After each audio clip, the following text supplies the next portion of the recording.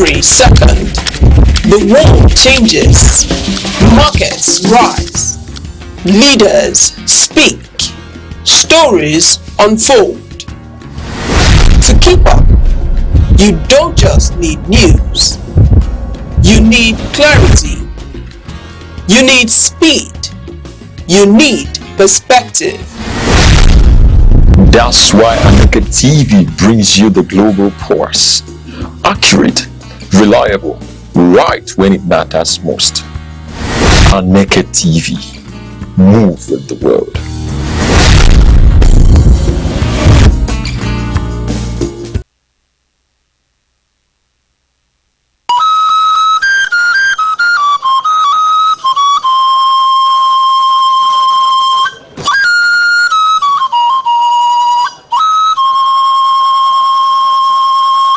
There are two types of kola nut produced in Nigeria: kola nitida, otherwise called gworo, and widely eaten in northern part of Nigeria. Kola acuminata, also referred to as Igbo kola, is of local origin and occupies an important position in social, religious, and sacred ceremonies in Igbo society. It is seen as a vital and sacred fruit in Igbo land and serves as the major instrument of prayers connecting the ancestors. It cements discussions and also the fundamental bedrock of philosophy and proverbs. It is a symbol of welcome, unity, and peace. If kola nut contains one cotyledon, it is regarded as dump kola nut and thrown away. Kola nut with 4 cotyledons represents the 4 Igbo market days: Eke, Orie, Afo, and Nkwo. If kola nut contains more than 6 cotyledons, it signifies blessings and wealth, and it is celebrated. There is also another type of Igbo kola nut called Ojugo, which is referred to as the king of Igbo kola. The reproductive organ of the kola nut is referred to as the tongue, and it is removed after prayers and thrown to the spirit of the ancestors.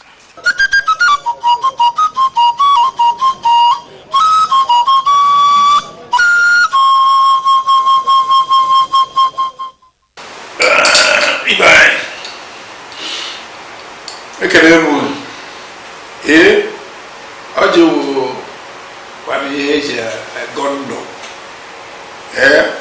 ndo ana toka yana ana ke yanu nawo iba ya dino ogoro gondo aruke no do ma iveje ne ndo anya na yingori iveje ne ndo anya nelufuta muria imana na suburu ya olisebu wa ne kenegi chukwu okike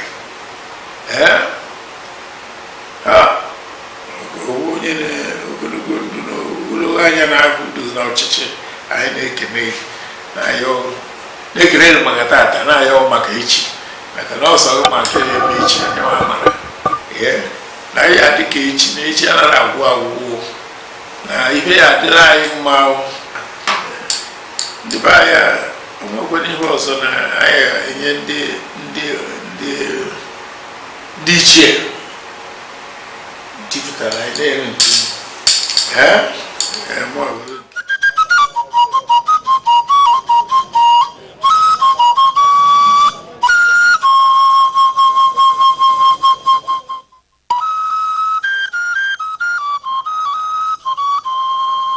Need ad replacements, coverage for events, or the latest news stories? Call 070-3043-7110 right now. Aneke TV, move with the world.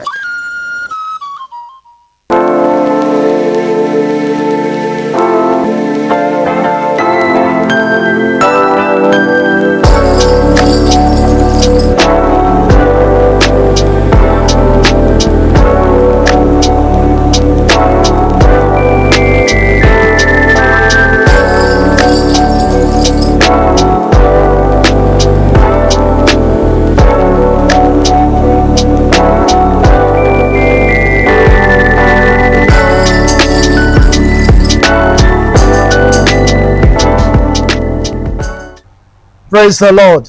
Want to bless God for yet another opportunity to come before Him. I want you to pay rapt attention to God's word, because God is about to encounter you.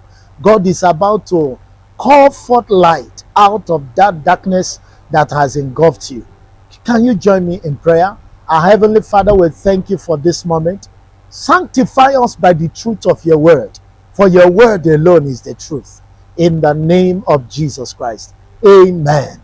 All right, I will be looking at our meditation from the Holy Scripture according to St. Luke's Gospel, chapter 7. Luke chapter 7, I read from verse 11.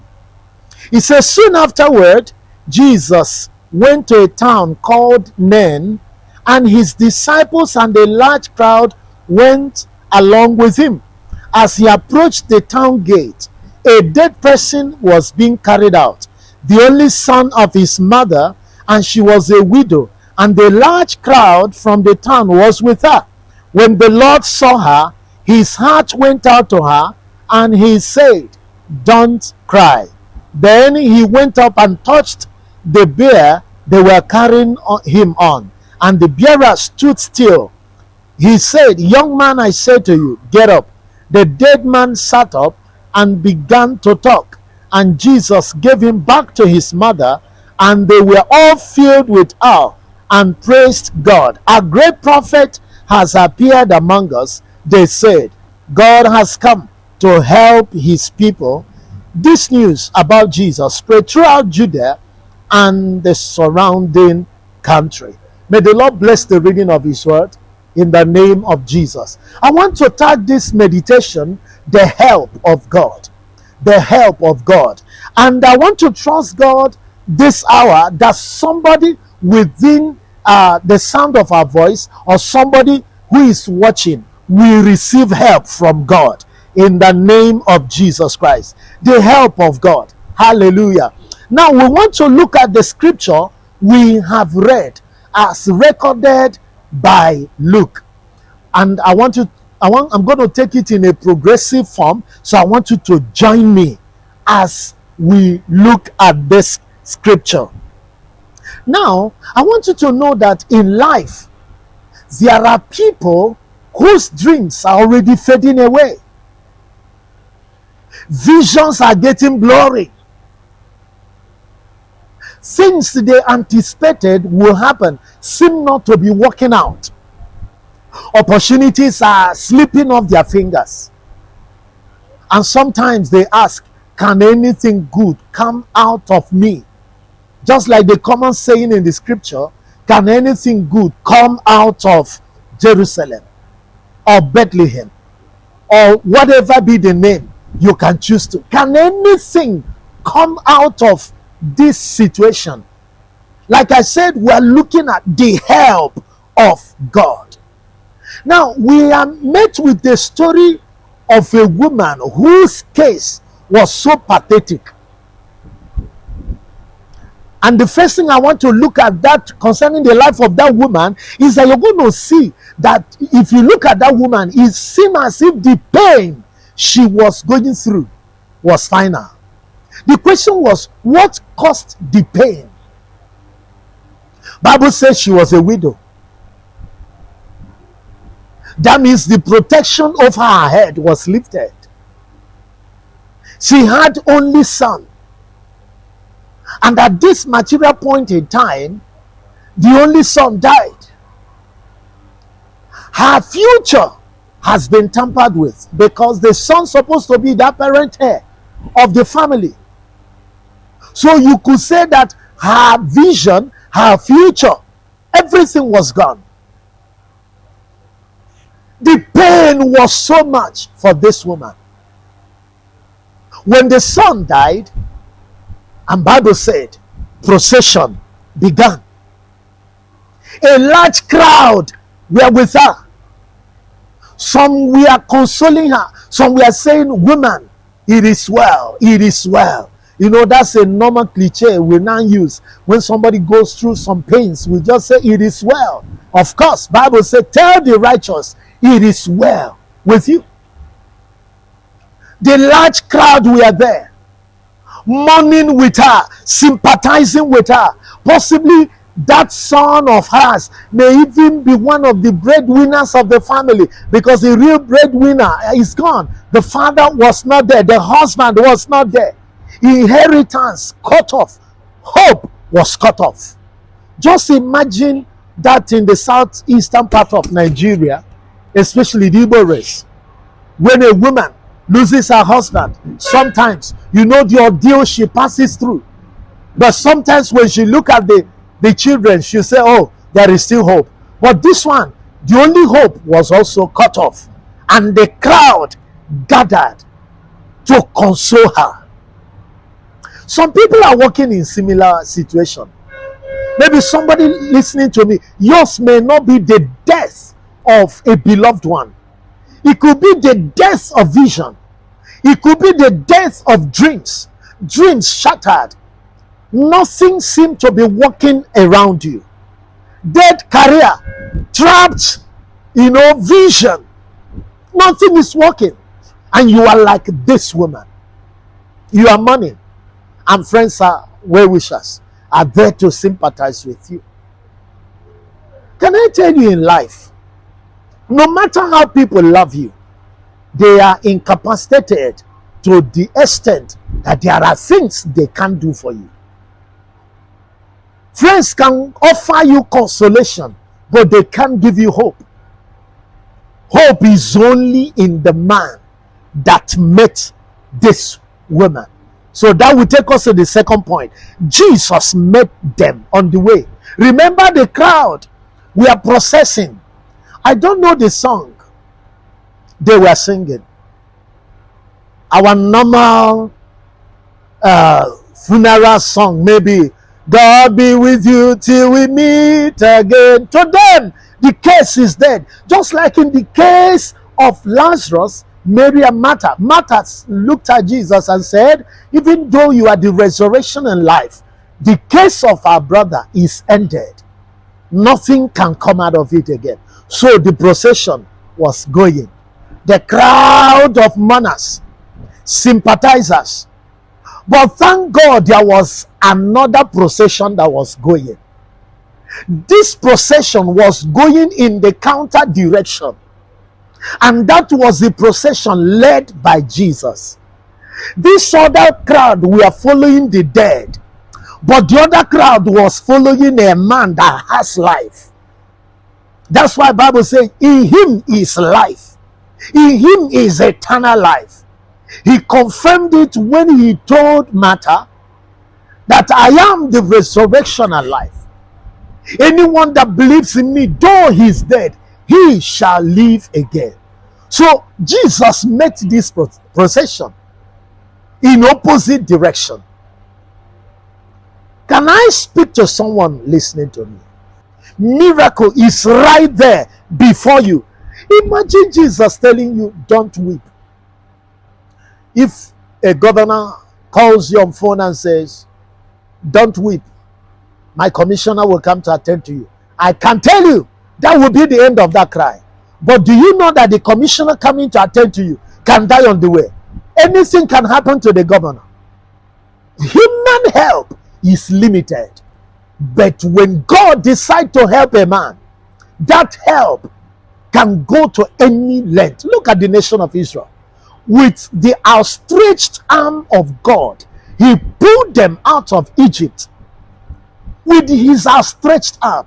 And I pray for you, let that outstretched arm meet you at the point of your need in the name of Jesus Christ. So Jesus said, weep not, women.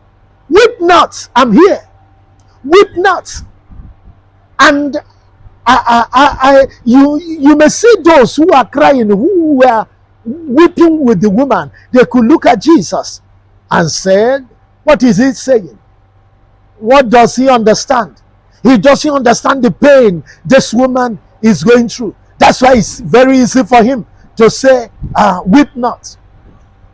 And when Jesus told her this, look at verse 14. He said, then he went up, touched the bier that were carrying him on. I want you to notice that he did not touch those who are carrying the coffin. He touched the coffin. He touched it, and the bearer stood still. He said, young man, I say to you, get up. Jesus touched the very thing that was carrying the dead case. May God touch the very source of your problem. May God reach out to that bitter waters that has stirred up itself against you. Jesus knew that where the young man's life has been confined in was inside that coffin. So he went and touched it. Those who were carrying the coffin stood and they began to look at Jesus. Jesus spoke to the young man right inside the casket and said, young man, get up. The Bible says he that was dead sat up. Hallelujah. He that was dead sat up. He stood on his knees. He stood and he began to talk. Nothing is impossible with him that believeth. Him that believeth, to him that believeth, the Bible said all things are possible to him that believeth.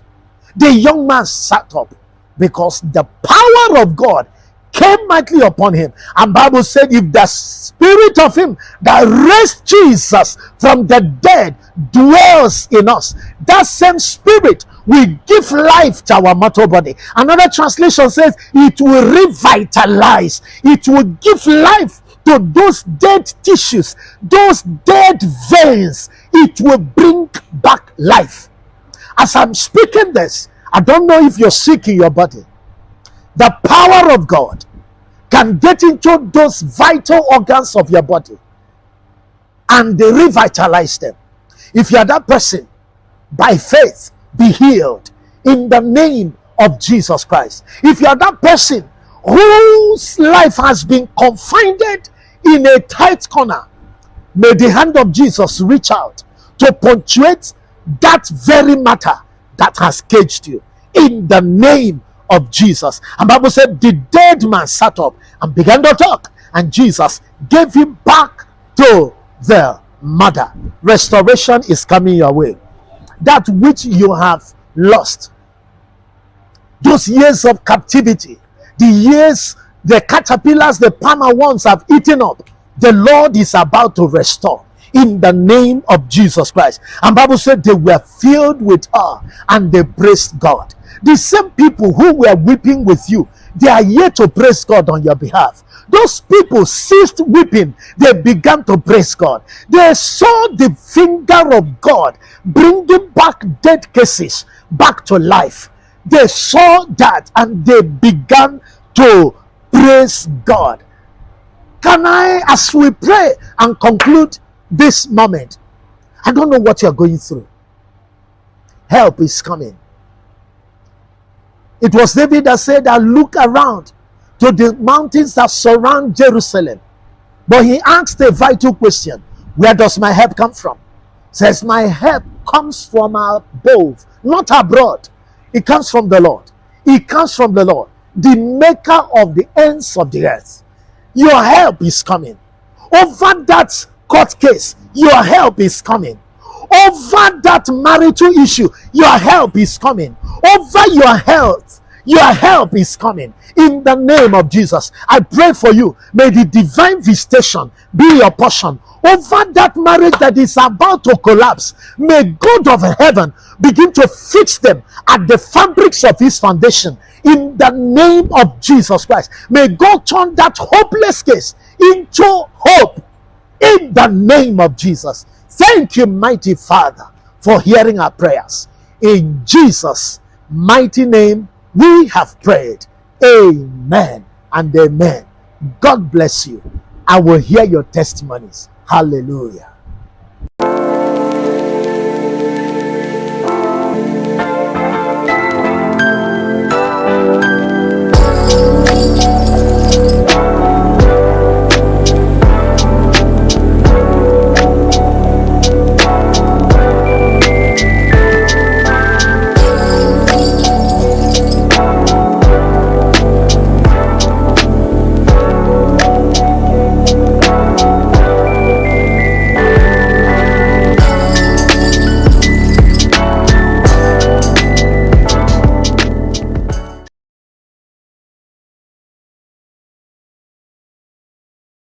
The Osu Ohu caste divide in Igbo society took center stage at the just concluded 4th Enugu Diocesan Synod held at the Holy Ghost Cathedral, Enugu.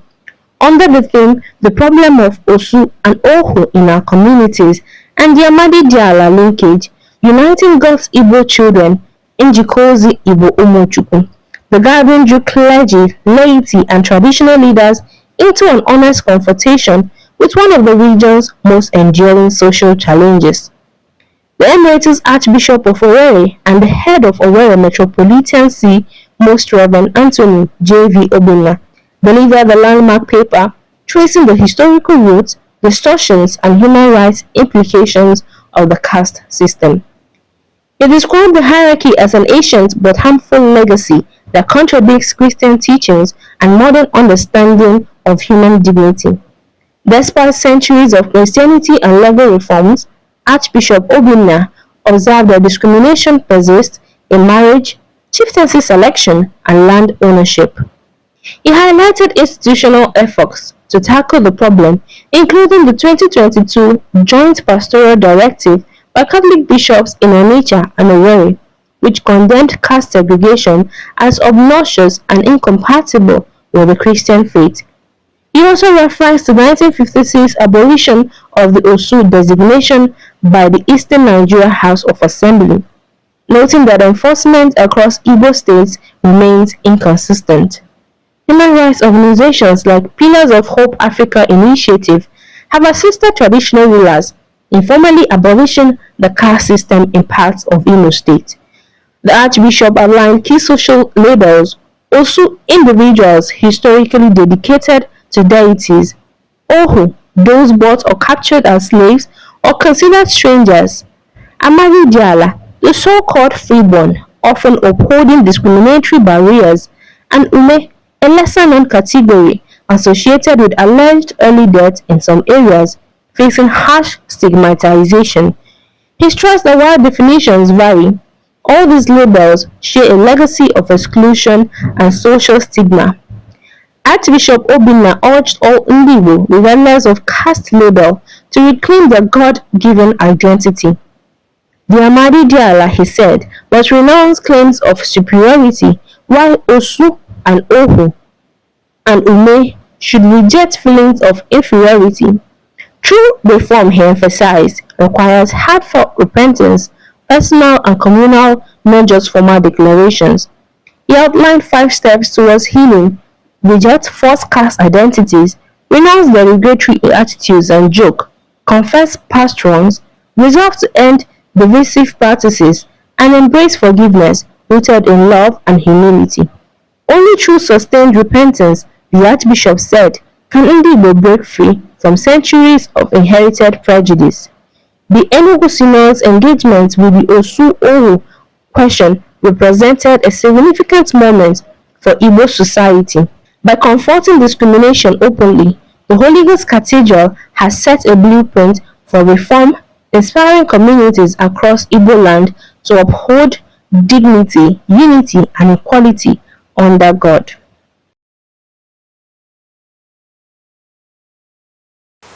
Peace is not passive. It is built. It grows through tolerance, justice, and mutual respect. Without peace, development is a dream.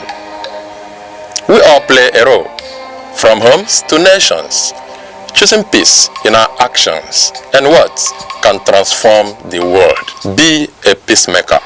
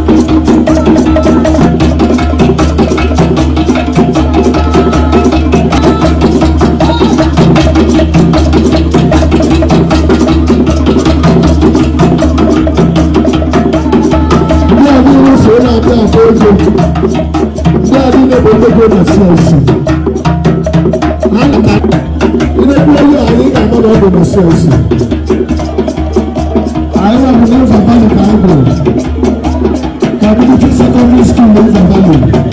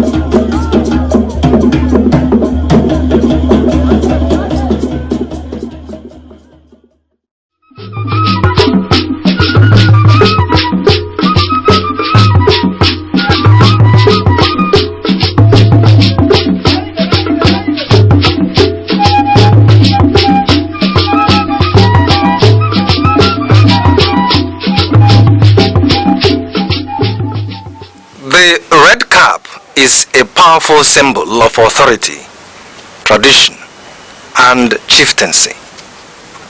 It signifies leadership, cultural identity, and a connection to the ancestors.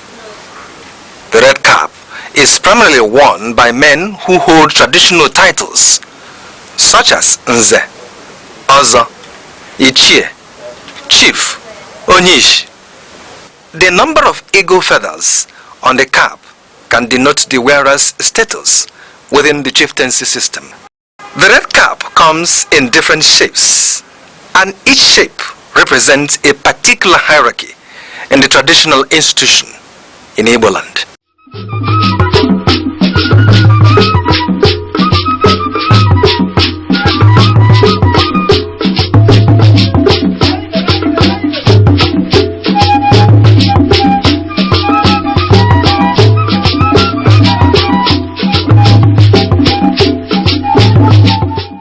Across Nigeria, a powerful migration wave is reshaping the nation's economic and social landscape, popularly known as Japa. The term captures the growing number of young professionals and skilled workers living in search of stability, opportunity, and systems that function. But beyond the emotional stories lies a deeper economic reality, one that demands urgent and practical solutions. We love you. Bye-bye. One of the most visible impacts is the loss of skilled labor. Nigeria invests heavily in training doctors, nurses, lecturers, engineers, and technology professionals. Yet, many of them are building their careers abroad, drawn by better pay, safer working environments, and clearer professional pathways. Hospitals become overstretched, universities lose experienced lecturers, industries struggle to find qualified hands, productivity declines, and long-term development slows as the country loses both talent and the economic value they would have created. Migration also places pressure on the broader economy. Relocation expenses from tuition and visa fees to travel costs increase demand for foreign exchange, adding strain to the naira. A weaker currency raises the cost of imports, fuels inflation, and worsens the cost of living crisis. More Nigerians begin to consider leaving, creating a difficult cycle. Yet, the story is not one-sided. The Nigerian diaspora provides a vital economic cushion. Billions of dollars in remittances flow into the country each year, helping families pay for school fees, healthcare, housing, and daily needs. These inflows support household survival and contribute to foreign exchange earnings. But remittances cannot replace strong institutions, public infrastructure, or large-scale job creation. They help families cope, but they do not solve the structural challenges driving migration. The drivers of JAPA are rooted in everyday realities. High unemployment and underemployment limit opportunities for young people to use their skills. Wages often fail to keep pace with rising costs of living. Infrastructural gaps, especially unreliable electricity, increase the cost of doing business and discourage investment. Insecurity and policy inconsistency further weaken confidence in building long-term futures at home. Reversing the trend begins with practical reforms that make staying in Nigeria a viable and attractive choice. Improving power supply, transport networks, and digital infrastructure can reduce business costs and unlock growth. When businesses thrive, they create jobs, expand industries, and provide opportunities for skilled professionals. Strategic investment in high-impact sectors is equally critical. Strengthening healthcare, modernizing education, supporting technology innovation, and boosting manufacturing can create meaningful career pathways. These sectors not only absorb skilled labor, but also drive productivity and economic diversification. Retention strategies in essential services must also improve. Competitive pay, safer work environments, modern equipment, and clear professional development pathways can help reduce the outflow of healthcare workers and academics. Support for research, training, and career progression strengthens institutions and gives professionals reasons to stay. Entrepreneurship offers another path forward: better access to finance, fewer regulatory bottlenecks, and stronger support for small businesses can empower young Nigerians to build at home. A vibrant startup ecosystem turns job seekers into job creators and keeps innovation within the country. The diaspora can also become a strategic partner in development. Beyond remittances, Nigerians abroad bring skills, networks, and investment capital. Structured programs that encourage mentorship, knowledge transfer, and diaspora investment can transform brain drain into brain circulation when talent flows out and back in, strengthening both sides. At the center of all solution is trust, transparent governance, consistent policies, and visible improvements in public services rebuild confidence in national institutions. When people see progress in infrastructure, security, and economic management, the incentive to build a future at home grows stronger. Migration will always be part of a globalized world. The goal is not to stop movement, but to ensure it becomes a matter of choice, not necessity. By creating opportunities at home, valuing talent, and engaging citizens abroad as partners, Nigeria can turn the challenge of JAPA into a pathway for renewal, resilience, and inclusive growth.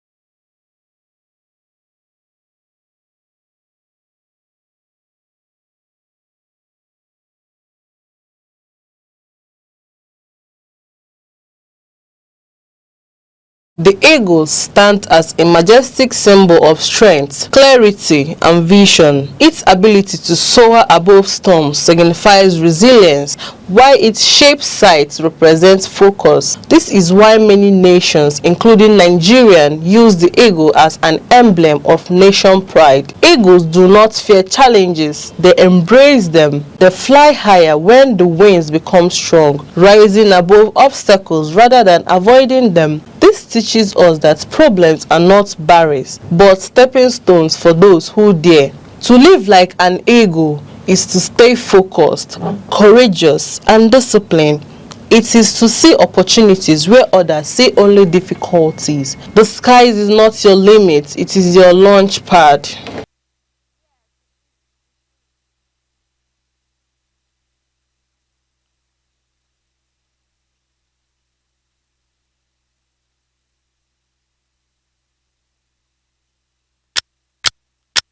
Every second, the world changes, markets rise, leaders speak, stories unfold.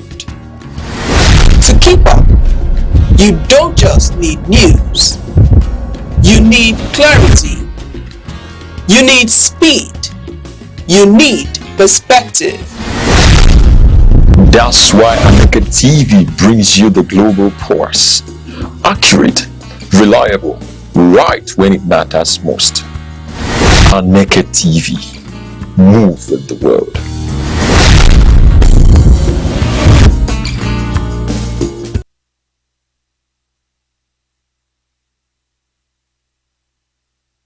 Sincere apologies for the break in transmission.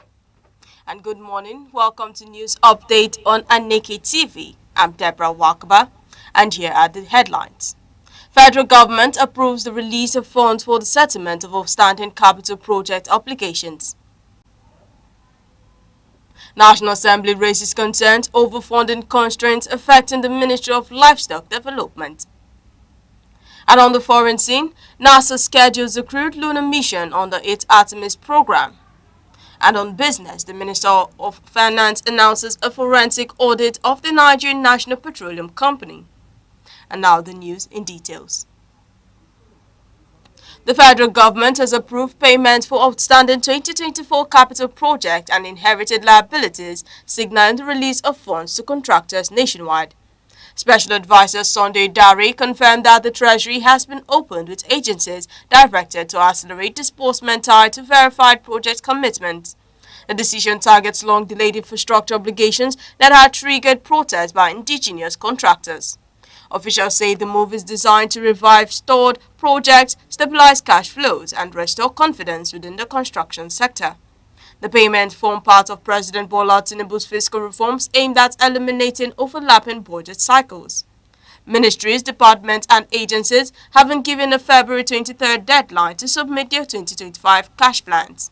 Authorities insist that by April, government operations will transition to a strict single revenue cycle.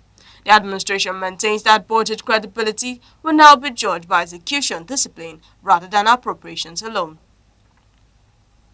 Enugu State Governor Peter Mba conducted an unscheduled inspection of the 44.1 km Enugu-Ugwogo-Nike Opi Nusuka Road project, describing the corridor as critical and to economic mobility and regional connectivity. The governor assessed construction progress and quality benchmarks, reiterating that the revised delivery deadline remains October 2026. He emphasized that continuous monitoring is necessary to ensure adherence to timeless. Mba also visited identified security flashpoints along the route, announcing immediate infrastructure intervention and the establishment of a forward operating base to address recurring breaches. Koma Construction Company Limited confirmed that funding stability has enabled simultaneous work across segmented portions of the highway, including 3 bridge sites. The Enugu Tech Festival 2026 will provide digital skills training and foreign certification for 67,000 physical and virtual participants. Commissioner for Innovation, Science and Technology Lawrence Ezek disclosed the plan ahead of the event scheduled for February 24 to 27. Trainers from the United Kingdom, including partners from One Goal Analytics, are expected to deliver sessions in data analytics, artificial intelligence, software development, and digital project management. Officials say the initiative aligns with the state's broader digital economy strategy focused on workforce, competitiveness, innovation, ecosystems, and technology-driven enterprise growth. The festival, themed Code to Code, Energy in New Form, is projected to attract startups, investors, academics, and policymakers from Nigeria and international technology networks. Schools across Kogi State will resume academic activities on Monday, February 23rd, following an emergency closure triggered by security concerns. The State Ministry of Education confirmed that both public and private institutions are clear to reopen. The suspension, which began February 3rd, was described by authorities as precautionary measures to safeguard students and staff amid evolving security assessments. Education officials directed school administrators to ensure a smooth transition back to normal schedules, noting that academic programs will proceed as originally outlined. Government sources state that security monitoring will continue with assurances that necessary measures remain in place to protect learning environments. Lawmakers have raised concerns over funding constraints affecting the Ministry of Livestock Development. During budget deliberations, members of the National Assembly questioned the limited release of the ministry's approved take-off funds. Officials disclosed that only a fraction of the 70 billion naira allocation authorized in 2024 has been disbursed. The ministry further indicated that its 2025 capital vote remains unreleased. Legislators warned that inadequate financing could undermine sectoral reforms aimed at reducing import dependence and expanding domestic livestock productivity. Parliamentary leaders reaffirmed commitment to economic diversification, urging corrective fiscal action to strengthen agricultural and export-driven growth.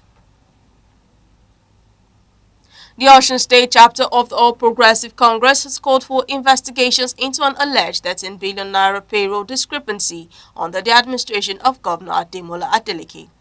The allegations stem from disputes surrounding a recent staff audit conducted by Salih Tibot Limited. Opposition figures questioned the handling and review process for the audit's findings. The People's Democratic Party dismissed the claims, describing the figures as misleading and politically motivated. Party officials insisted that the administration remains committed to transparency. Authorities say any credible concerns will be addressed through appropriate institutional mechanisms while political tensions continue to shape public debate.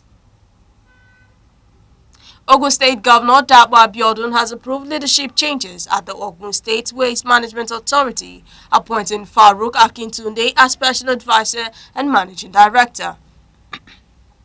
The appointment follows the removal of the former head amid disputes with waste management stakeholders.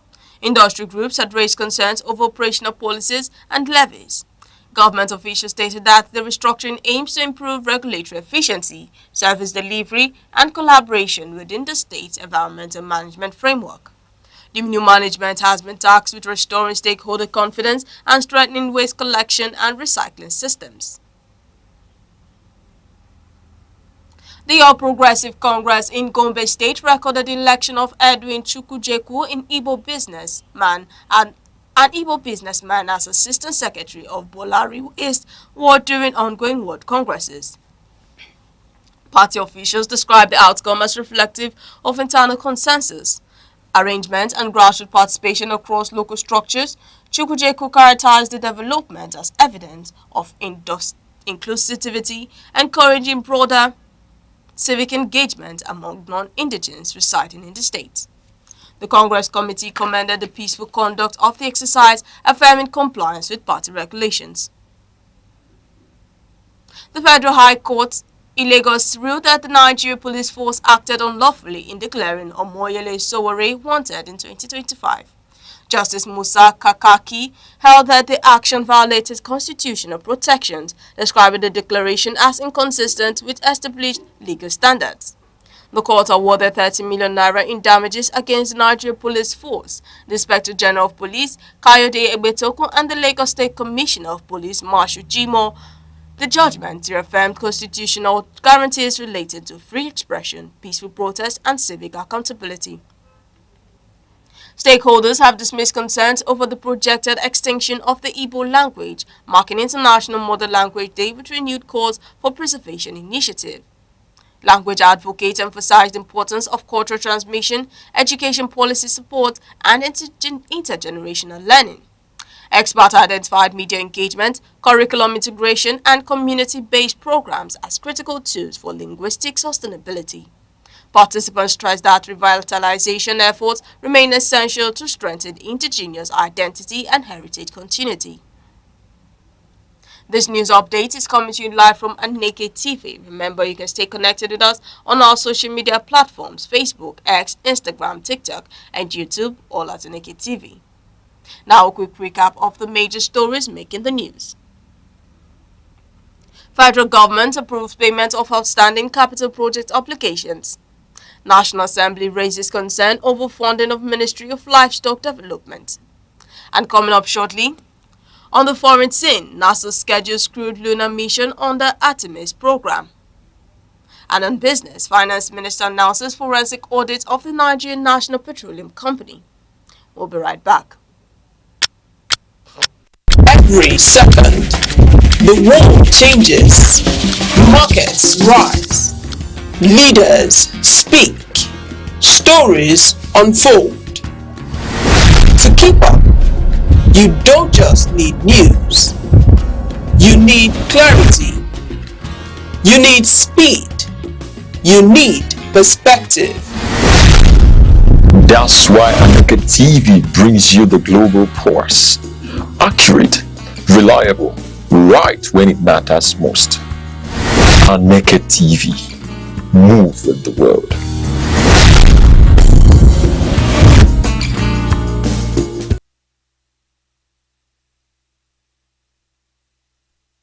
Welcome back, still on the news. Spain has urged the European Union to reassess its sanctions framework on Venezuela. Foreign Minister José Manuel Alvarez called for the lifting of restrictions targeting senior officials, argued that punitive measures should respond to political developments. Madrid's position centers on sanctions imposed on Delcy Rodriguez, which include travel bans and asset freezes. Spanish authorities say recent actions by Caracas warrant a celebrated diplomatic response. The appeal follows political changes after the departure of Nicolas Maduro. Venezuelan authorities have since introduced policy adjustments, including an amnesty initiative that resulted in prisoner releases. European officials remain cautious, stating that sanctions policy will continue to be guided by measurable progress on democratic governance, human rights protections, and institutional reforms. Russian emergency authorities have recovered 7 bodies after a tourist bus broke through ice on Lake Baikal. The vehicle carrying 8 Chinese nationals reportedly sank beneath the frozen surface. Government confirmed that 1 passenger survived the incident. The submerged bus is estimated to rest approximately 18 meters below the lake surface. Regional authorities in Irkutsk have opened a criminal investigation to determine whether safety regulations were breached and why the vehicle was operating on unstable ice. The accident has renewed scrutiny over winter tourism practices as Lake Baikal continues to attract visitors despite the inherent environmental risks. Norway has initiated the relocation of military personnel from parts of the Middle East amid escalating regional tensions. Defense officials confirmed adjustments affecting troops deployed primarily for training missions. The decision follows heightened security concerns linked to recent geopolitical developments involving the United States and Iran. Authorities cited operational risk and force protection priorities. Norwegian military leadership stated that the evolving environment has constrained the ability of deployed personnel to conduct routine assignments safely. The redeployment aligns with precautionary steps taken by several allied nations reassessing their security postures in the region.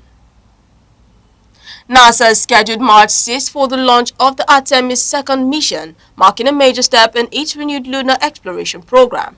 The mission will carry astronauts Reid Wiseman, Victor Glover, Christina Koch, and Jeremy Hansen on a 10-day journey around the moon.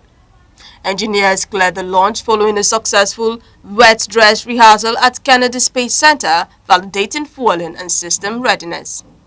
Artemis 2 is designed as a critical systems test ahead of future crewed lunar landing missions under NASA's long-term exploration strategy. The Abuja Electricity Distribution Company has suspended its planned maintenance outage following public concerns over service disruption. The utility confirmed it secured approval from Transmission Company of Nigeria to postpone the exercise. Affected districts across Federal Capital Territory are expected to maintain stable supply during the electoral period. Officials say a revised maintenance schedule will be communicated after consultations aimed at minimizing operational impact. Finance Minister Wale Edun has announced a forensic audit of the Nigerian National Petroleum Company. The review targets revenue deductions and remittance mechanisms affecting contributions to the Federation account. Authorities say the audit forms part of broader fiscal reforms designed to enhance transparency and revenue accountability. Government officials emphasize that strengthened oversight is essential to stabilizing public finance and funding national priorities. The Revenue Mobilization Allocation and Fiscal Commission has endorsed a new executive order mandating direct remittances into the Federation account. Chairman Mohammed Shehu described the directive as a structural reform addressing revenue leakages. The policy requires royalties, penalties, and related earnings to bypass prior deduction frameworks. Officials project that the measure could significantly strengthen government revenues and fiscal stability. Brazilian forward Neymar has indicated that retirement remains under consideration ahead of the 2026 season. The striker, currently playing for Santos, cited injury challenges and fiscal demands. Neymar recently returned to competitive action following extended rehabilitation. The player maintains that participation in the 2026 World Cup remains a key objective. Former national team captain Segun Odebami has renewed calls for greater involvement of ex-internationals in football administration. Odebami argued that practical experience remains essential for strategic development of the sport. He made the remarks ahead of a charity exhibition involving veteran players. Stakeholders say debates over governance reforms continue within Nigeria's football community. Nigeria's Super Eagles will participate in a four-nation invitational tournament in Amman. The competition features Iran, Costa Rica, and host nation Jordan. Team officials describe the fixtures as preparation for upcoming international commitments. Organizers are expected to confirm match schedules and kick-off times. Filmmaker Kufuga Kindele has reflected on career challenges, highlighting rejection as part of professional growth. The actress referenced earlier milestones, including return of Jennifer. Akindele encouraged emerging creative to maintain resilience and focus. Industry observers note her continued influence within Nigeria's cinema landscape. Actress Lizzie Gold has responded to allegations linked to colleague Ekene Umenwa. The dispute centers on claims of reputational attacks and misinformation. Fellow performer Destiny Tiko has commented on the controversy. The incident has intensified discussions surrounding professional conduct within Nollywood. And finally, before we go, here's a recap of our top stories. The federal government has approved the release of funds for the settlement of outstanding capital project obligation in a move aimed at accelerating infrastructure delivery and addressing liabilities owed to contractors. The National Assembly has expressed concern over funding constraints affecting the Ministry of Livestock Development. Lawmakers emphasized the strategic importance of the sector to economic diversification, warning that inadequate financing could undermine efforts to boost domestic production and reduce import dependence. And on the foreign scene, the United States Space Agency NASA has scheduled a crewed lunar mission under its Artemis program. The mission represents a significant milestone in global space exploration, marking a renewed push towards sustained human presence beyond low Earth orbit. And on business, the Minister of Finance has announced a forensic audit of the Nigerian National Petroleum Company. The review is expected to strengthen transparency, enhance revenue accountability, and ensure accurate remittances into the Federation account. And that's news around the globe on Aneke TV. For more news and live updates, follow us across all social media platforms: Facebook, X, Instagram, TikTok, and YouTube, all at Aneke TV. I'm Deborah Nwakaba. Thank you for watching. Enjoy the rest of your day.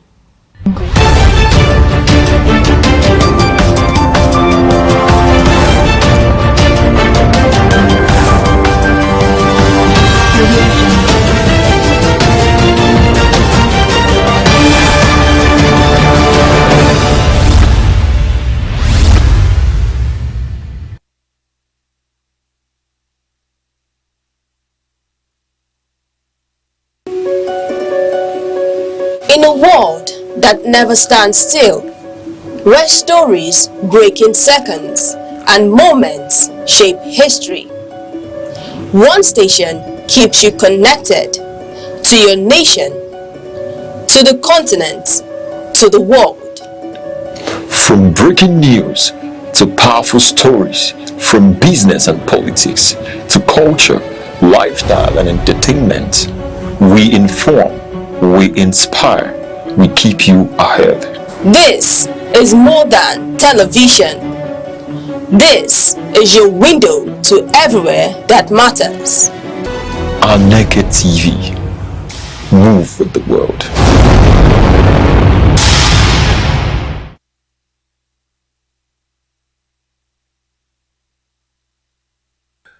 The financial and social strain of burial and traditional funeral ceremonies in Igbo land is becoming a major concern, according to His Royal Majesty Igwe Ambassador Dr. Lawrence O.C. Agabozo, CFR. The elder statesman and respected traditional ruler raised the issue during a lecture delivered at the just concluded Fourth Synod of the Catholic Diocese of Enugu held at the Jubilee Hall of the Holy Ghost Cathedral, Enugu. Speaking on the theme burial and traditional funeral ceremonies in Igbo land and their burden on the people, Igwe Agabozo traced the evolution of funeral practices from pre-Christian times to the present. He highlighted how modernization, religion, and social competition have significantly altered traditional customs. Recalling pre-Christian Igbo society, he explained that burials were swift, often conducted within 1 or 2 days due to the absence of mortuaries. Death were viewed as having spiritual causes, prompting families to consult diviners rather than medical experts. Burials were classified based on social status, with home burials for prominent persons, communal grounds for married or disadvantaged individuals, and even forests for criminals or those believed to have died abominably. Lavish second burials were traditionally reserved for traditional or successful individuals, although early missionaries condemned some practices, including alleged human sacrifices. Igwe Agabozo noted that Christianity helped eliminate discriminatory and dehumanizing burial rites, particularly those involving evil forests. Over time, population growth and migration contributed to the decline of village cemeteries, while modern mortuaries allowed families to delay funerals for extended periods, a factor now contributing to rising burial costs. Modernity has influenced a lot of changes in Igbo funeral rites, the monarch observed. He expressed concern over the growing culture of funerals for the living, where families stage elaborate ceremonies to display wealth and social status, often beyond their means. He condemned practices such as prolonged mortuary stays, house constructions, or renovation to meet burial standards, and the emerging first and second burials into extravagant events. Highlighting a recent example, he cited a high-profile burial where 200 cows were reportedly donated, describing it as inactive, as indicative of the trend. These displays place a huge burden on middle and lower-income families, he warned, noting that many now take loans to fund burials of relatives who died in poverty. Efforts to curb excessives are underway. Several Igbo communities have shortened burial durations and abolished oppressive widowhood practices or rites. The Catholic Church has also introduced regulations limiting how long a corpse may remain in a mortuary. Onitsha Donidu's decision to abolish second burials for Christians was cited as a model worth emulating.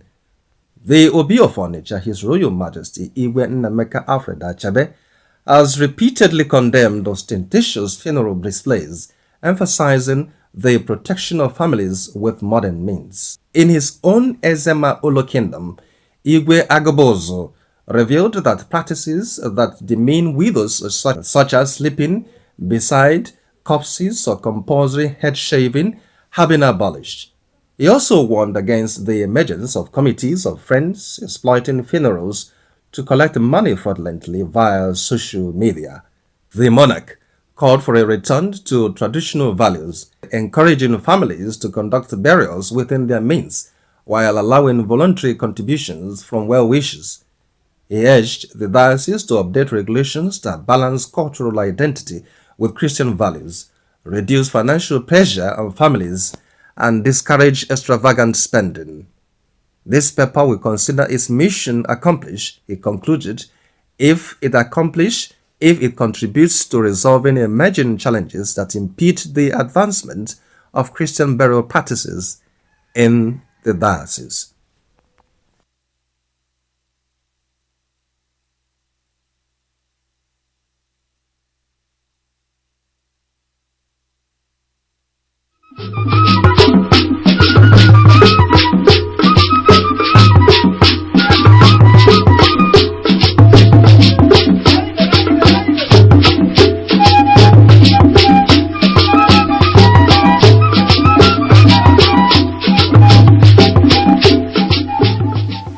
Across Nigeria, from bustling cities to quiet rural communities, one institution has endured the test of time: the traditional leadership. Long before modern governance structures emerged, these institutions were the heartbeat of society, providing leadership, justice, and social cohesion in ways that remain indispensable to this day. Traditional institutions are not merely ceremonial. They are custodians of Nigeria's rich and diverse cultural heritage. From the Obas of Yoruba land, the Emirs of the North, to the Igwe and Obi of Igbo land, traditional rulers preserve centuries of customs, language, festivals, and rituals. They ensure that the stories, values, and identity of their people are not lost in a rapidly changing world. What sets these institutions apart is their organic legitimacy. Unlike elected officials whose authority depends on periodic votes, traditional rulers derive their influence from ancestry, community consent, and deeply rooted cultural norms. This legacy makes them trusted arbiters, moral authorities, and stabilizing forces within their communities. Their position above partisan politics allows them to mediate dispute and guide society with a unique combination of wisdom and authority. At the grassroots level, traditional institutions are indispensable for governance and social order. They resolve dispute, manage land and chieftaincy matters, and acts as intermediaries between local communities and government policy. In rural areas where formal structures are often distant or overstretched, the presence of these leaders ensures continuity, fairness, and accessibility in governance. Beyond mediation, traditional rulers are catalysts for development. They mobilize communities for education, healthcare, and infrastructure projects, while acting partnerships from governments and private entities. Their influence ensures that development initiatives are participatory, culturally appropriate, and sustainable. In this way, traditional leadership becomes a force for progress as well as preservation. Traditional institutions also play a vital role in maintaining security by leveraging local knowledge and community networks. Rulers provide essential intelligence and oversight, collaborating with security agencies to prevent and mitigate conflicts.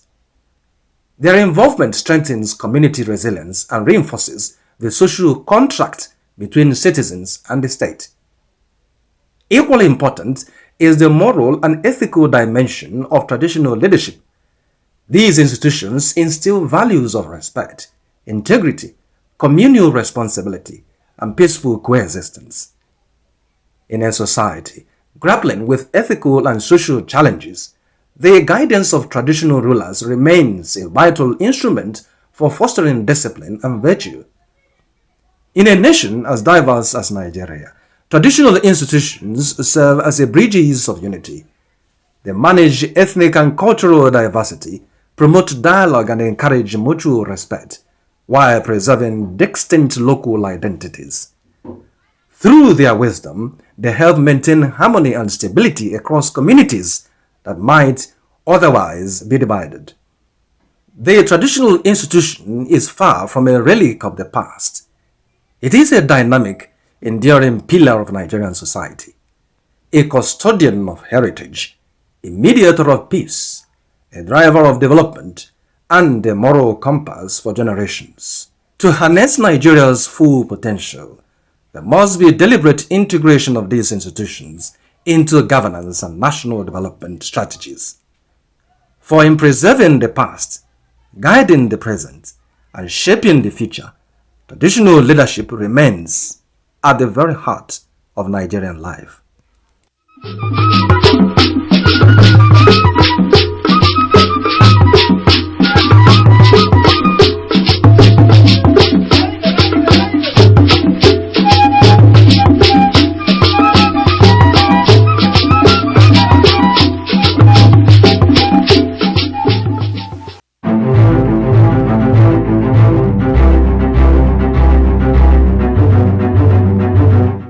Morning headlines before you step out. Midday updates while you work. Evening analysis when the day winds down. Wherever life takes you, Aneke TV keeps you informed, connected, and ahead. Aneke TV. Move with the world. Across Nigeria, a powerful migration wave is reshaping the nation's economic and social landscape, popularly known as JAPA. The term captures the growing number of young professionals and skilled workers living in search of stability, opportunity, and systems that function. But beyond the emotional stories lies a deeper economic reality, one that demands urgent and practical solutions. We love you. Bye-bye. One of the most visible impacts is the loss of skilled labor. Nigeria invests heavily in training doctors, nurses, lecturers, engineers, and technology professionals.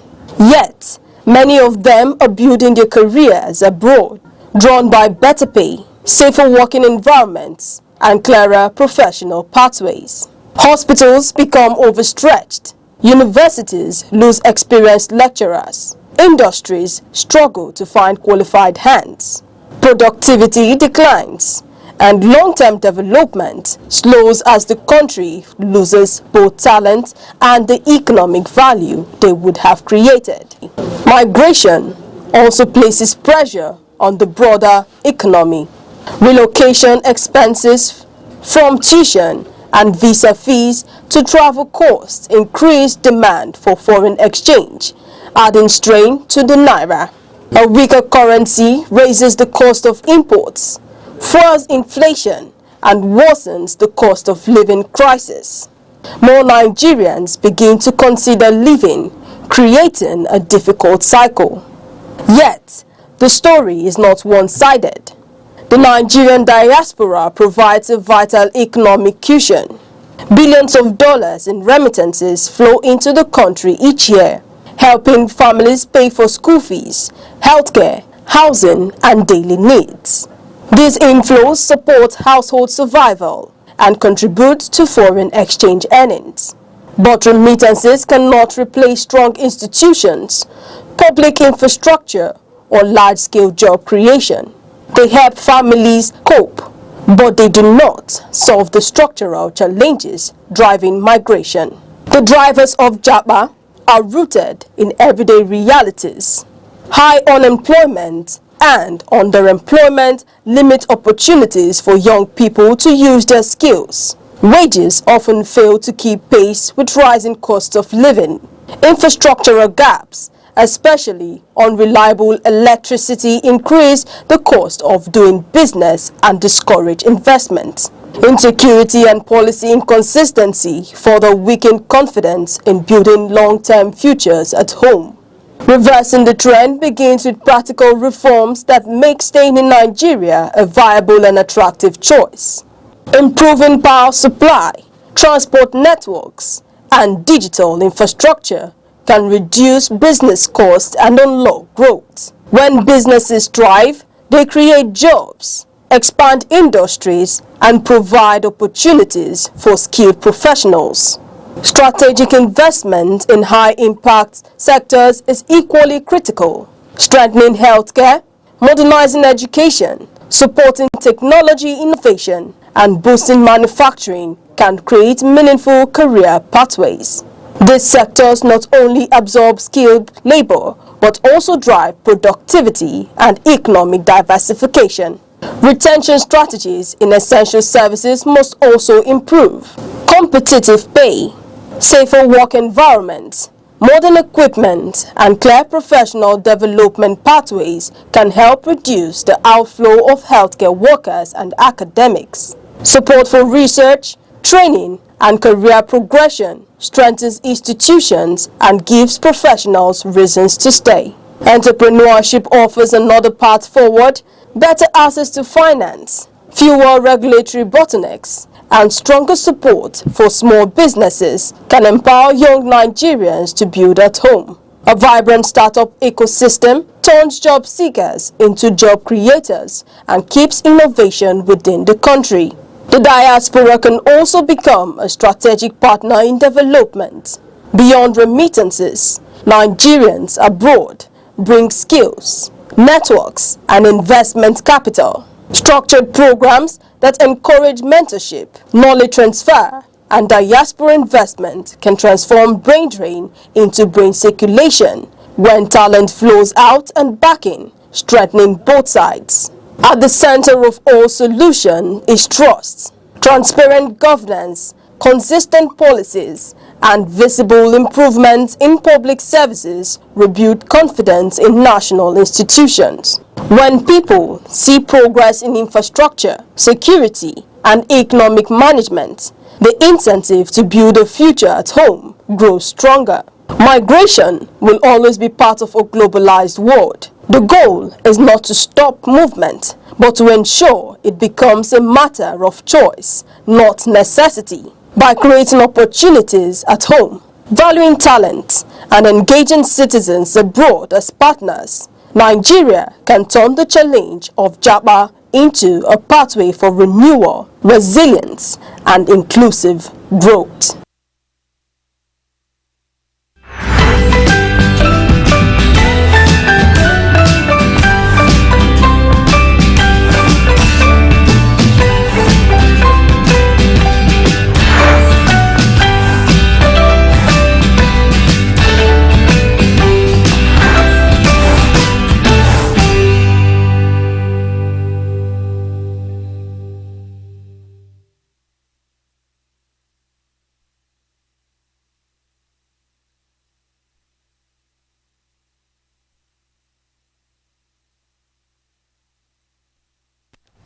Good morning, and thank you for boarding the week in retrospect. We are so excited to gladly meet you again this weekend as always. I still remain your host, Uche Osai. Yes, and I'm Deborah Wakaba, bringing you today's week in retrospect. Alright, and on the week in retrospect, you know how we'll do it. We'll take you through the newsworthy headlines, the issues, stories that dominated the headlines throughout the week. And this week, today's retrospect would equally be a very exceptional one, as we'll be bringing a special guest as we journey along on today's program. All right, and now before we give you our newspapers for today, which is covering this week's newspapers, we'll be talking about our celebration for today, where we have the International Language Day. Now, the International Language Day, today being February 21st, 2026. Every February 21st, the world celebrates International Mother Language Day, a global observance dedicated to promoting linguistic and cultural diversity and encouraging multilingualism. Now, the day was proclaimed by UNESCO in 1999 and has been observed worldwide since 2000. Now, this date honors the 1952 language movement in what it's now Bangladesh. And on this day, students who were advocating for the recognition of the Bangla language lost their lives. Their sacrifices became a powerful symbol of the struggle to protect one's mother tongue and cultural identity. Okay, now the main aim of this Mother Language Day and what it means for Nigeria. Here in Nigeria, we are blessed with over 500 indigenous languages from Igbo, Yoruba, Hausa to Tiv, Ibibio, and many others. So this day encourages us that teaching children in their native language and also preserving local dialects, promoting pride in cultural heritage, supporting multilingual education. In a diverse nation like Nigeria, linguistics respects, strengthens unity. Now, how this day is being celebrated, you can celebrate this day through cultural performances and poetry readings, language competitions and debates, indigenous storytelling sessions, educational campaigns about endangered languages, social media campaigns promoting native expression. Now, International Mother Language Day is a reminder that every language carries history, wisdom, and identity. When we protect our mother tongues, we protect our culture and our future.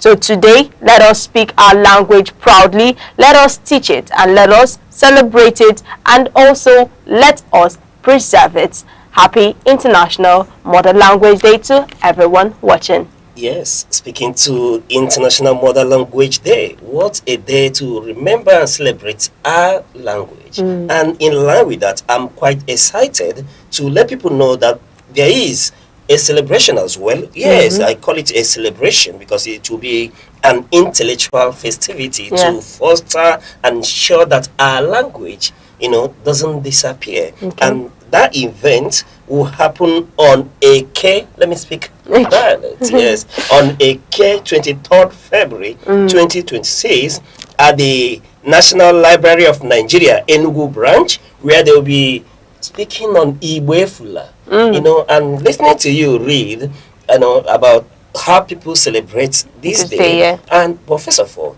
the ones that lost their life in the struggle, for us to have a day set aside, for us to work towards, ensuring that our language doesn't disappear, and leading me to you, our wonderful viewers. I know that some of you may not understand the mother tongue I will use in a few seconds, but perhaps bear with us, is to ensure that in celebrating this day of International Mother Language Day, that our own language, my own mother language, doesn't disappear. At the moment. And when I heard you reading, part of it is that we have to teach our children. And you know that there are a lot of people whose children can't speak their mother tongue, that dialect. Let me bring it home, that dialect. So, onye wamekanji sigin keke email. At the moment.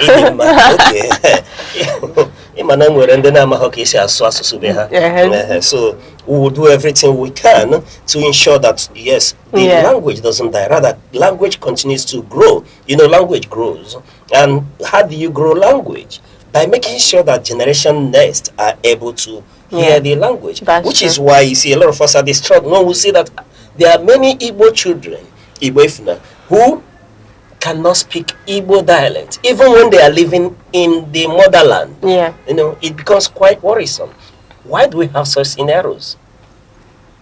Mother is speaking English, born and brought up in Igbo land, but mother speaks English with phonetics, doesn't want to sound local, and then we end up passing that to children, we won't teach them our mother tongue, and you discover that the person has not left the shores of Igbo land. The person has not traveled beyond Onitsha Bridge, and he's speaking impeccable Queen's English.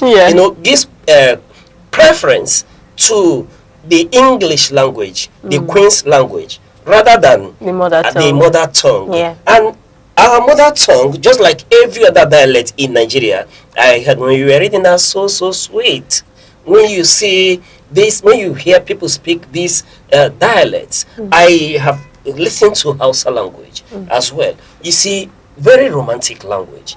You listen to the Yoruba speak, you want to dance it. And then the Igbos begin to speak with proverbs, and we say proverbs are like the oil with which you eat, roasted yam or yes. So when you hear the Igbos speak, giving you these eloquent proverbs, you begin to, dance. You begin to dance and become amazed at the wisdom. You want to learn more. Oh, you want to learn more. You want to listen. Like the Igbos will tell you that now, and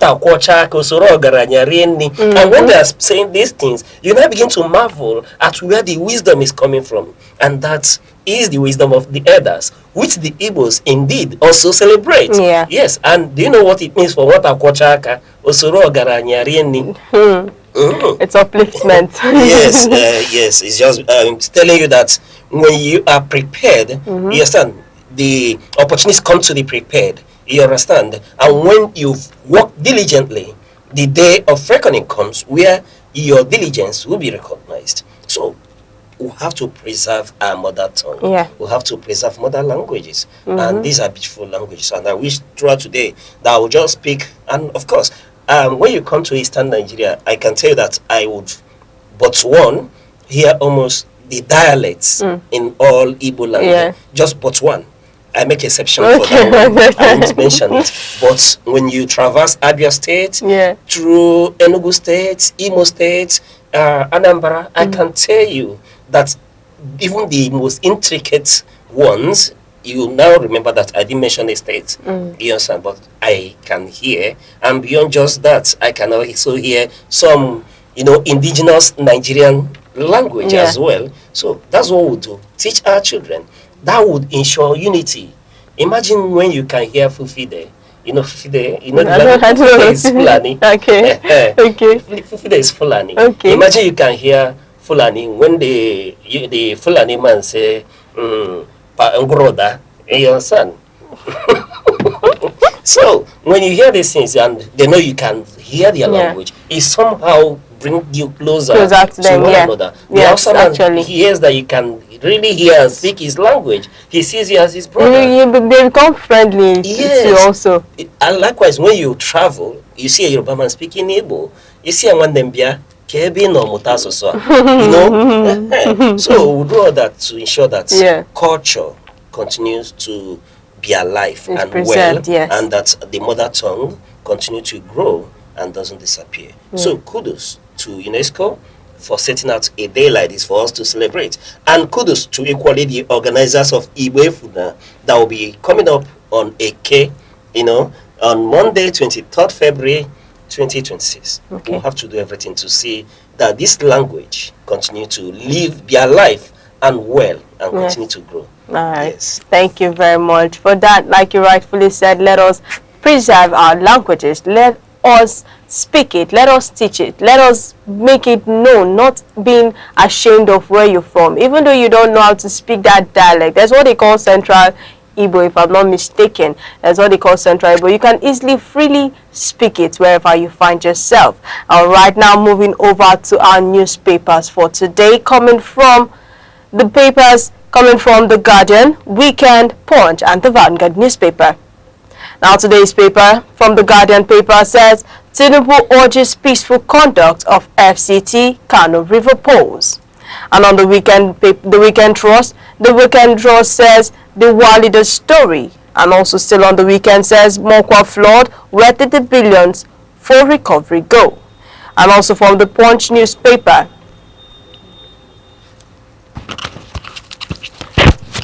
And also for the Punch newspaper, says night of terror in Zamfara. And also, still on the Punch newspaper, Mirabelle, how false rape story turned into money-making venture. And on the Vanguard paper, the Vanguard headline says, we need help, governor declares. Mr. Ocha, I would like to know your take for many of the headlines. All right. Where do we start from? Let's start from Zamfara. Right?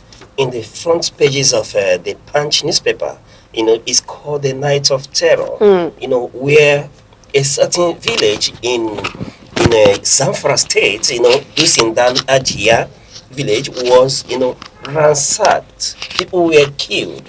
And we keep speaking to these issues in Nigeria, where people are killed for nothing. Where when people wake up in the morning, they are no longer sure that they will see, they will make it to the night or to the next day. You never know where and when is the last call, giving the daredevil gunmen, these bandits who call bandits, terrorists, who are now, who's sees no sanctity to the sacredness of human life, and it becomes worrisome. And we'll keep speaking to it, that Nigerians die anyhow in Nigeria. People die more in Nigeria when compared to Ukraine and Russia that is at war.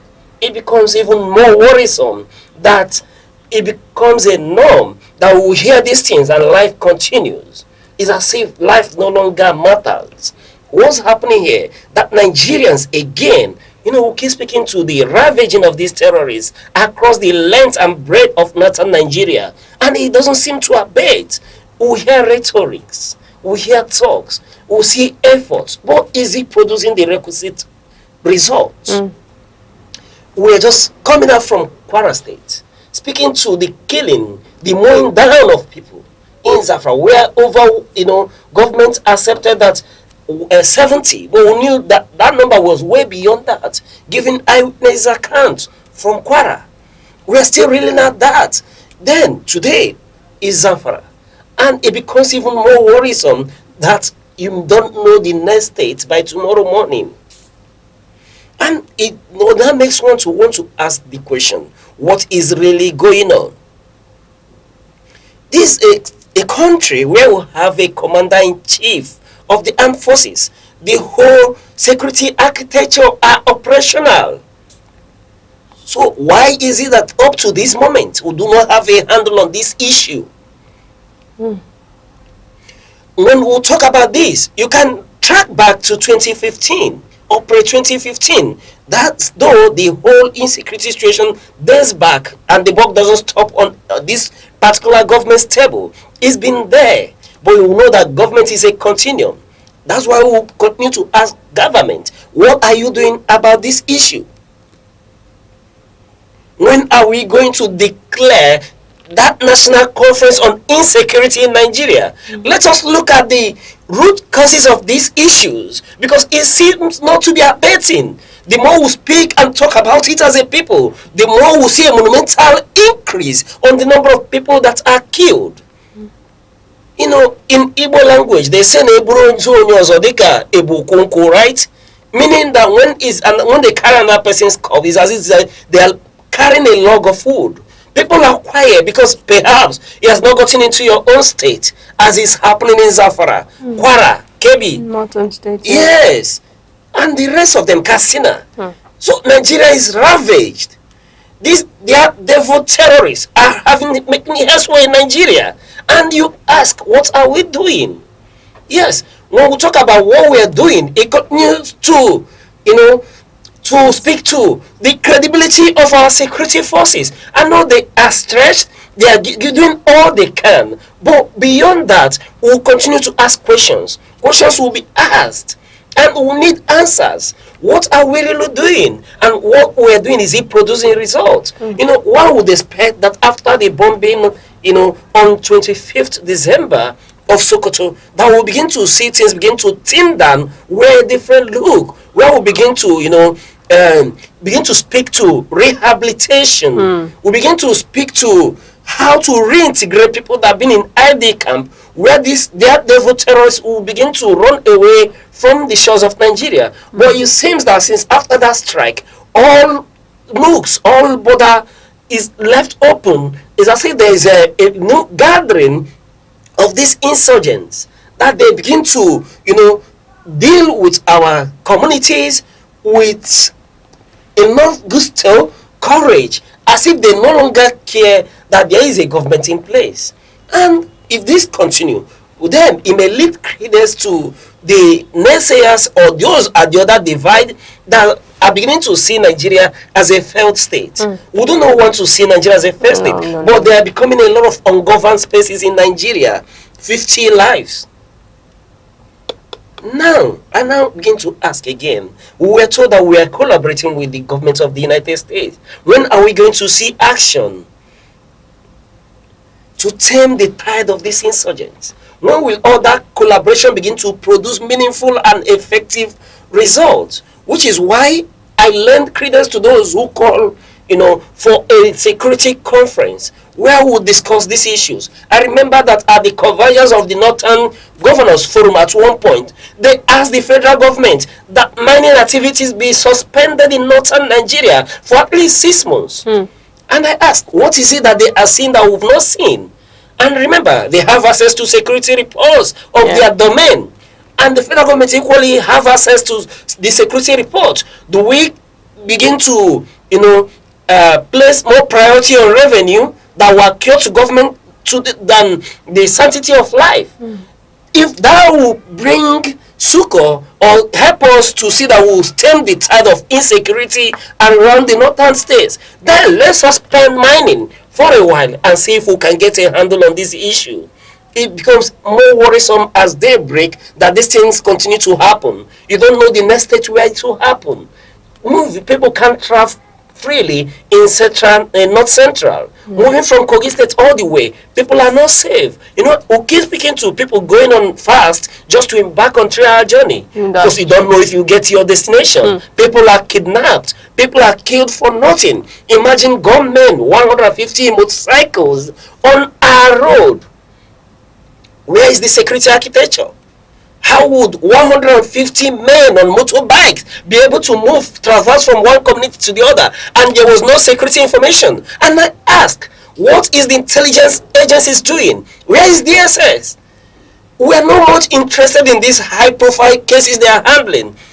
Earlier on, we can remember that in Nigeria, in the early 80s and late 80s and early 90s, you will know that when you hear the SSS involved in an issue, you know that that issue will be dealt with pronto. That there will be immediate results. Have we gotten so relaxed that DSS is now another political tool to deal with high-profile cases? No. The essence of intelligence network, speak to the NIA, speak to the DSS, and the likes of them. There are a lot of networks, even those who can't mention about. Why is it that this cannot be tamed on time? The question is, was there information? Because there has to be information before such happens.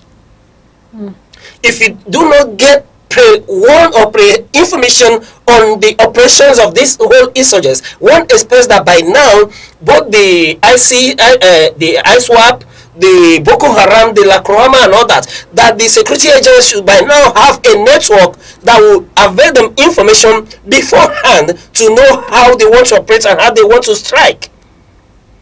So in all, while the buck stops on this government table, I hold our security agents responsible. It's no longer time to tell us beautiful plans, show us the deployment of the new Puma jets. No. When you amass armaments, when you deploy new equipment and all that, how do we know that these things are effective? Is the result they produce. And how do we check the result to see that another 50 will not die by tomorrow?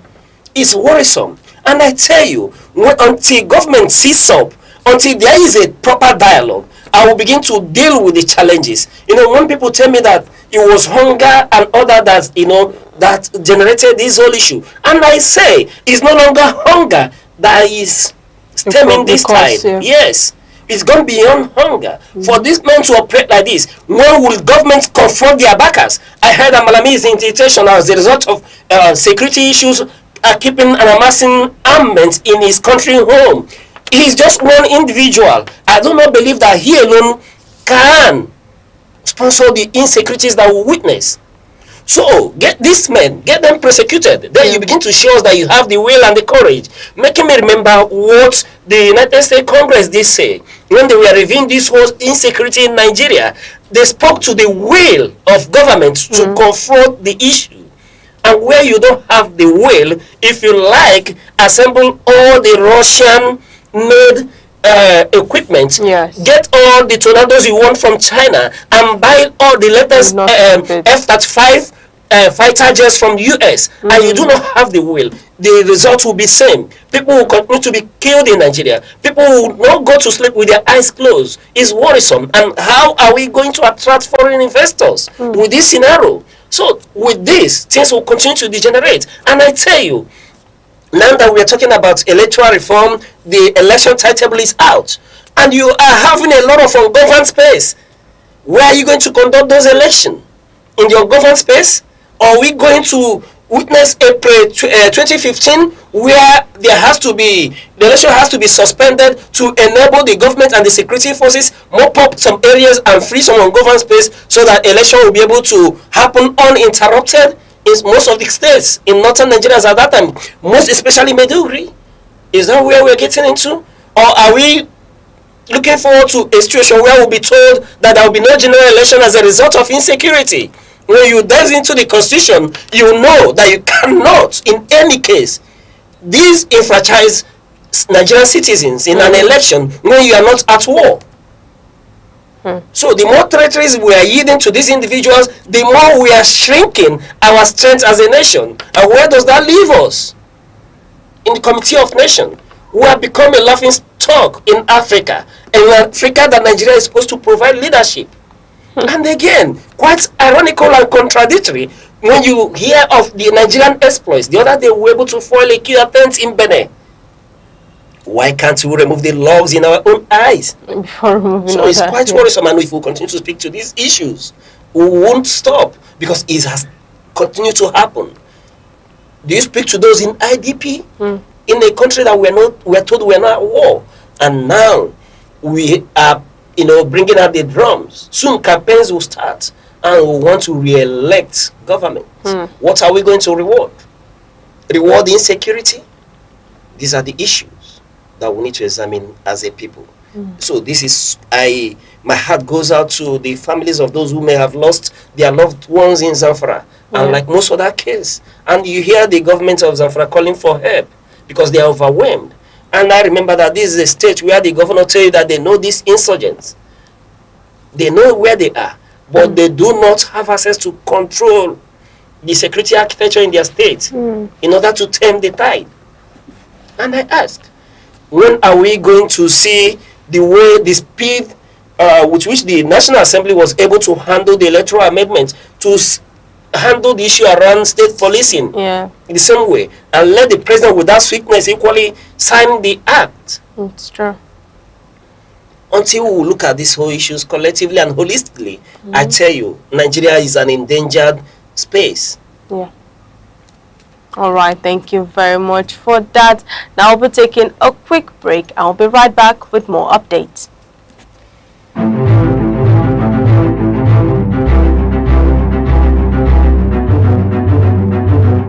Morning headlines before you step out.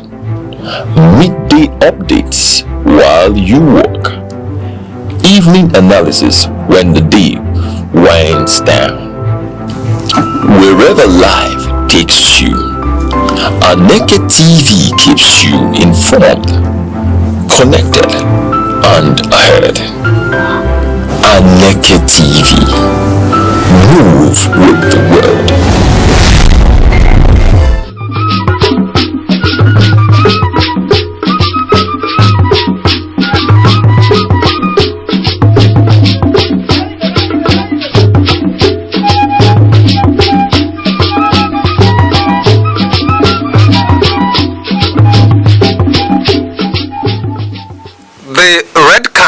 is a powerful symbol of authority, tradition, and chieftaincy. It signifies leadership, cultural identity, and a connection to the ancestors. The red cap is primarily worn by men who hold traditional titles such as Nze, Ozo, Ichie, Chief, Onyish. The number of eagle feathers on the cap can denote the wearer's status within the chieftaincy system. The red cap comes in different shapes, and each shape represents a particular hierarchy in the traditional institution in Igbo land.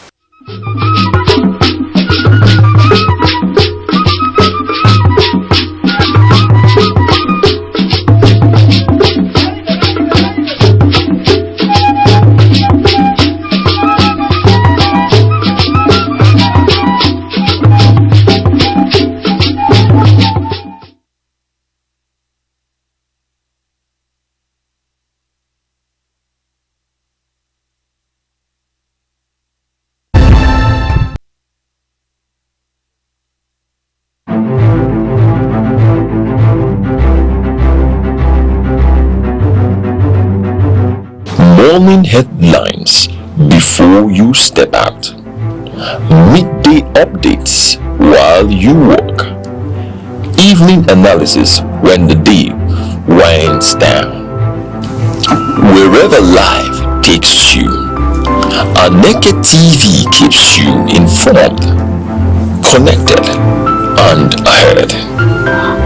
Aneke TV. Move with the world.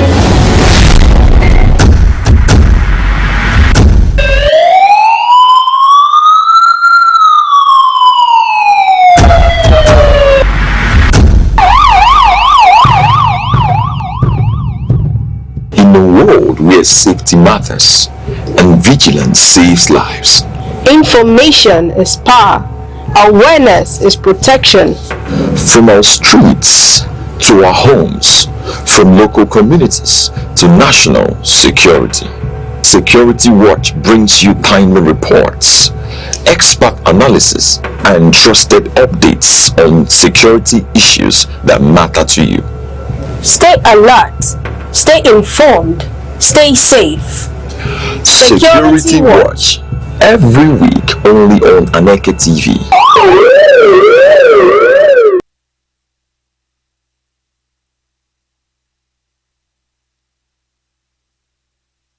You're still watching The Week in Retrospect. Alright, and joining us now is our guest. We did tell you that this is a special edition of The Week in Retrospect. And here with us is Uchenna Ibueme, Chairman, Nigerian Young Professionals Forum, Enugu State Chapter, and he's equally a broadcast journalist. Mr. Che. Hi, my namesake. Delighted to be here. Yeah, it's so exciting to see you. Good morning. Yeah, good morning. Alright. Alright, moving over still on our paper, the Punch newspaper, then the headline that says,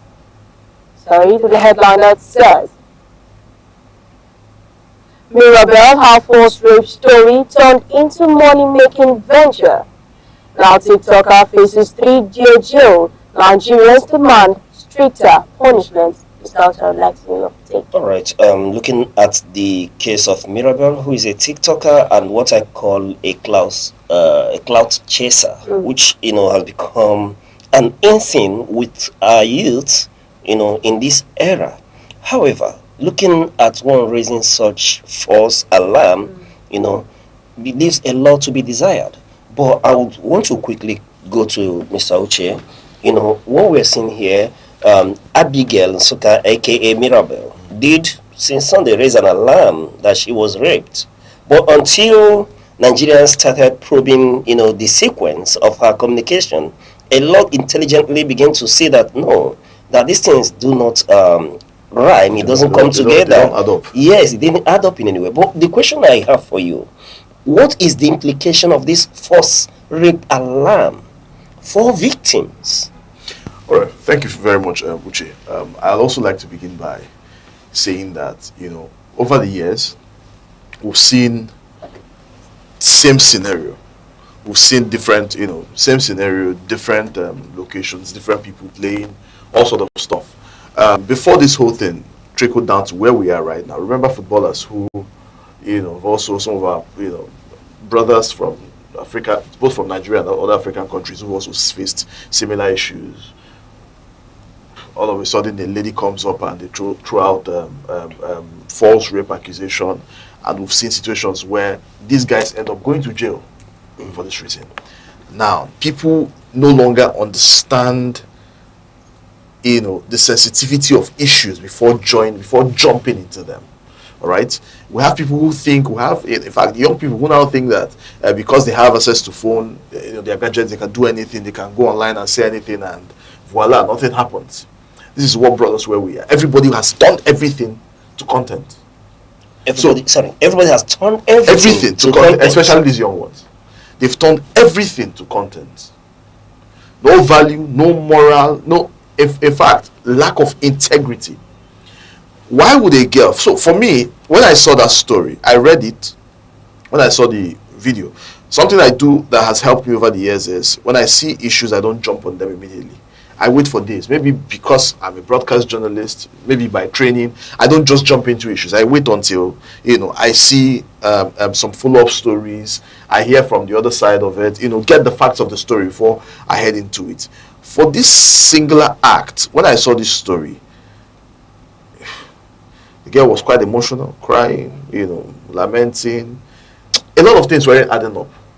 But I wanted to also wait and see where this story is headed. So until a couple of days, I started seeing some developing story ahead. She had people started pointing out some things. Then she also had an interview with VDM and all of that. And it now dawned on me, wait. So if we had, even before this, a particular celebrity has already been fingered, though, his image going around. All right, he's already been faced that what do you call it, social media trial. Because from the description, from the analysis, this was the person this thing was pointing at. Now, all of a sudden, this girl comes out to say, no, this is false. I think she should go to jail. I'm not sentimental about it. To serve as a deterrent. To serve as deterrent. We've seen these things over time. So we can't continue this way. That's the truth, Uche. We can't continue this way. Okay. That's not to say that there are not people with, with real stories. That's not to say that if someone comes out tomorrow and say that I was raped, that we can't listen to the person. But I think we also need to, create policies that, yes, this same policy is for the same person that has tarnished the image of someone, is also going to serve as deterrent or consequence to somebody who raises false alarm. And also to someone who also committed the atrocity. Do you understand? Yes. So Abigail should face the consequences of her action, and there is no apology about this. And for me, I honestly would also throw my weight and follow up till the end of the story, because I'm in development space, and these are the things we come up we advocate for every day. Do you understand? Yes. See, have you ever been accused wrongly? Sure, I understand where you're going with that. If you've been here, you will understand the pain. You will understand the gravity of what this young lady has done. So she should face the consequence. All right. Before I go to this other part, I want to ask, what do you think is the motivation? Is it financial reward, or just the chase for status or fame? Well, it might not necessarily be. Okay, maybe we can say both. Yeah, being that everybody knows that the latest oil in town now is content. Okay, content has become the new oil, more especially social media content. And everybody believes that. Some of these guys believe that. Not everybody now. Some of these guys believe that anything that will make you go viral will put you out there. Of course, in turn, it turns around to make you fetch you more money. All right. So she, maybe when she started telling this story, or probably when she was planning this or whatever, that whatever mess she's put herself into, was thinking that it might not go as viral as she had planned, or maybe she had also thought that it might go viral, but this will actually put me out there. People will start talking about me. But what she failed to realize is that there are different types of publicity. There's a good and there's a bad publicity. Before you do anything, for someone like me, I think of where I come from. Okay. I'm not commanding. I think of where I come. I think of the people around me. I think of the family that I have and the family that I came from. I think of the implication. There's a video I posted yesterday night. Before I posted that video, if I had to even show my eyes, what do you think about this? I don't think well, you can put it out. Because if Bonaventure had said something that doesn't make sense and he goes out, that's People, yes. All right, people around. So for those who don't understand Igbo, our people will always say a madman has no shame. All right, the shame is upon the family and the members of the family and also friends of the madman. So I think that this young lady had gone into this adventure without thinking of the consequences. Right now, we begin to question who raised this girl. Where did she come from? Who is her father? Who is her mother? Who are her friends? And from there, it tells you more. Yeah. So these are some of the issues. Yes, you might, look at it that, it might go viral. I'll make more money from it and all of that. But she hadn't looked at the consequences of her actions. There are things we say and DSS invades here. So that's why before you even say anything or do anything, you're also very careful. Yes. Do you understand? Yes. So she didn't think of the consequences. And right now, if I'm her brother, I'll even give her out to the authorities. Of course. See, until we get to that point where something I pushed out last night was also talking about accountability. And we taking responsibility of our actions, being responsible for our actions, believing that, listen, I did this thing, I'm going to own up to it. All right, let me pay the price, whatever it is. That's why we have leaders who don't care about the citizens, because nobody is holding them accountable. Nobody is telling them, hey, listen, if you do this thing, you're going to go to South Korea, go to North Korea, go to Japan and try some of this nonsense that people do here. Even this thing, this lady did, she can't do it in a developed climate. So, I think she didn't know about the consequences, and this is why she's ventured into this adventure, and definitely she'll pay the price. And I'm also going to be one of the I'm going to write about it today, and I will also be one of the people who will also shout about it to say, listen, if your case was true, the young man or whoever it is would have paid dearly for it. So now that it's false, you've raised false alarm. You've made people jump on this issue and throw their weight without even confirming the story. Now you should also, all right, pay the price and face the consequences. All right. I was discussing with a very big publicity expert, and he was telling me that there's no negative publicity. That though for her she has to face the consequences, but that now her action somehow has made people to think that the issue of rape, especially regards those who are serving jail terms, who's been pleading their innocence, should be revisited. And for him, he has a positive side to it as well. Uche, yes, he might be right. Yeah, in fact, he's right. However, I disagree that there is no negative publicity. Okay. I'm also a PR person. This is what I do, and I can tell you, I haven't handled different, PR projects for politicians too. Okay. I can tell you for a fact that when we see the negative one, in fact, we don't even want to go into the negative publicity. If you think there is no negative publicity and you want to contest for election, go and do something that is okay.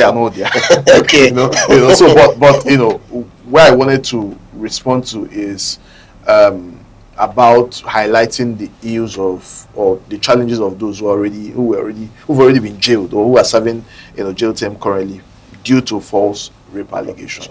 There is a research that we're carrying out. In fact, we are done with the documentary phase, which is we're doing the documentary on masculinity and gender-based violence. I work with Kunia Foundation too as their communications and partnership manager. So we've been on this project since last year, and I can tell you, on the course of this particular documentary and research, we were able to visit different kinds of correctional facilities in Nigeria, both Kirikiri, both what's this one in Abuja now? What's this one in Abuja now? Very, very popular, where they kept Nnamdi Kanu sometime in the past. You know, we also visited the one in Enugu, and I can believe you me, there are a lot of men who we met who said, listen, I don't know anything about this. I didn't do this. But you know, society and the world at large is unfair to men. It's unfair to men? Yes. All right? Everybody, if she raises an alarm now, what's your name again? Deborah. Deborah. If Deborah raises an alarm, and we raise me and you raise an alarm, all right? So long as we are just three in this room, she might be the one killing us. But listen, the fact that she's the only girl here, and we are, both of us are men, they'll believe her. Sure. If you doubt, we can do a practical. Now you see it. IAG, mobs here China. Yes. So that's how the society has become quite unfair. What you say is similar to everybody who's been in the field, especially those who are gender-based violence activists. What you just said is practically what they all say. We usually believe women, even before we look at the real issue. But be that as it may, thank you for those experts' opinion on this issue. Let's look at what the Vanguard has to say today. All right, thank you very much. Now going to the Vanguard newspaper. The Vanguard headline says, "We need help, Governor declares." As insecurity worsens, terrorists kill 30 in Zamfara, fresh attack. All right. It's still on insecurity. You know, Nigeria will be about this issue of insecurity. And this time around, the governor has to cry out. Which of the governors? The governor of Zamfara State is crying out this time around. You know, leading to the number of 50 were killed, you know, in Zamfara is in the news. But let's look at the insecurity in Nigeria.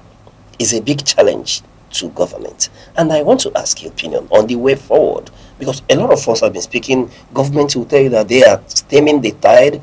The chief, the commander-in-chief will give orders. And I ask, is it that these orders are not obeyed to the letter? Why is the ungoverned space keep increasing, even with our collaboration with the United States government? Let me get your view on this. So I'd like to first start by asking the party that the Zamfara State governor, the Zamfara State, belongs to. I think they are APC. I'm not so sure now, but I think they are APC. Virtually almost about 31 governors now in yes, APC. Zamfara is APC. Good. And so I was thinking that if you join APC, insecurity in your state would have been a thing of the past. If you join APC, you start enjoying dividends of democracy and enjoying life, enjoying protection from all around. Because you're not just enjoying protection as a governor. I was also expecting that your state should enjoy the same thing that you're enjoying as governor. Yeah. This brings the question, why then do I need to join this APC government that has done us no good? Why then do I need to sing the praises of this same administration that has impoverished its citizens since 2015 till date? Why do I need to sing on their mandate there shall stand for this incompetent government? Why? Uche, are you aware that prior to 2015, I recall, because I was very active in journalism, in broadcasting during this period, I recall that for every time we had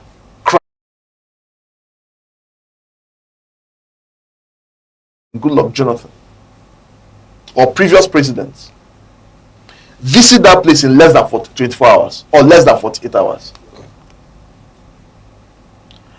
All of those things, in fact, during Buhari's regime, maybe he visited 1 or 2, 3 times. But since this government came into office, this particular administration of President Bola Ahmed Tinubu, aside from Yelwata in Benue State, which he visited, he didn't get to the scene of the crisis, due to bad road. And you ask yourself, who's supposed to fix the bad road? So citizens will come and fix the road that the president will. Now, this is just a side talk. I have not seen or heard that the president visited any other place. You can fact check me, might be wrong, but I have not heard, I have not seen that the president visited any other place, any other location, well, of this crisis, how many persons were killed in Kwara State? People die in this country every day. In fact, it has gotten to a point in the border that people no longer, in fact, governments, state governments, no longer publicize some of these things in the media. They kill the media and tell the media, hey, don't talk about, you can't broadcast about some of these things. If you go there in person and see what some of it is that goes on in this country, you will lose sleep. So the insecurity in this nation has become, in fact, it's become a way of life. Imanandi Igbo na say something. I'm an Igbo man, so forgive me, I will always speak Igbo. Igbos will always say, meaning? What? Of course, I'm going to explain. When bad things, bad occurrences, happen regularly or occur regularly, it becomes a tradition. We've gotten to a point where insecurity has become a tradition. In fact, what we're waiting for is who's next. Every day we sleep with one eye. In fact, these days I sleep with two eyes open because I don't know where it can come from. It might come from up, down, or even from the air. So I am always careful. Insecurity in this country has become it has become something that we can't even. I think we've become, even our government is right now overwhelmed with this whole issue, and they are now calling on, or maybe are they even calling? Because so you might ask me, but the US intervened. Remember that we're the one that reached out to the US for them to intervene. We keep borrowing and borrowing and borrowing and borrowing and borrowing. Nothing to show for it. So this government is incompetent. And any government that cannot protect life and property, which is the primary assignment, which is the first oath that you take whenever you're being sworn into office, then you failed as a government and should give way. That's the honest truth about it. Right. I have no apology about this. Is that not being too harsh? Given that we'll say government is a continuum, and when it comes to this insecurity, it takes back beyond 2015, right? Well, but the previous administrations also made efforts. Okay. What efforts are these guys making? Okay. Uche, until you lose someone dearly to you, someone who's quite close to you, you will not understand the menace we're in. Are you aware you are the one providing everything for yourself? In your house, you might have. I was coming to it, I saw CCTV camera. Why do you put it? You ought to be at alert. To be security conscious. Oh, that's you saying it now. That's to be security conscious. In this place, I'm sure that there are security too, which isn't the government that provided for you. You provided for yourself. So the citizens are now the ones who provide everything, all the basic amenities that government was supposed to be enjoying as citizens. We provide it for ourselves. In my house, the water I enjoy is not government this thing. I provided water for myself. The lights, the same thing. People are running to solar because the same president that said, if I don't give you power, I mean, there is no reason why you shouldn't have power. I'm quoting the president. I didn't make up these stories.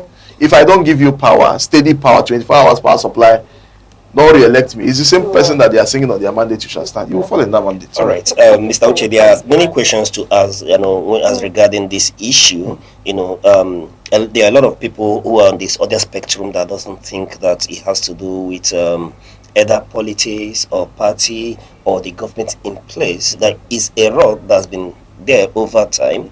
But I hope we'll to engage you on this some other time. But moving on for want of time, let's take a look at Monday. What the Punch has to say on Monday. All right, now coming from the Punch on the Monday paper says, emergency plenary. National Assembly moves to shift presidential poll to February 13th. All right.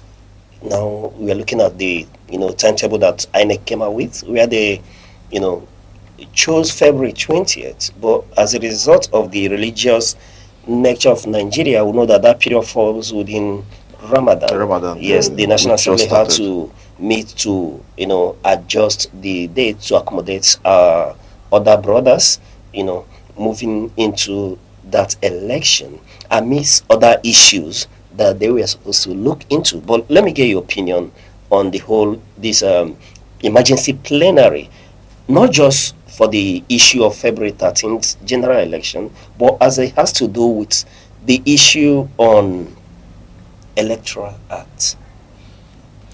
I honestly pray that this electoral act matter didn't come up, but I see that somehow you found a way to to bring it to me. Well, first of all, I'll begin by answering the first question, which had to do with shifting back, moving back the electoral timeline for presidential election.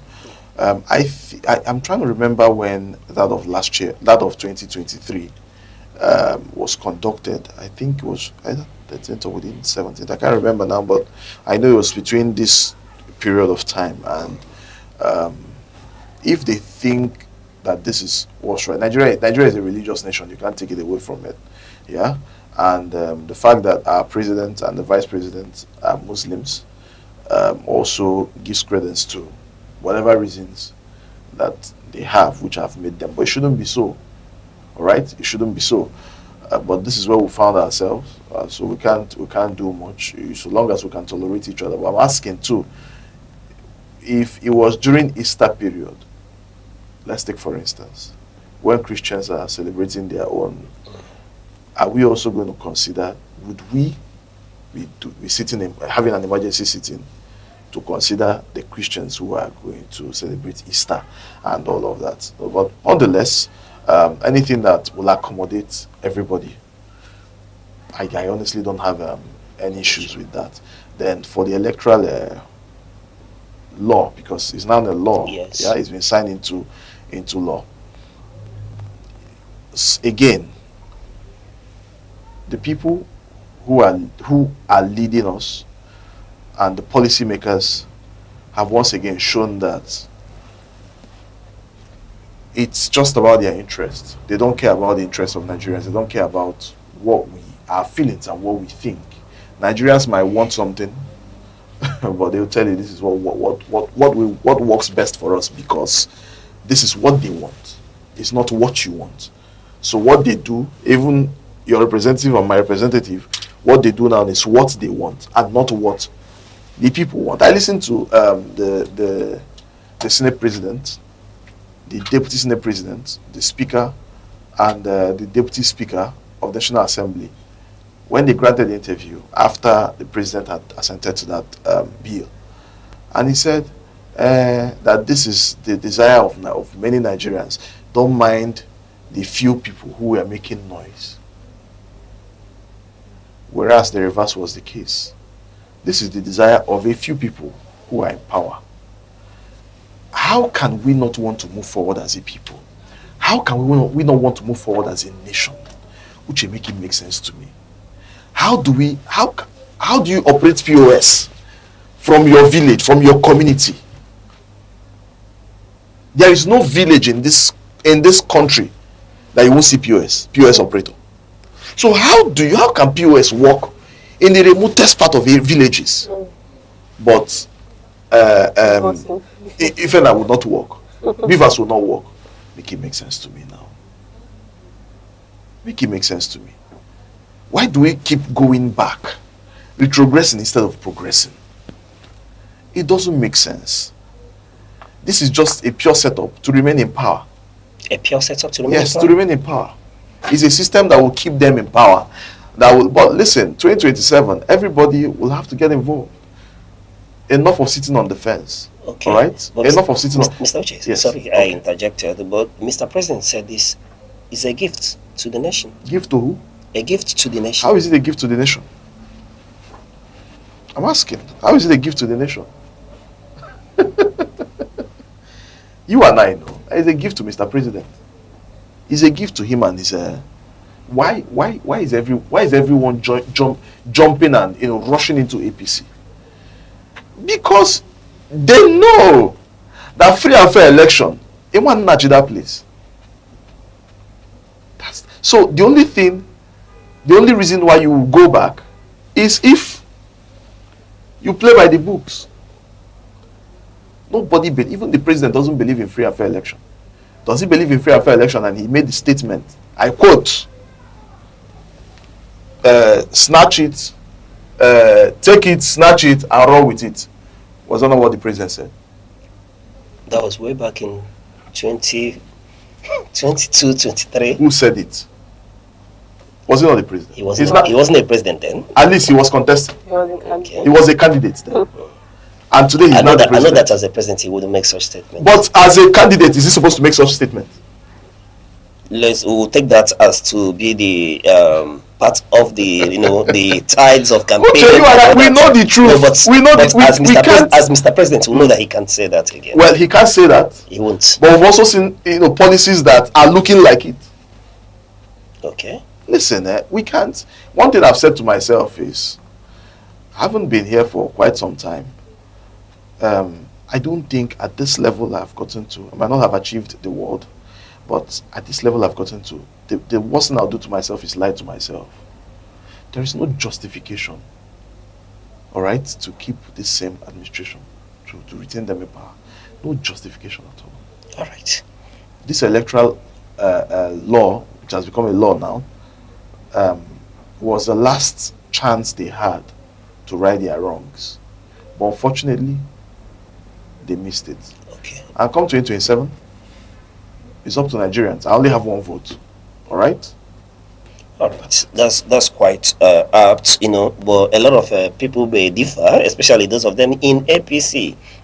Just like Mr. President said, it's a gift to the nation. And I believe a lot of people in APC believes that this is a very big gift. If it's a gift to the nation, why are the nation not rejoicing? It's as simple as that. If it's a gift to the nation, why is the nation sad? All right, Mr. Uche, let's move on from Monday to Tuesday. Moving over to Tuesday's paper, coming from the Nation newspaper, where the headline says, El-Rufai faces 2-year jail for alleged cybercrime offences. All right. Looking at the issue surrounding El-Rufai, I'm aware that you're very much informed about the situation. Yes, but I am. The question I'm asking, is this prosecution or are we seeing persecution? Are there political undertones?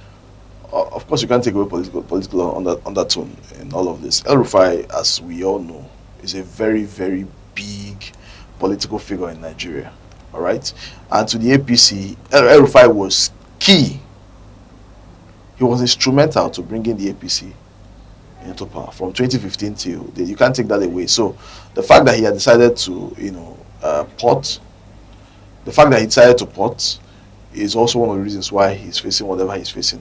Believe you me, if El-Rufai was still in APC and he's in good books with President Bola Ahmed Tinubu, I'm not sure this trial wouldn't come up. All right?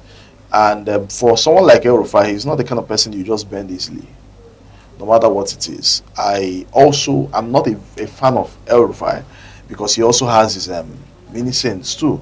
He also has his utterances. It's just that in Nigeria we're very emotional, we're emotionally driven.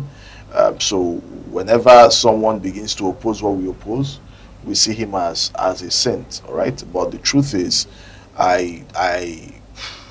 whatever he's going through right now is politically, motivated, and I'm also sure that, I also think that he's aware of whatever he got himself into. Some of those statements he made are not very light statements. All right, coming on national TV to also say that you tapped, even though he said he wasn't the one, that somebody inside there tapped the phone of the NSA, all right, National Security Advisor, and Badu, and that's how he got to know about some of the things that he got to know. I mean, I think that was extreme. But then, being a politician and being a very smart politician at that, he had made several statements since he left APC to the SDP, now to the ADC.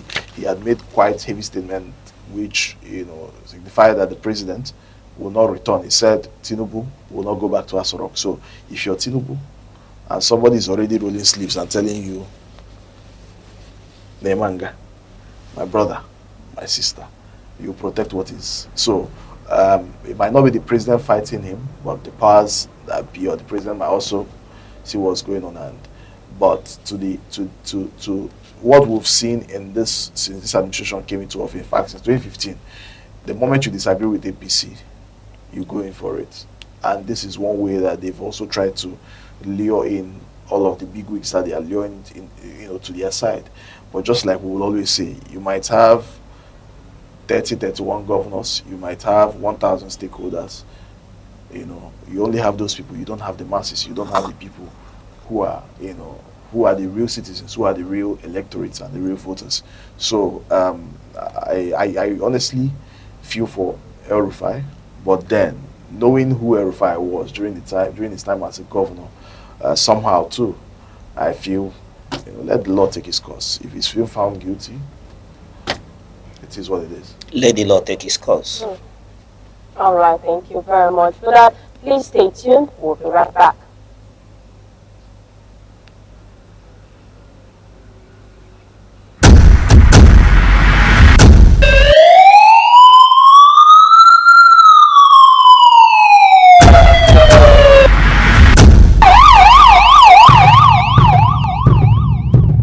In a world where safety matters and vigilance saves lives, Information is power. Awareness is protection. from our streets to our homes, from local communities to national security, Security Watch brings you timely reports, expert analysis, and trusted updates on security issues that matter to you. Stay alert. Stay informed. Stay safe. Security Watch, every week only on Aneke TV.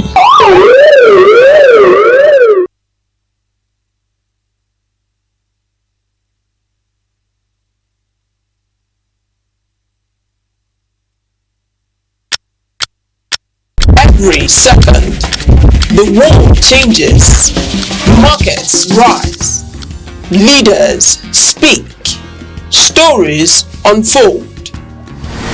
To keep up, you don't just need news, you need clarity, you need speed, you need perspective. That's why Aneke TV brings you the global pulse. Accurate, reliable, right when it matters most. Aneke TV. Move with the world.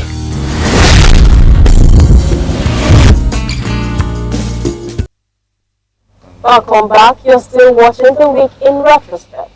Now we're going to our paper for Friday, coming from the Guardian newspaper, where the headline says, "How Oldest President Starting Grip on Youngest Continent."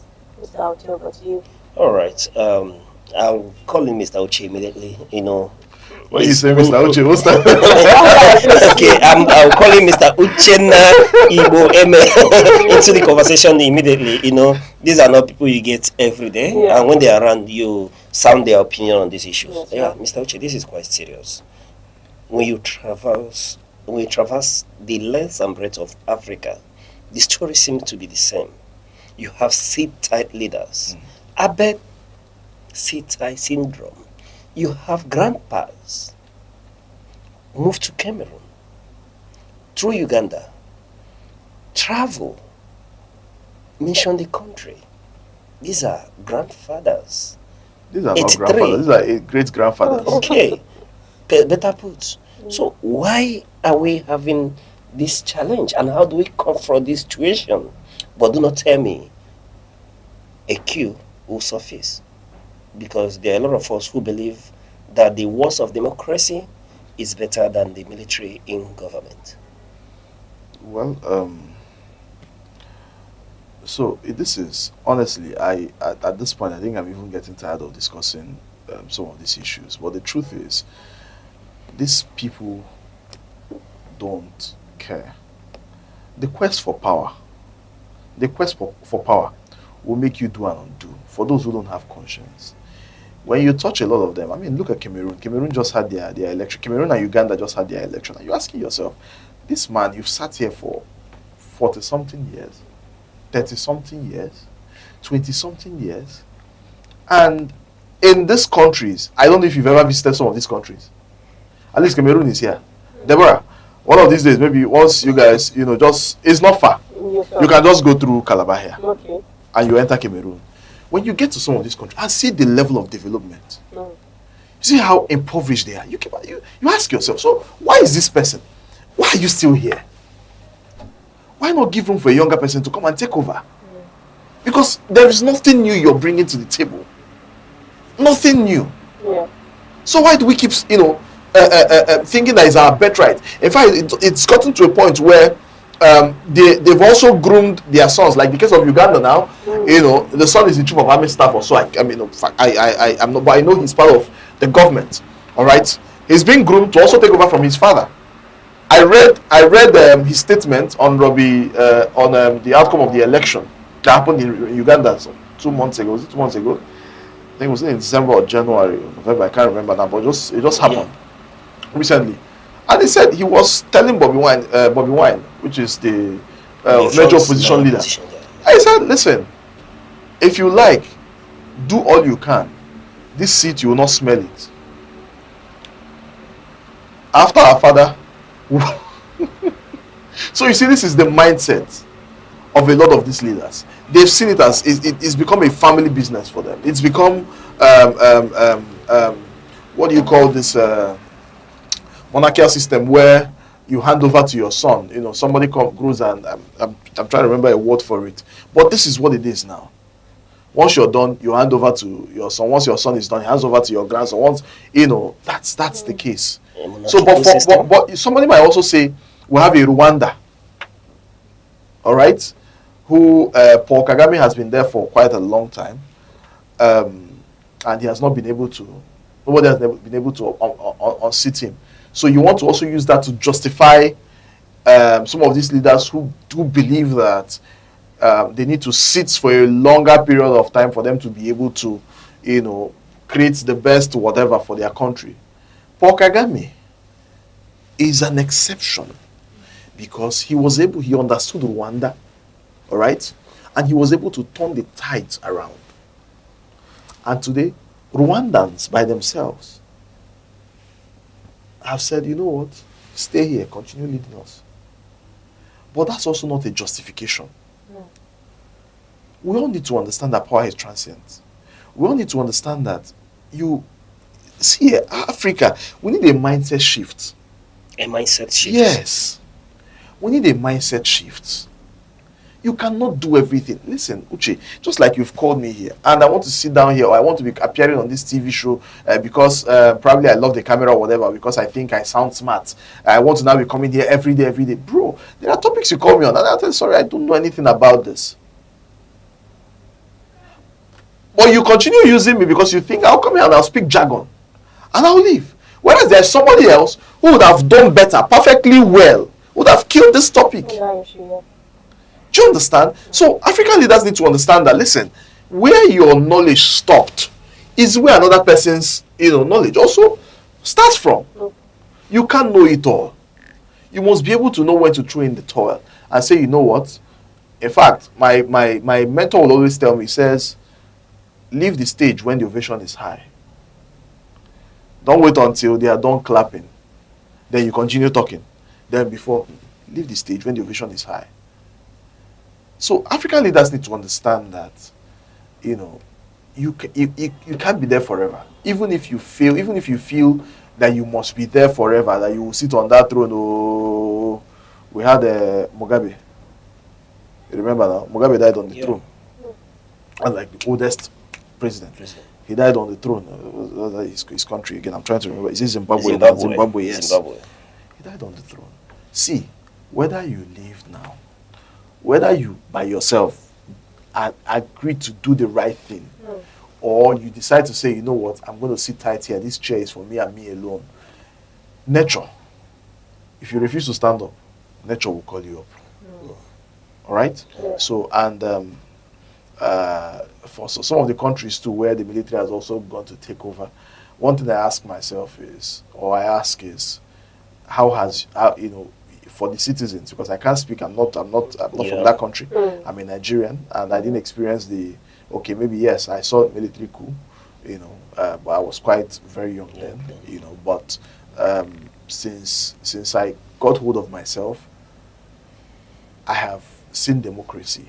And I've also seen how it has worked in this country. The problem is democracy good? Yes, it's good. The problem is we have people who are not democratic. Democracy is beautiful, but we have undemocratic leaders. And that's why we are where we are today. But this mindset that we have in Africa needs to change. All right. Democracy is beautiful, but we have undemocratic leaders. Yes. Wow, that's very powerful. No, finally, before I let you go, today is February 21, and we are celebrating International Mother Language Day.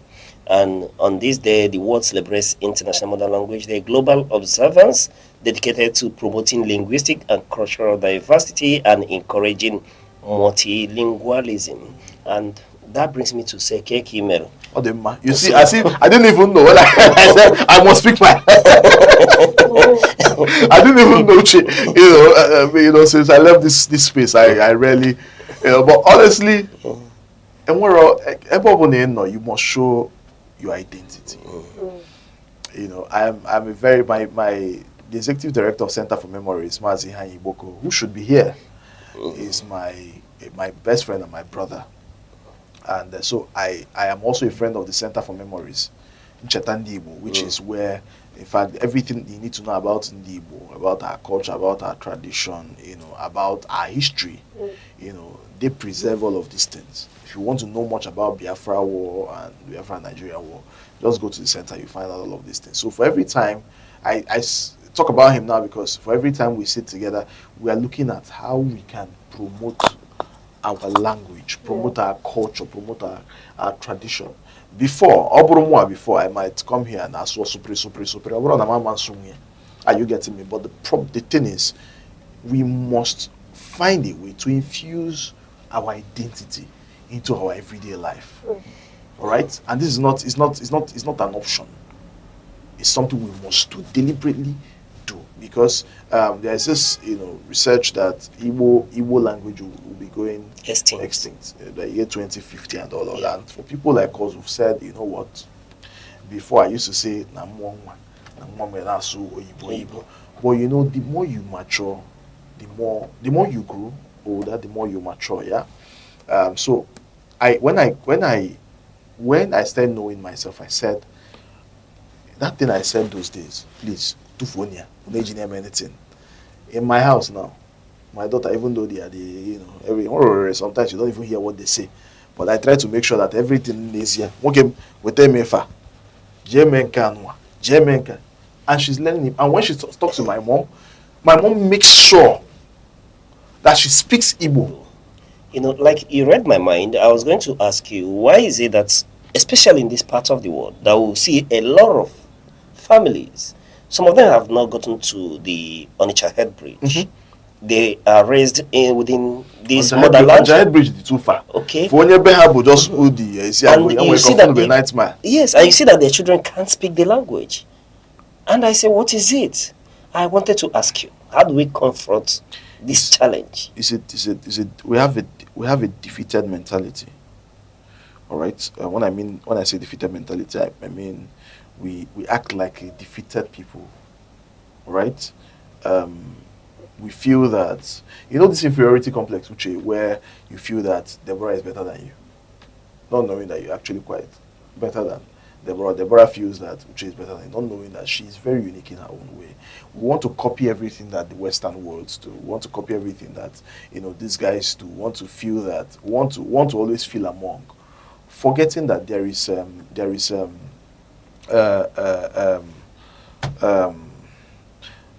God created everyone to be very unique in their own way. Someone who's watching this show might like it because I infuse Igbo. All right, I mean, foreigner, not a Nigerian, not only Igbo. When you travel, you see a lot of them have interest. They want to know your language. Why should I, just like Chimamanda Adichie say, why should I learn how to pronounce Krosvaknia? And you will not learn how to pronounce Ngozi Uchenna. Before, my name used to be Innocent Uchenna. If I used to be Innocent first, then, because my name is also Innocent. On Facebook, that's also what you see. Nah, man, I said, no, what am I doing? I forgot. It's not bad. It's still part of my document is there. But I have a lot of friends who are from US, UK, and all part of the world. My name is Uchenna. What's your name? Uchenna. No, Uchenna. Uchenna. Ibueme. No, not Ibueme. Ibueme. And you see them taking particular interest in you more than those that give us English names. So what's the meaning of it? I say, Nkowacha, look at the meaning. I'll tell you the meaning, but then I want you to pronounce it. Ibueme. Uchenna. And you get, so we must be proud of our identity. We must be proud of who we are. Oh Lord, I wish we started with this particular topic. We must be proud of who we are as Ndibo. All right. Yeah. So congratulations is a World Linguistics Day, Mother Language Day. It's also an opportunity to call on Ndibo worldwide. Natabano, if I am Abrondo. You can't leave your culture, you can't leave your tradition, you can't leave your heritage, and you want to embrace another person's. No place like home. Also, you can't take that away. I mean, we are blessed people, so there is no reason why you shouldn't, embrace who you are confidently. Russia, Job, Kenya, Korea. I will be proudly Uchenna Ibueme. Proudly Uchenna Ibueme. That's it. All right, that's powerful. And that's where we'll draw the curtain today on the week in retrospect. And thank you, Uchenna Ibueme, who is the chairman, Nigerian Young Professionals Forum, Enugu State Chapter, and he's equally a broadcast journalist. It's a pleasure speaking to you on the week in retrospect. Thank you for coming. Thank you, my brother. Thank you for having me. All right. Thank you, Deborah. Yeah, so we don't say we are. Yes, Ibamanfu. Thank you very much. And please do not forget to follow us across our social media handles across Instagram, TikTok, YouTube, X, all at Aneke TV. I am Deborah Nwakoba Chineye. All right, and I'm Uche Osai. Till we'll come your way same time next week. Remain and keep watching Aneke TV. Bye-bye.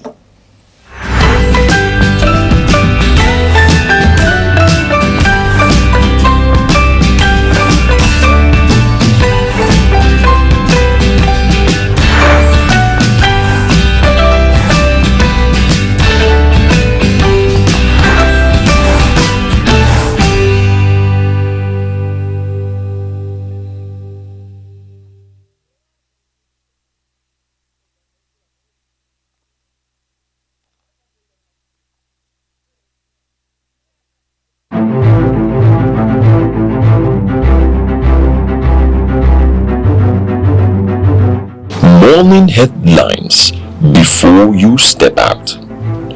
Midday updates while you work. Evening analysis when the day winds down. Wherever life takes you, Aneke TV keeps you informed, connected, and ahead. Aneke TV. Move with the world. Enugu is one of the 36 states of the Nigerian Federation. It is located on a hilltop in the southern part of the country. It has a rich history and robust cultural heritage that boosts its uniqueness. Igbo is widely spoken in Enugu State.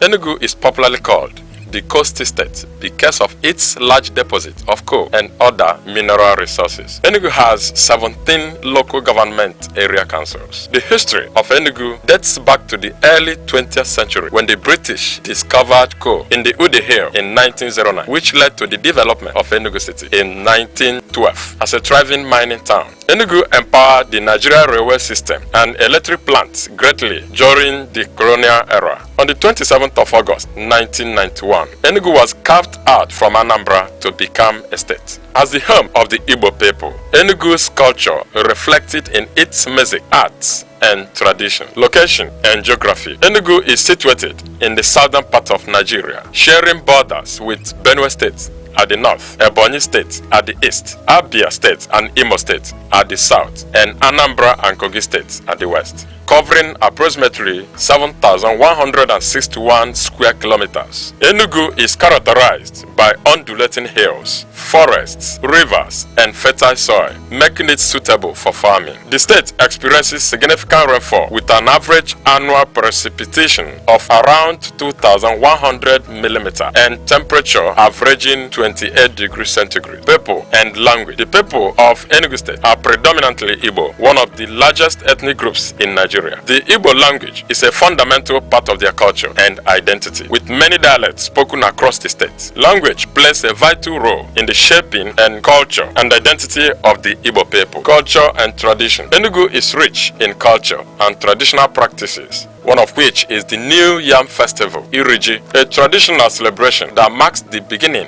of the harvest season. Another significant cultural event is the Masquerade Festival, Mmanwu, a colorful display of traditional dances, songs, and drumming. During this festival, different communities come together to showcase their masquerades, each with its unique characteristics and cultural significance. Enugu State is also known for its traditional arts, including wood carving, pottery, weaving, and music. Enugu's cultural traditions help to promote community cohesion, social bond, and cultural identity. Efforts are being made to document and promote this tradition, ensuring their continuation for future generations. Economy. In the past, Enugu's economy was largely driven by coal mining. During the Corona era, Enugu was one of the Nigeria's major industrial and economic centers. Today, Enugu's economy has become more diversified with some key sectors which includes agriculture, trades and markets, education and government, tourist centers.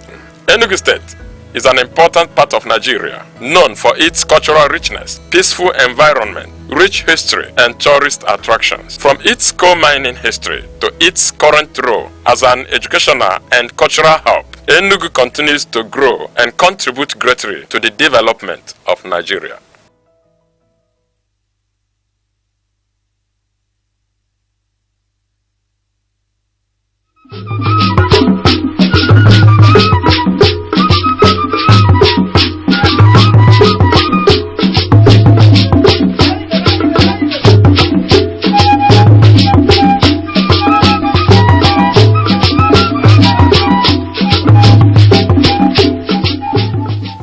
The red cap is a powerful symbol of authority, tradition, and chieftaincy.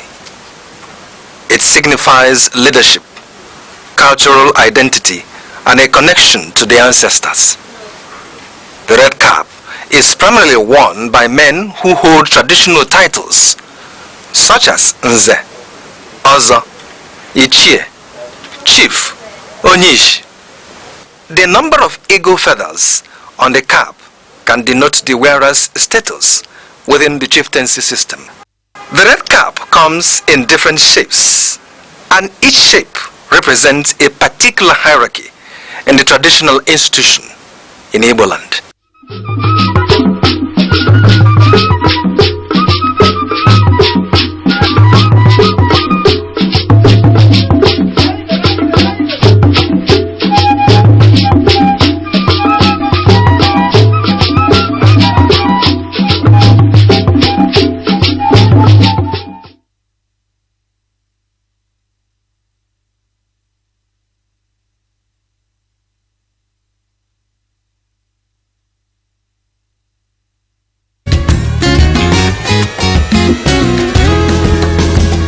Every day, your health shapes your life, your strength, your choices, your future.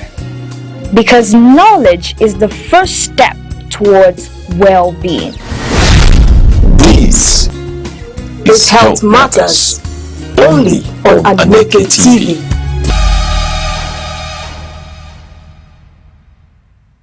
Aneke TV. I'm your host, Sharon Uchi. Health is often described as wealth, yet many of the conditions that affect our well-being are preventable, manageable, and better understood with the right information.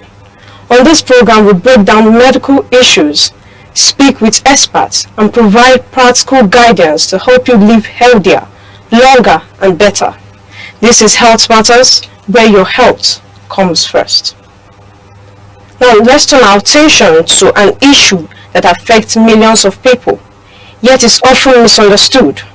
We are talking about a silent but deadly disease that affects thousands of Nigerians. We are taking a look at Beyond the Trap, winning the war against Lassa fever. This disease is transmitted through contact with food or items contaminated by rats. The good news, it's preventable. Proper hygiene, safe food storage, and early medical attention can save lives. Joining us with expert knowledge and informed opinion on this subject is immediate past chairman of Association Medical Laboratory Scientists of Nigeria, Enugu State Branch, and first Vice Chairman Association of Professional Bodies of Nigeria, APBN, Enugu Chapter, Dr. Braden Mam. Welcome, sir. Thank you so much for having me. Welcome. We appreciate that you're here. Okay. Now we'd like to discuss about Lassa fever. Now it's seen as a common disease. A lot of Nigerians see it as a common disease like malaria because it's actually something contaminated by rats, which we see every day. So it's actually, we see it as a common disease. But we'd like to hear from you. We'd like to hear from an expert knowledge. What is Lassa fever and how does it affect Nigerians? Thank you so much, my uncle. You've spoken like an expert in medics. I think I have to give you kudos on that. Lassa fever, the first incident we had in this country was far back in 1969. And for the past many years, since that 1969, Lassa fever has been seasonal. Seasonal because there's a particular period when the incidence of this Lassa fever outbreak is high. And the Lassa fever is caused by a hemorrhagic viral infection being transmitted by rodents, the mastomized rats, popularly called multi-mandate rats, because they have many mammary glands. Most of the rats we have in the house have less than 12 mammary glands. But this multi-mammate rat we are talking about has not less than 12, between 12 and 16 mammary glands. So it's not all rats that cause this Lassa fever we are talking about. And is genetically is being caused by a single-stranded viral infection, and is very, very bad in the system if not well managed. And the economic importance of this Lassa fever cannot be overestimated because on daily basis people are losing their lives.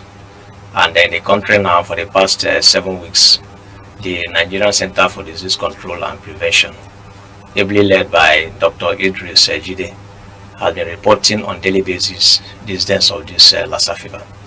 Currently, it's spread across 9 states, but about 92% of this incident is concentrated on 5 states, namely Bauchi, Taraba, Ondo, as well as which other states, even Ebonyi State here. So with this now, you find out that on yearly basis, this viral infection always come up because a particular season is associated with it. This season is between the month of November and April. And the main reason why it's being recorded during this period is because it is this period that most farmers are burning bushes. And this rat we are talking about, this multi-mammate rat we are talking about, always found in the bushes. And when they burn the bushes, they always run to the city or to the nearby village, where their fecal matter or the urine contaminate the food we take. And from there, once woman eats such a thing, such a food contaminated by this urine or feces of disinfected rodents, you find out that such a person might get what we call this Lassa fever. And once you get it, if not well managed, it could lead to death. Currently in the country, we had cases of over 794 suspected cases. But when it was subjected to laboratory diagnosis, were able to confirm that out of these 754 cases suspected to be Lassa fever, 165 of them were confirmed positive to this Lassa fever.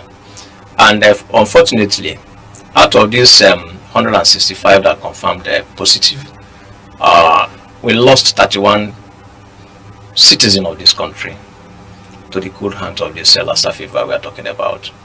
And that is why it's very, very important.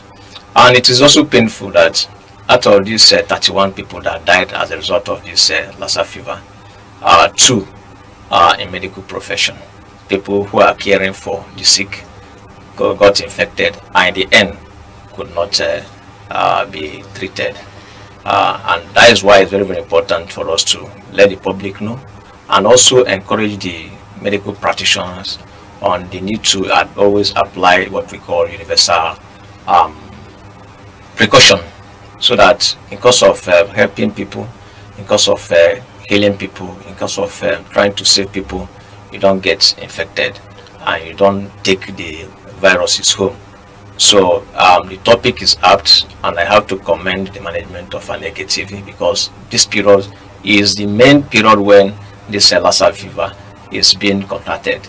And once we know how it's being contacted and how we can manage it, it will go a long way in saving us and also prepare us ahead, because on annual basis between the months of November and April, there's always increase in the incidents, and it's spiking on, like from last week to now, the new cases of about 34 were recorded.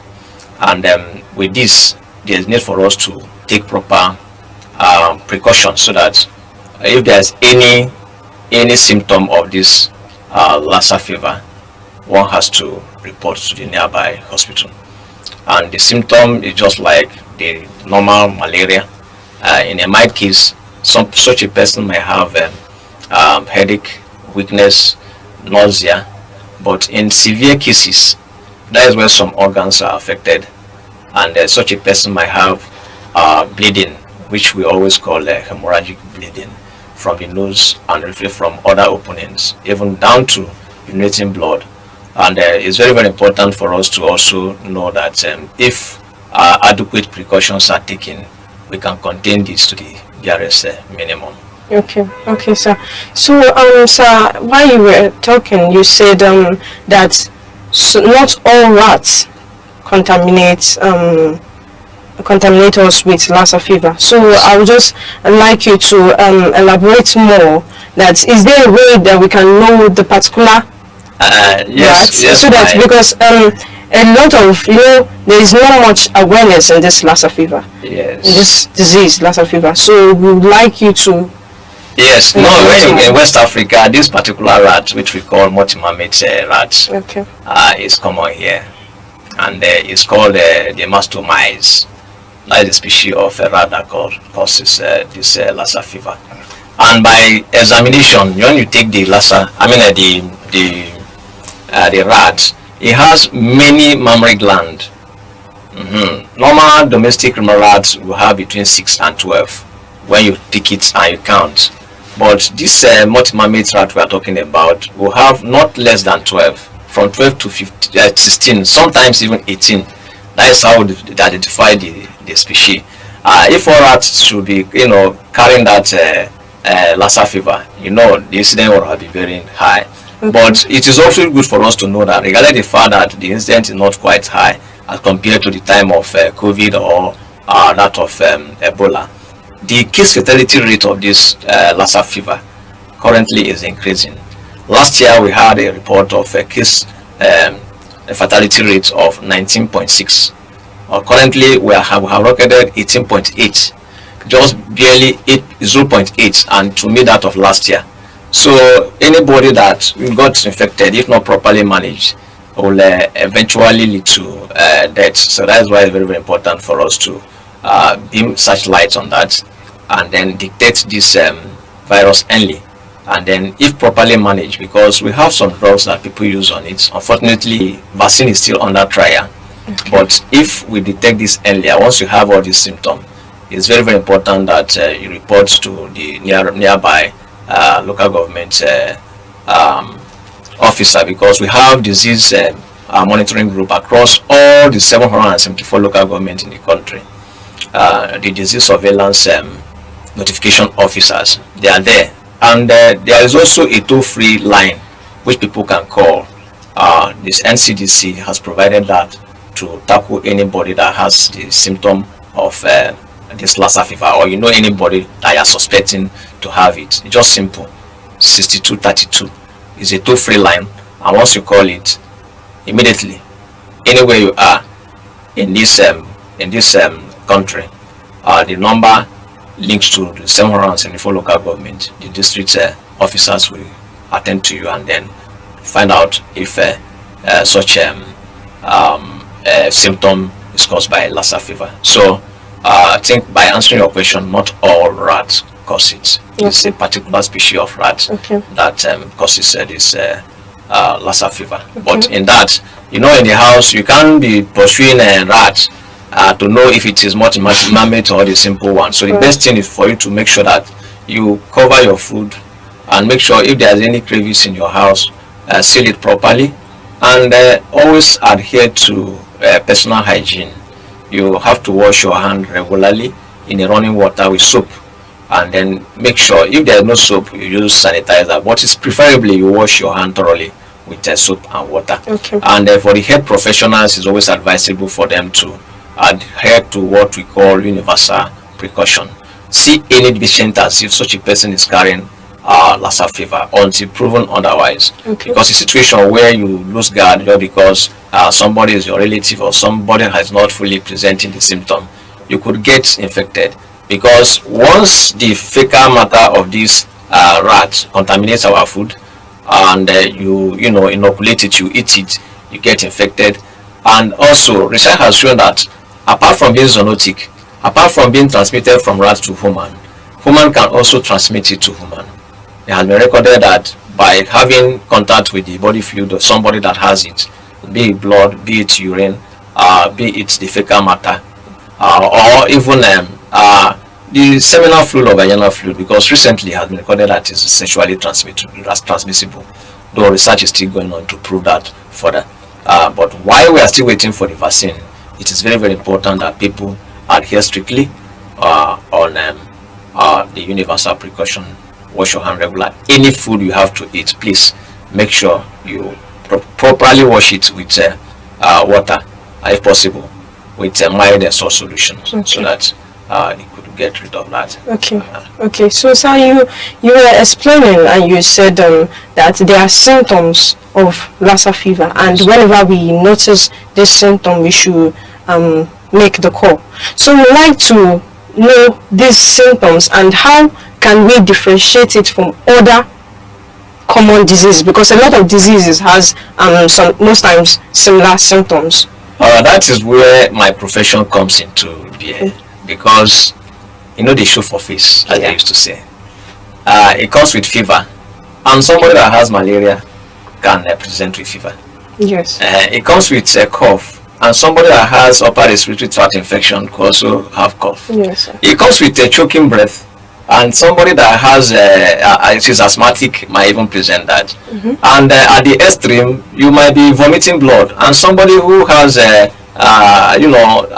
advanced stage of tuberculosis can also cough out blood. So the only thing you have to do is for you to carry out what we call laboratory investigation, ranging from the reverse transcripted PCR, polymerase chain reaction, which is the standard that can detect it within the limited number of viruses present in the body. What I mean, if the patient is newly infected, the PCR can detect it within 72 hours of infection. And apart from that, after 1 week or so, because the incubation period of this virus we are talking about is between 2 and 21 days. So the PCR picks it within 3 days of infection, whereas the antibody antigen reaction can pick it within 10 days. And ELISA also, the enzyme link immunosorbent assay, can pick it within a period of 1 week. So all these things are what we are advocating for, and we are also calling on the government, more especially the governor of Enugu State, that this primary health center he built across the 260 wards in Enugu State, the type 2 primary health center, should be equipped with what? Laboratory facilities. If the government could give this citizenry about 6 aircraft within the space of 1 year, I think providing this PCR gadget across the 260 ward in the local in the Enugu state, it will not be too hard a task for him. And with this, we have adequate number of professionals who can man that machine, so that in any outbreak, like now in Enugu state, we don't have any facility where we are testing this Lassa fever. We go as far as ALS equipment, teaching hospital to run any case. And there's also needs for us to follow up. We have to do the contact tracing, because if somebody is infected and has had contact with somebody, such a person that he had contact with could get it and also keep on spreading. So that contact tracing is very, very important in disease surveillance. So with that, we'll be able to, so not all symptoms, the only definitive means you can confirm that this person has Lassa fever is through laboratory investigation. No physician can tell you that, no matter how experienced you are. It takes only laboratory diagnosis for you to detect it. So, sir, you said that it can not only be contaminated by rats to people's food, also by human beings. And we'd just like to know how can it be contaminated through human beings? And also, who are there people who are at risk in contracting these diseases? Yes, people who are at risk of contracting these diseases are health workers. Remember the analysis I gave earlier than now, that out of these 165 cases that were confirmed earlier this week on Monday, we lost 2 medical professionals to it. The medical professionals are the people who are the front line. The medical laboratory scientists, the pharmacists, the doctors, the nurses, who take care of patients on a daily basis.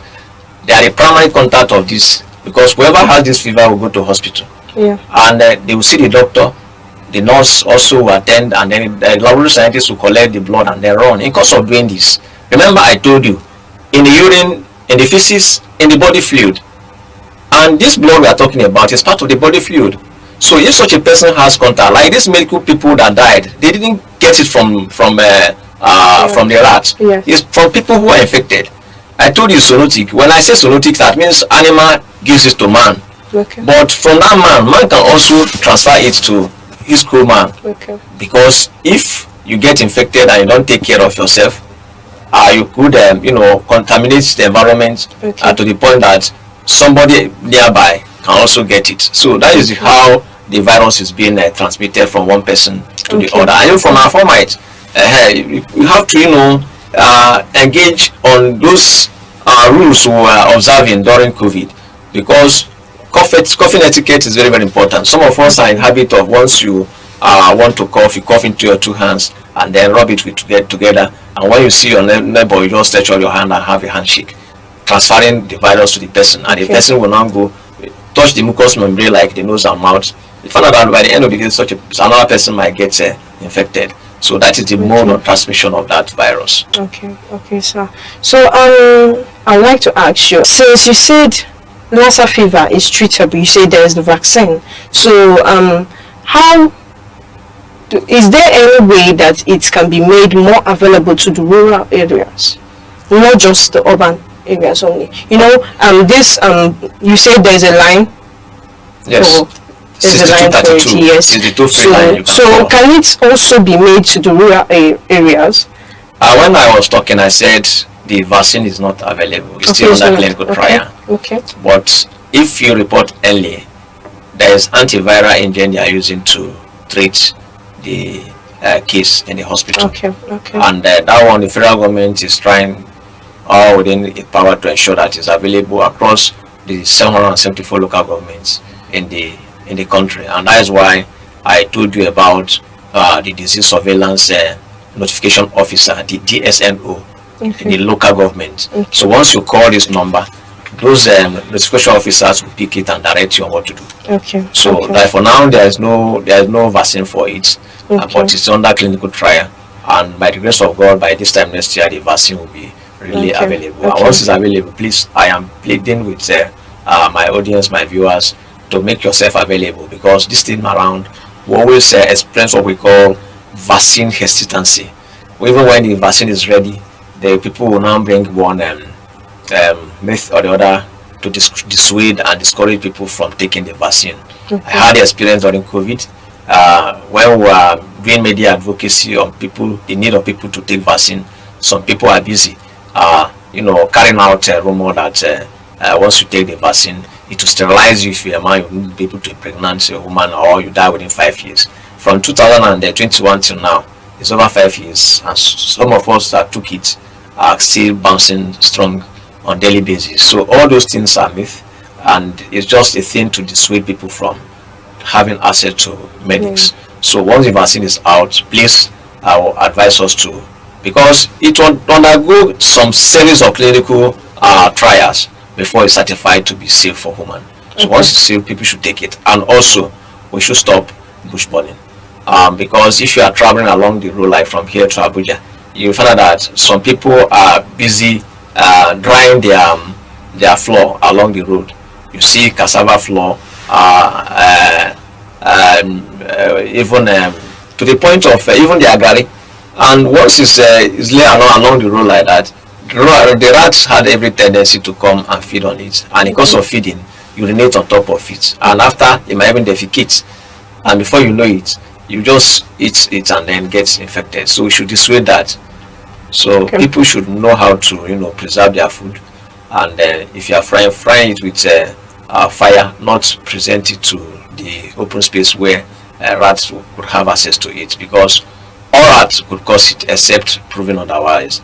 Proven otherwise means identify if it is a multi-mammal rat or not, and that one will take time. You can't be pursuing rat along every day. The best thing to do is avoid any contact with rats. And so for some people who are also good in eating rat, I think this is not the best time for it, because you could eat viral infection that could cause you the viral hemorrhagic disease going on in the country. Okay, so sir, as we are discussing, you mentioned that this has become something rampant, even in the hospital where we normally go to anytime we have any disease or the other. So I just want you to tell the audience, for those who have contaminated this disease, a lot of diseases has its stigmas. Yes, has its stigmas. So how can we, the society, prevent the stigma? Well, the stigma is common because especially due to ignorance. Stigmatizing against people who contracted the Lassa fever cannot help you, because you that is stigmatizing, you don't have the vaccine. So God forbid, it might be your turn tomorrow.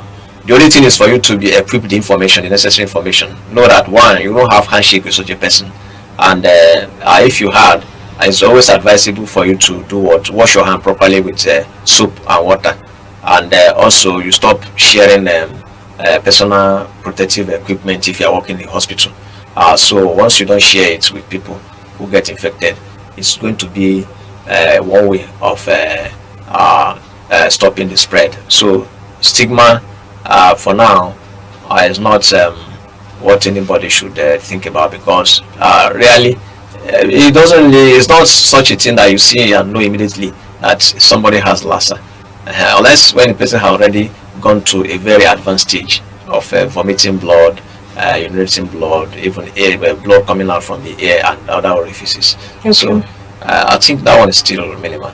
But only when it comes to health sector anyway, people also have to be advised, work professionally, make sure you, instead of neglecting somebody because you suspect such a person has Lassa fever, the best thing you have to do is to ensure that you use the appropriate personal protective equipment. If it is what you use N95, use it. Make sure you wear your hand gloves, and government should also make hand gloves and all these personal protective equipment available in the hospitals across the state and across the country, so that while you are attending to your patients, you have access to them. When you say, okay, bring hand glove, the hand glove is there. But where's my nose mask? My nose mask is intact. Then non-absorbent lab coats, why you are using that, so that and it should be disposable. You shouldn't use one lab coat more than once. After that, and also goggle. All this personal protective equipment should be made readily available in the hospital so that the health workers will have access to it, even down to the cleaner, because everybody is important.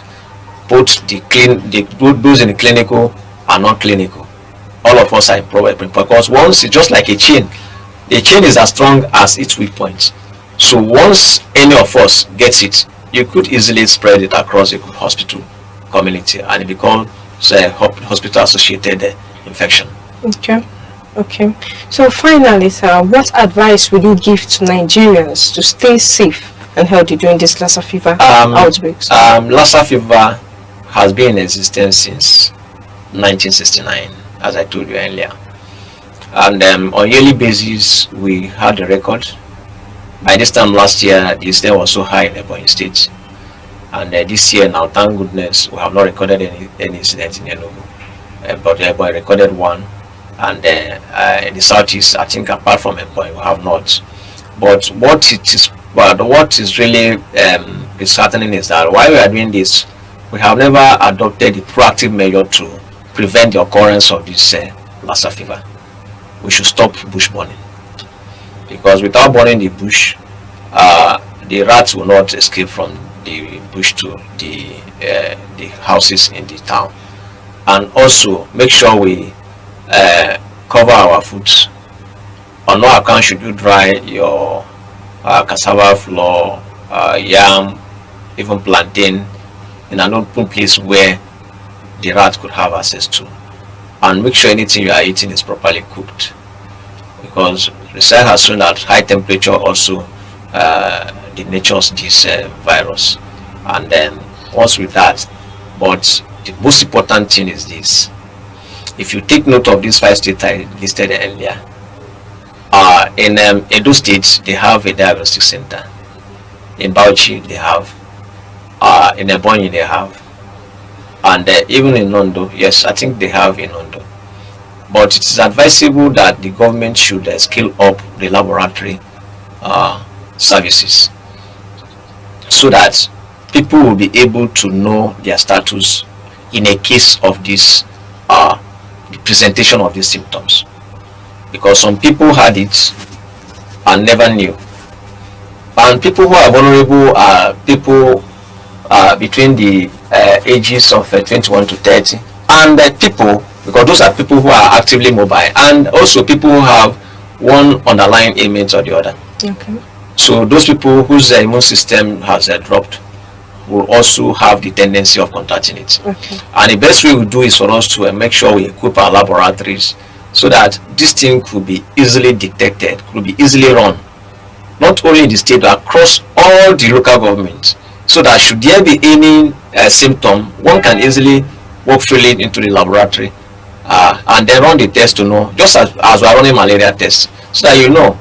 And also government should also provide enabling environment so that the vaccine will be speedily produced, so that people could get infected, could get vaccinated.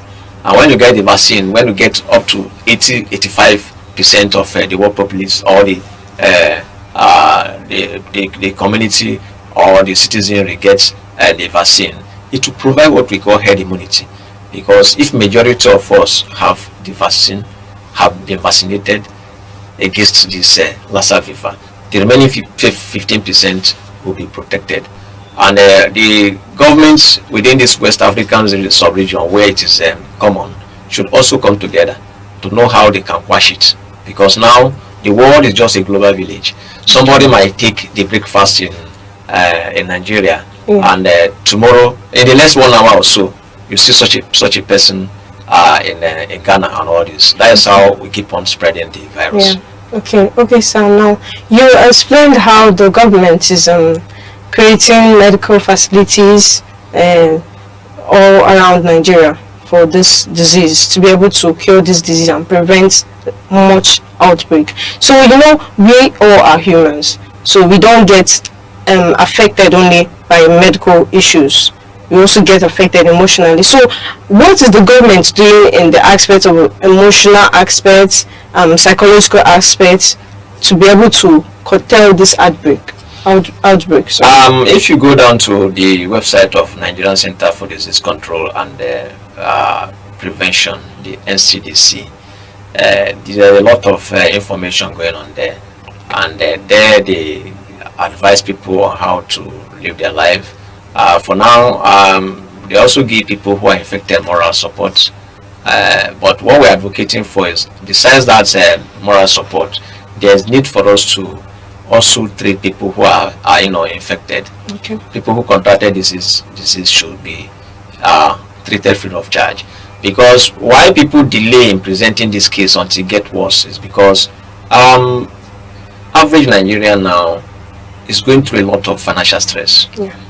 And once the fever comes, you say, okay, it should be malaria. Let me just take anti-malaria. But if it is free of charge, test free, treatment free, just like HIV, you find out that people will easily move up. If I have headache for 2 days, I'll say, oh, maybe it could be Lassa. Let me go and test. But even people who are willing to test, where can you run the test? PCR test now, you know how much it is. So all those things, if it's readily available, and also the stigma you said earlier, if I present myself now, if I call these district officers, I might get it. But somebody like, if you have malaria, you can just walk to the diagnosis center and say, okay, I want to run this test. Once those tests are readily available. So beyond giving that moral support, and also, assessing them, when it is always good to say, okay, the treatment should be free of charge, and also make the tests readily available, and also reduce cost of medication, because you know how things are expensive in this country this time around, especially medical. So it's very important for them to do Christian to that, and with that, people will come out freely and then run the test and get their necessary information about their status before it gets worse. Because people who died are people who delayed presenting. If you present earlier, you will be treated and you get yourself. Okay. Thank you very much, sir, for joining us on this edition. It is my pleasure. Thank you so much, sir. Thank you so much. And that concludes today's edition of Health Matters. Remember, informed decisions are often the foundation of healthier living. Thank you for watching. I am your host, Sharon Uchi.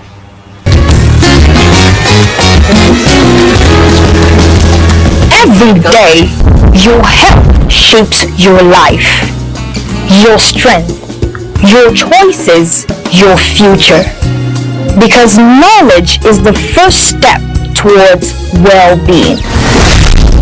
This is Health Matters, only on Aneke TV.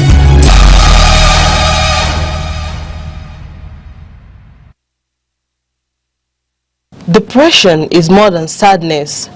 It is a medical condition that affects thoughts, emotion, and daily functioning. Many people struggle silently, masking their pains with smiles or busyness. This silence often makes the battle harder. Recognizing symptoms like fatigue, isolation, and loss of interest is an important first step. Depression is not a sign of weakness. It is a health challenge that requires care and understanding. Just like any illness, it deserves proper attention. Help exists through therapy, medication support groups, and open conversations. When society treats mental health seriously, more people find the courage to seek help.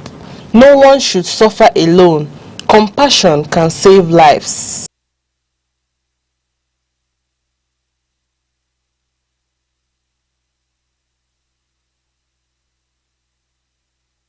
In the stories of ancient Greece, Achilles was more than a warrior.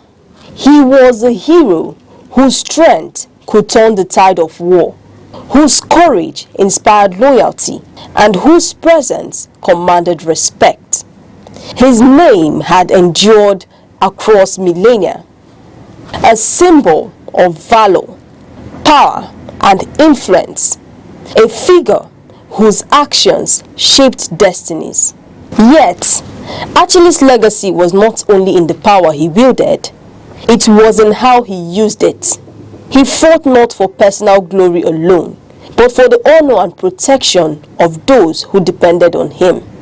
His might was purposeful, guided by responsibility and measured by the lives he safeguarded. Today, Nigeria faces battles of different kind. These are battles fought not with swords, but with policies and principles. Our enemies are corruption, insecurity, inequality, and leadership that too often prioritizes ambition over accountability. These are struggles that affect millions, shaping the future of a nation rich in potential but fraught with challenges. The story of Achilles carries a lesson for our time. Strength without wisdom and responsibility is hollow. Power without vision can destroy more than it builds. Leadership in Nigeria demands more than force. It requires courage, foresight, and a commitment to the people. True heroism is not in personal triumph, but in the welfare of those entrusted to your care. The heroism Nigeria needs is tangible. It is reflected in leaders who listen to their citizens, govern with accountability, and deliver policies that empower communities, safeguard livelihoods, and create opportunity. It is measured by children in classrooms, families with secure futures, and communities that thrive. It is heroism that transforms potential into progress and challenges into triumph. Achilles' greatest victories were those that protected his people and honored his obligations.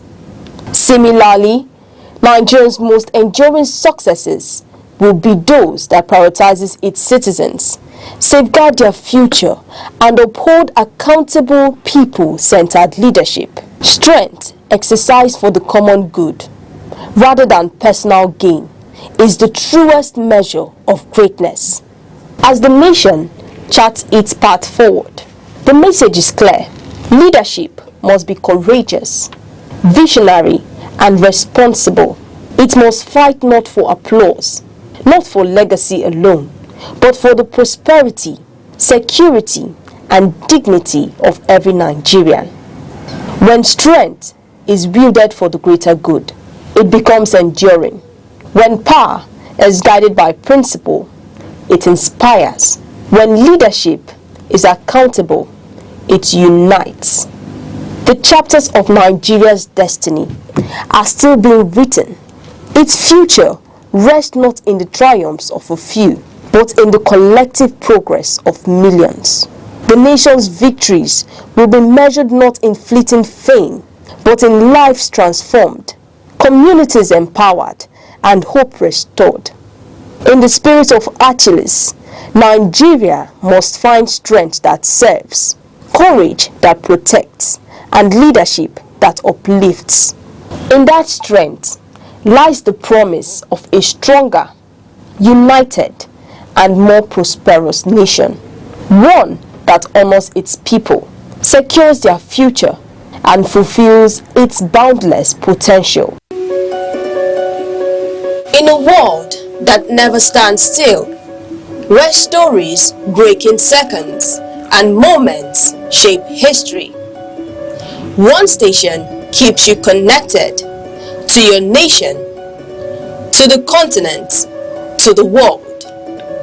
From breaking news to powerful stories, from business and politics to culture, lifestyle and entertainment, we inform, we inspire, we keep you ahead. This is more than television. This is your window to everywhere that matters. Aneke TV. Move with the world. A foremost historian, author and academic, Professor Chima Jacob Korie says Igbo-speaking communities represent a significant part of the diaspora. Professor Korie stated this during June 2025 edition of Nkatomu Ibe, a monthly distinguished speaker series organized by the Center for Memories. In his presentation, which he titled Igbo Gade, Reclaiming the Igbo Blueprint in the Cultural and Political Evolution of Sub-Saharan Africa, Professor Korie argued that Igbo migration was the largest migration in human history. That began some 5,000 years ago, and perhaps, if you look at the map also, an extension of that migration to what I call the African diaspora in the New World. So, what is important, of course, is to understand how the Igbo people were critical to these two levels of migration. Internal within Africa, external within the African diaspora. And I mean by the word here, diaspora, if you look at what is today the United States, Trinidad and Tobago, Haiti, Cuba, Jamaica, there's a large proportion of black people in those parts of the world. What is important for us is to think about how those people ended up in what is today referred to as the New World or the Americas. Perhaps 70% of those who ended up in the African diaspora from what is known as the Bight of Biafra were Igbo speaking. Right? So, they constitute a very important part of what is today known as the African diaspora. Perhaps in a state like Virginia in the United States, 60% of black Virginians have Igbo ancestry. The same with Cuba, right? So, I'm looking at those two forms of migration and to think and understand why the Igbo is important in assessing those migrations and their outcome. So let me place some, there's some emphasis on the Bantu migration which occurred within Africa. And when I talk about the Bantu migration, I want you to look at it from a linguistic point of view. How and why is the Igbo language related to Kikuyu, spoken in East Africa? How is the Igbo language related to Kosa, spoken in Southern Africa, right? How is it related to so many other languages in what is Sub-Saharan Africa? Linguistically, the Igbo speak a language that belongs to the larger family of languages known as Bantu or Niger-Congo. There's close to 100 million people across Sub-Saharan Africa speak these languages or related languages, collectively known as Bantu languages. How did this happen? What does the Igbo have in common with Kikuyu, as I mentioned earlier, Kosa, etc.? They share a common linguistic affinity. Scholars have explained this through the phenomenon known as Bantu migration or Bantu expansion. By 1000 BC, in a series of migrations, Bantu speakers had spread south of the savannah, across Angola, and to the great lake regions of East Africa. Over the next 1,500 years, they scattered throughout the Central and Southern Africa, interacting with indigenous people and absorbing those indigenous people as they moved along. Their migration throughout Africa is one of the largest migrations in human history. A migration that began 1000 BC and continued to the 4th century AD. The professor of history further examined how agricultural practices in its various forms were peculiar to the Igbos and how it was their chief source of employment. It can be speculated that the ancestors of the Igbo were part of these Proto-Bantu speakers whose knowledge of agriculture, especially tuber production, yam production, and iron working technology helped to people and colonize the rest of the subcontinent. If I had mentioned, the Leja, right? Iron works, which I think is phenomenal. If you go to Leja in Nsukka, that people were already working iron smelting here, centuries back. Those skills were very central, and the knowledge of yam production in the way the Igbo people began to expand and leave this area as they seek new opportunities for agriculture and absorbing indigenous people they encounter. Some of you may come across, if you look at Central Africa, the people they call the Pygmies, right? Have you heard the word Pygmies of the Congo, right? Those are indigenous people that these Bantu speakers, with their superior agricultural knowledge and iron technology, were able to absorb those people. But their language never remained sort of like Igbo. They incorporated other words from those existing languages. But what is important in terms of understanding the Proto-Bantu languages is that there are elements of those Proto-Bantu languages that have been retained, right, in sub-Saharan Africa. For example, we use the word Omo, right, to refer to children of Omo Chese, Omo this. Most Bantu speakers have the same prefix, Ba for people, right, Bakongo, and so on and so forth. So, a number of theories have been put forward to explain this migration. There is speculations that overpopulation encouraged some groups to move to new places in search of fertile land and in order to practice agriculture. It is important to emphasize that both the development of agriculture and the existence of unusually high population density have been a defining character of Igbo land even to today. The long history of plant domestication is evident in the large variety of food crops and edible plants in Igbo society.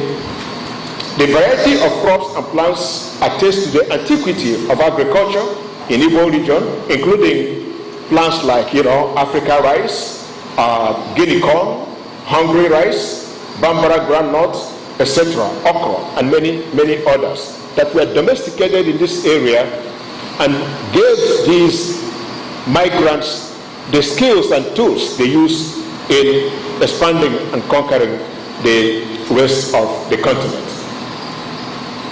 Now, accounts of captives of Igbo origin in the New World provide an unusual and rare glimpse into the agricultural and exchange economy of the Igbo.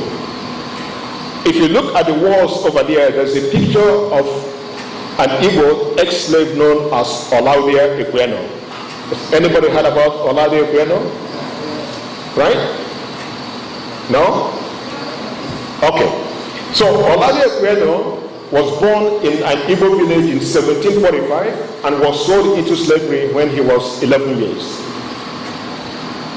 Ekweno recorded later when he wrote his autobiography in 1799, he recorded life and livelihood in his village. There are speculations that it comes from Iseke, which is today in Ihia.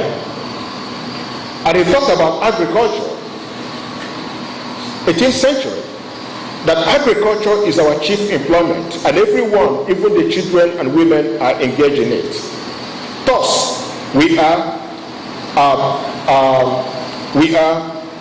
a habit of labor from our earliest years.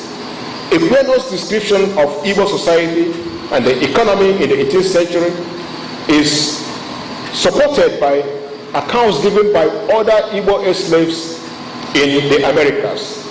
Another Igbo slave in Jamaica, known as Archibald Montes, was born in 1799 in Igbo land and was enslaved in Jamaica. He affirmed in his memoir that yams, potatoes, and Indian corn were an integral part of Igbo agriculture in the 17th and 18th century. 19th century accounts offer more perspective. In his journey to Bonny in 1840, Hermann Kohl, a German doctor, noticed that the Igbo exported agricultural produce and methyl goods to Bonny. He described the Igbo as rich in natural products including maize, rice, yam, oil or palm oil, dyewood and cotton, and was quite indispensable in providing staple food to Bonny. Bonny is in the riverine area, right? W.E. Crew, who visited Nsukka in 1866, was impressed by the abundance of agricultural produce, and he described that in the markets they abound in corn, palm oil, palm wine, fish, deer, meat, dog, and other products like fowl, tobacco, eggs, and yams.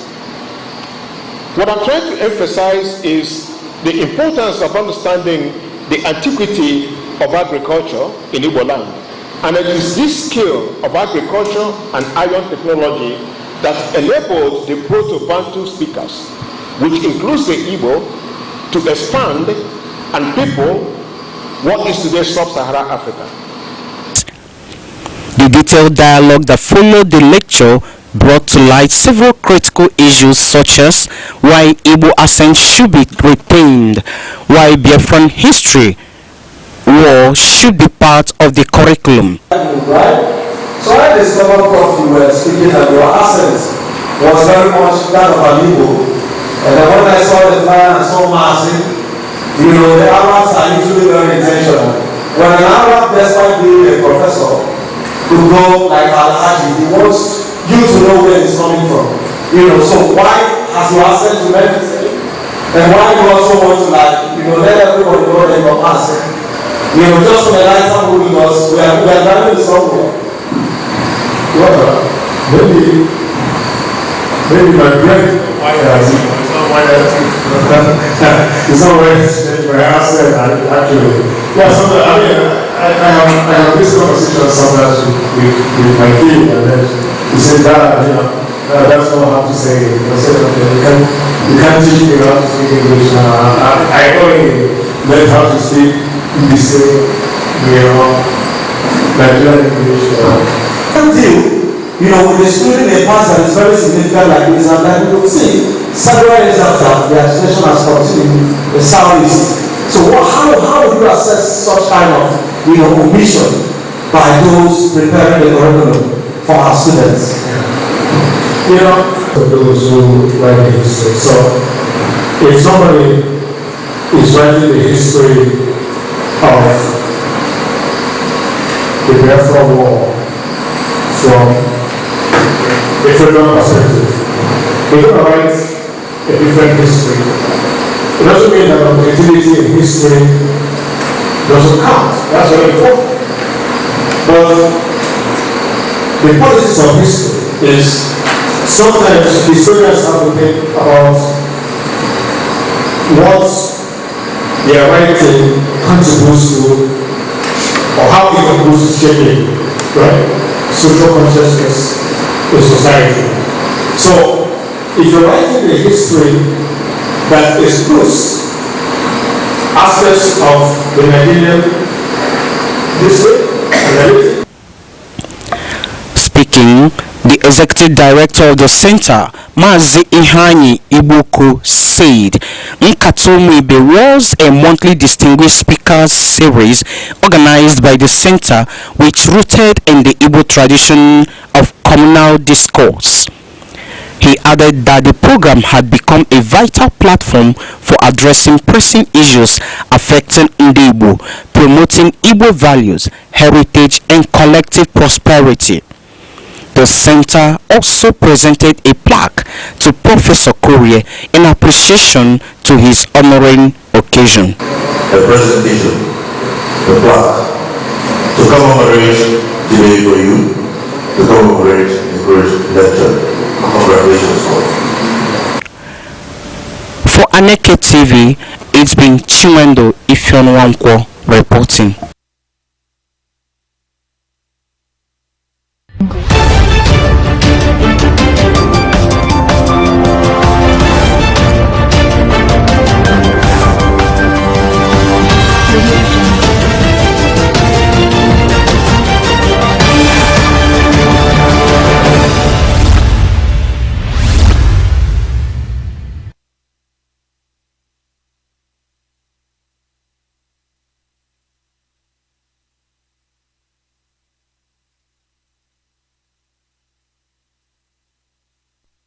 Good afternoon and welcome to the top of the hour news on Aneke TV, bringing you the latest updates from across the nation and around the world. I'm Deborah Wakaba. Now over to the headlines. As Kaduna Governor El-Rufai to face cybercrime charges on February 25th. FAAC revenue set to improve following Tinubu's executive order, Finance Minister. And now the news in details. Bearing on foreseen delays, former Kaduna State Governor Nasir El-Rufai is set to be arraigned before the Federal High Court Abuja on February 25th. The arraignment follows a 3-count criminal charge filed by the Department of State Services, DSS. This case has been assigned to Justice Joyce Abdul Malik with a hearing notice officially issued to both parties. The DSS alleges that El-Rufai committed cybercrimes and violated the Communications Act, including unlawful interception of telephone communications. According to the charge, he was involved in bugging the phone of the National Security Advisor, Nuhu Ribadu. The offense falls under Section 12, Subsection 1 of the Cybercrimes Prohibition, Prevention, etc. Amendment Act 2024, which criminalizes unauthorized access to communications. Count 1 of the charge specifies that El-Rufai, during an appearance on Arise TV's primetime program in Abuja on February 13, admitted that he and associates unlawfully intercepted the NSA's phone communications. DSS investigators claim this constitutes a direct violation of national cybercrime laws. The arraignment comes amid rising national debate on cybersecurity and privacy breaches by public officials.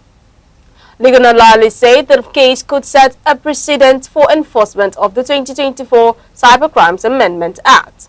The court will determine bail conditions and the trial is expected to draw significant media attention.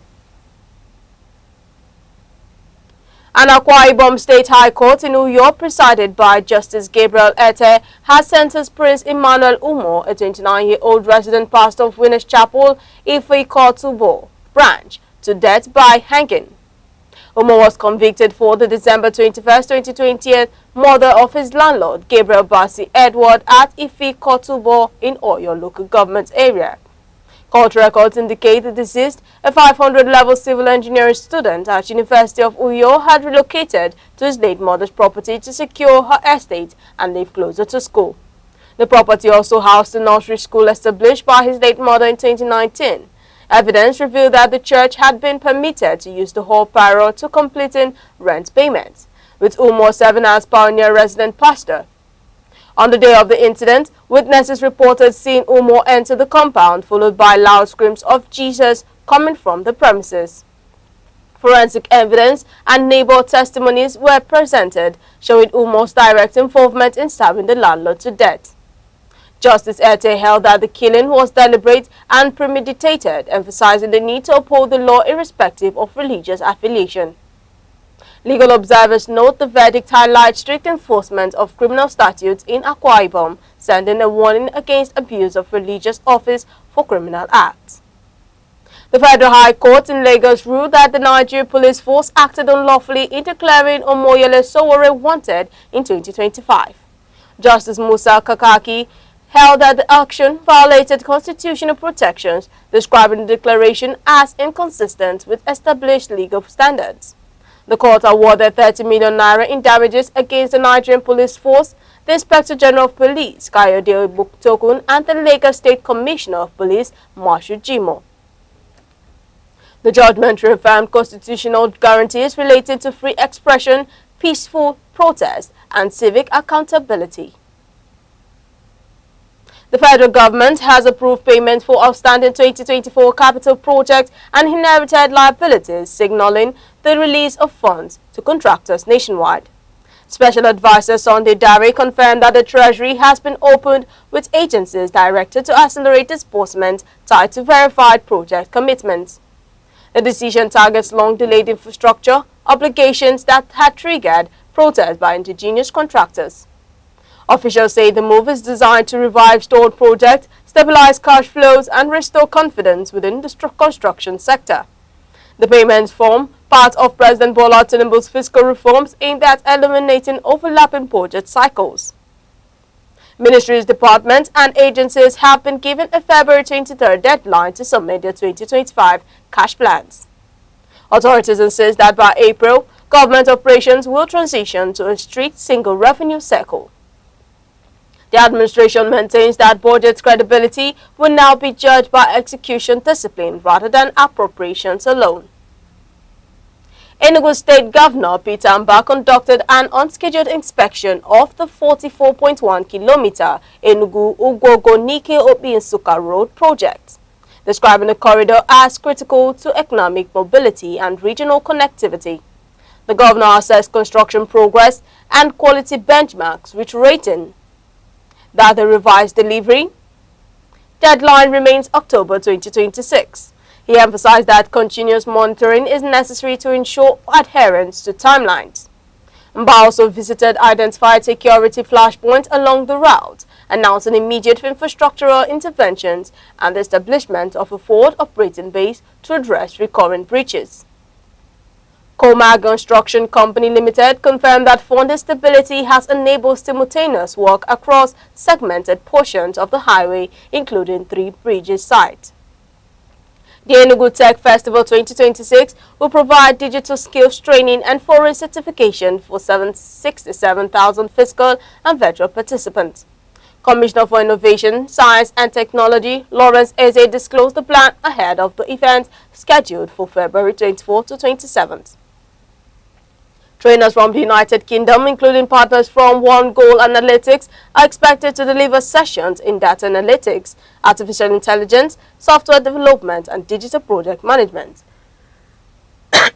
Officials say the initiative aligns with the state broader digital economy strategy focused on workforce competitiveness, innovation ecosystems, and technology-driven enterprise growth.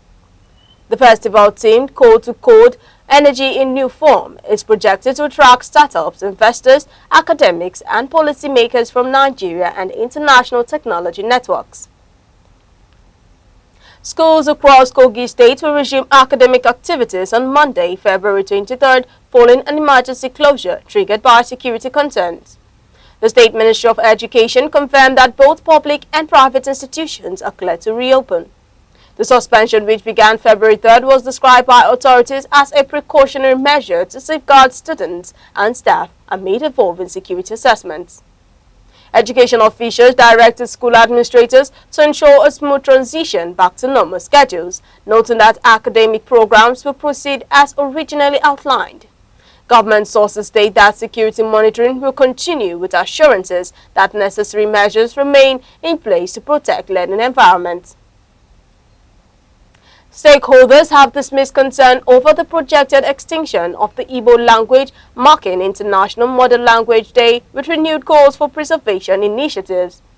Language advocates emphasize the importance of cultural transmission, education policy support, and intergenerational learning. Experts identified media engagement, curriculum integration, and community-based programs as critical tools for linguistic sustainability. Participants stressed that revitalization efforts remain essential to strengthening indigenous identity and heritage continuity.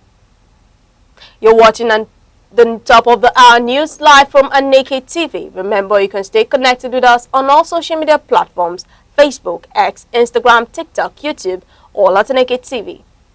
Now here's a quick recap of the major stories making the news. Ex-Kaduna Governor El-Rufai to appear in court February 25th over cybercrime allegations. And coming up shortly, FAAC revenue expected to rise following President Tinubu's executive order. Minister. We'll be right back. In a world that never stands still, where stories break in seconds and moments shape history, one station keeps you connected to your nation, to the continent, to the world. From breaking news to powerful stories, from business and politics to culture, lifestyle and entertainment, we inform, we inspire, we keep you ahead. This is more than television. This is your window to everywhere that matters. Aneke TV, move with the world.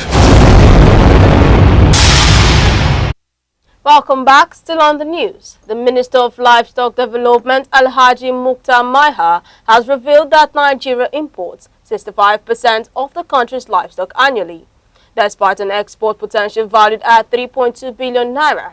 He made a disclosure before the National Assembly Joint Committee on Livestock Development, defending the ministry's 2026 budget estimates.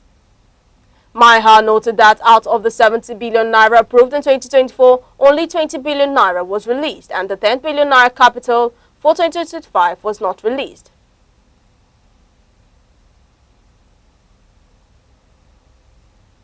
Creating major operational gaps. Lawmakers criticized this as lip service to the development of the livestock sector, questioning the government's commitment to economic diversification.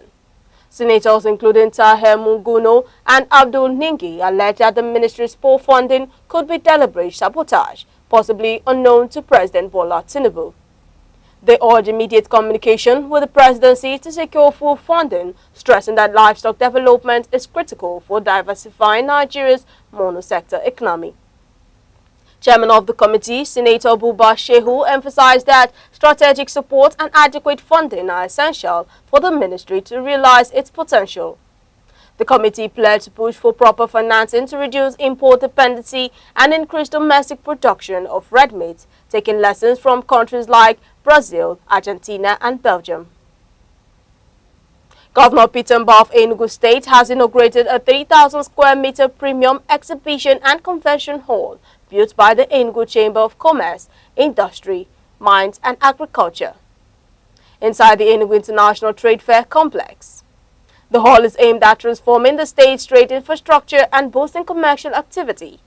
Represented by Dr. Samuel Obunwobodo, the Commissioner for Trade, Investment and Industry, Mbah praised the Chamber's leadership and described the project as aligned with the state's vision to grow Enugu's economy to $30 billion.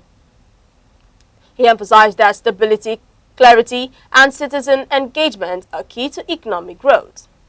ECCIMA President Odega Jidonwo stated that the project, costing approximately 500 million naira, was fully funded through internally generated revenue and donations.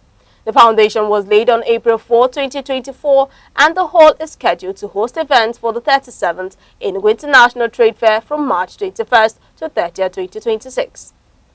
Former ECCIMA President Reverend Ugochukwu Chime noted that self-help was necessary after federal support failed. He urged continued prudent management of the Chamber's resources to ensure further expansion. The hall's completion is seen as a landmark achievement for private sector-led development in the Southeast region. Dr. Doris Uzoka Aneke, Minister of State for Finance and Chairman of FAAC, has praised President Bola Tinubu for an executive order mandating the direct remittance of certain oil sector revenues to the Federation account. The order aims to safeguard oil revenues, reduce leakages, and improve distributable income across all tiers of government. Speaking in Abuja, Uzoka Aneke described the directive as a structural fiscal reform, moving Nigeria from a retention-based oil revenue model to a gross remittance, Federation-first approach. It suspends the 30% allocation to the Frontier Exploration Fund, FEF, eliminates management fees to NNPC Limited, and ensures gas flare penalties are remitted directly to the Federation account. The minister warned that sudden liquidity inflows from increased revenue could spur inflation and distort markets. She recommended phased disbursement of one-off recoveries, strengthen the excess crude and stabilization buffer, and prioritizing capital expenditure to expand productive capacity. Uzoka Aneke also announced plans to monthly transparency dashboards, production to remittance reconciliation, and clear reporting of incremental inflows. She emphasized that enhanced fiscal discipline is critical to prevent fiscal complacency, reduce debt, and ensure investment in infrastructure, agriculture, and energy sectors yield sustainable growth.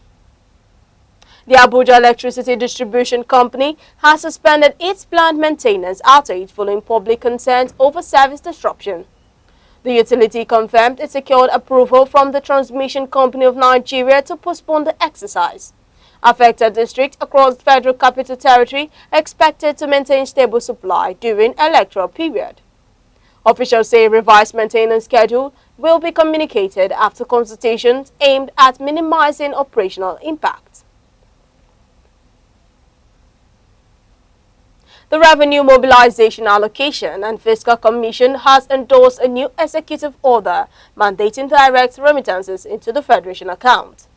Chairman Mohammed Shehu described the directive as a structural reform addressing revenue leakages. The policy requires royalties, penalties, and related earnings to bypass prior deduction frameworks. Officials project that the measure could significantly strengthen government revenues and fiscal stability. Brazilian forward Neymar has indicated that retirement remains under consideration ahead of the 2026 season. The striker, currently playing for Santos, cited injury challenges and fiscal demands. Neymar recently returned to competitive action following extended rehabilitation. The player maintains that participation in the 2026 World Cup remains a key objective. Former national team captain Segun Odebami has renewed calls for greater involvement of ex-internationals in football administration. Odebami argued that practical experience remains essential for strategic development of the sport. He made remarks ahead of a charity exhibition involving veteran players. Stakeholders say debate over governance reforms continue with Nigeria's football community. Nigeria Super Eagles to participate in a four-nation invitational tournament in Amman. The competition features Iran, Costa Rica, and host nation Jordan. Team officials describe the fixtures as preparation for upcoming international commitments. Organizers are expected to confirm match schedules and kick-off times.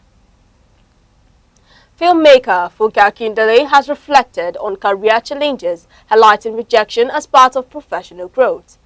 The actress referenced early milestones, including return of Jennifer. Akindele encouraged emerging creatives to maintain resilience and focus. Industry observers note her continued influence within Nigeria's cinema landscape. Actress Lizzie Gold has responded to allegations linked to colleague Ekene Umenwa. The dispute centers on claims of reputational attacks and misinformation. Fellow performer Destiny Etiko has commented on the controversy. The incident has intensified discussions surrounding professional conduct within Nollywood. And finally, before we go, here's a recap of our top stories. Former Kaduna State Governor Nasir El-Rufai is scheduled for arraignment in the Federal High Court, Abuja, on February 25th. He faces a 3-count criminal charge filed by the Department of State Services, DSS, including alleged cybercrime and unlawful phone interception. The charge relates to the alleged bugging of the National Security Advisor's phone, Nuhu Ribadu, and includes an admission reportedly made by El-Rufai during an Arise TV interview on February 13, 2026. The Minister of State for Finance, Dr. Doris Uzokanite, has praised President Bola Tinubu's executive order on oil revenue remittance. The order mandates direct remittance of oil sector revenues to the Federation account, ending certain deductions and suspending allocations to the Frontier Exploration Fund and management fees to NNPC Limited. The reform aims to strengthen revenue discipline, improve distributable income to federal, state, and local governments, and reduce revenue leakages.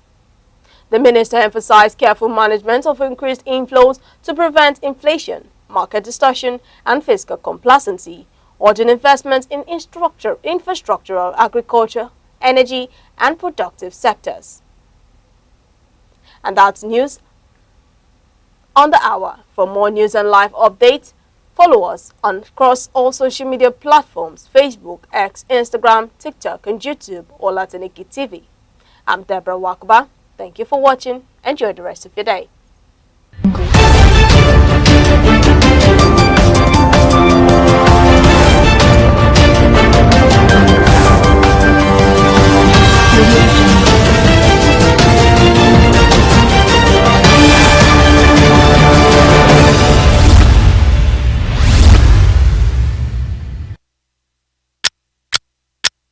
Every second The world changes, markets rise, leaders speak, stories unfold.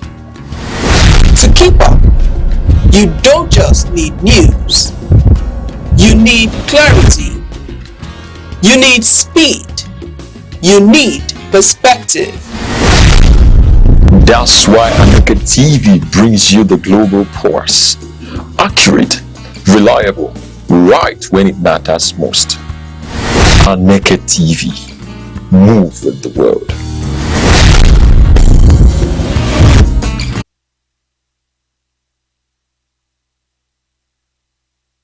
Imo State unfolds like a living poem, a tapestry of memory, aspiration, and transformation.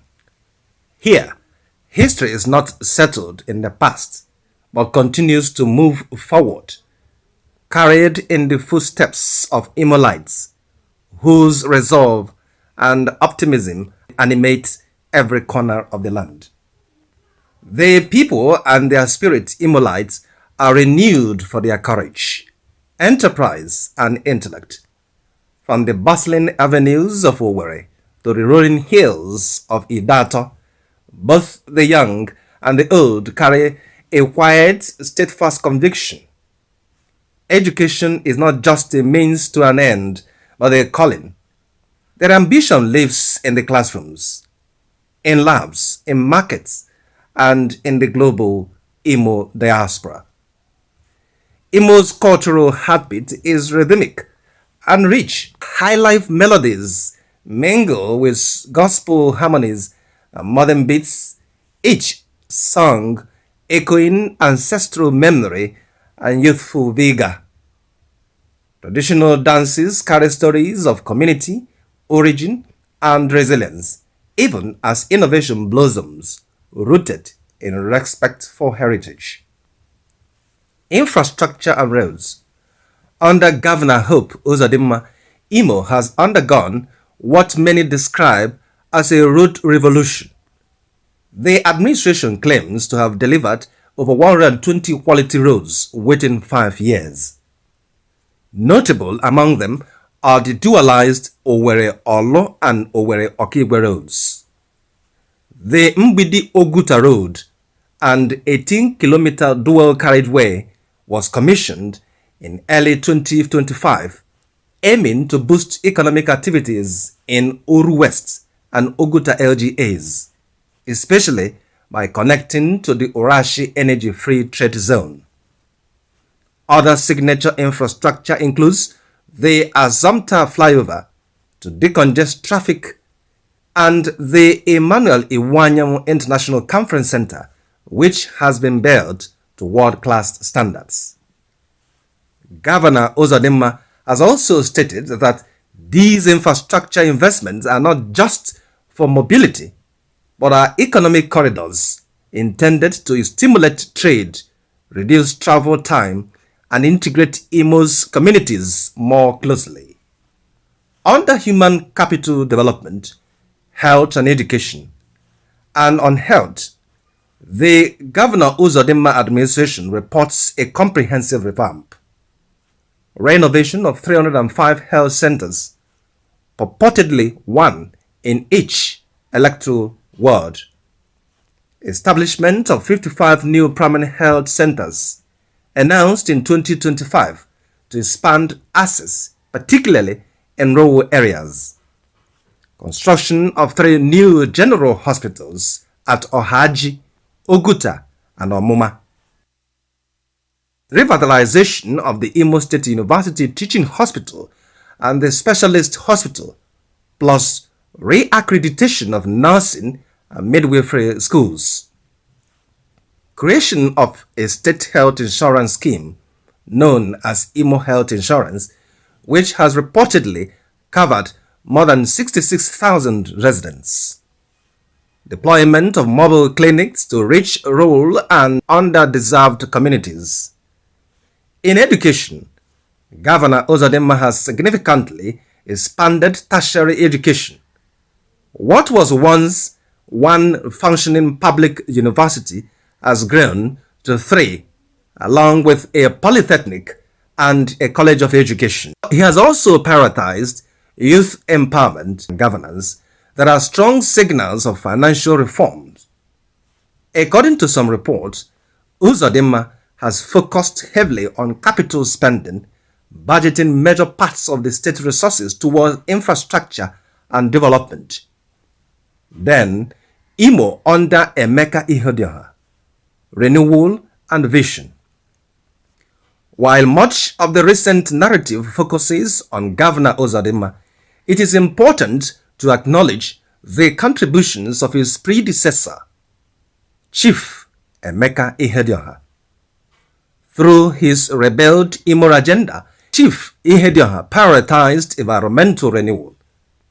There were efforts to restore drainage, improve waste management, plant community trees, and reintroduce refuse compactor vehicles.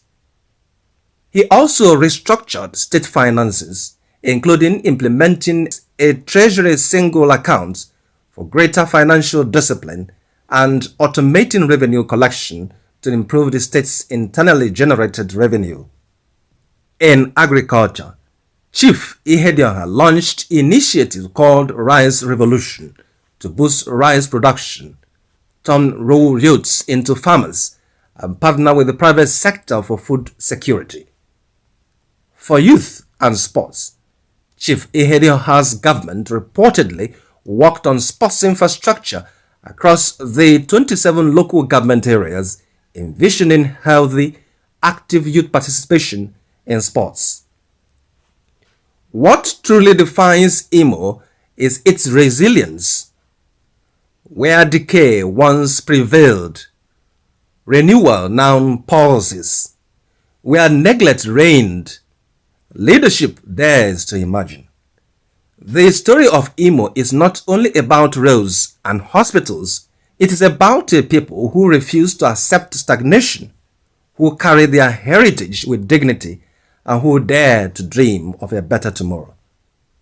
As night falls over palm-lined hills and Owerri streets, hum with life, Imo is not just a place, it is a promise built in classrooms, clinics, markets, and fields.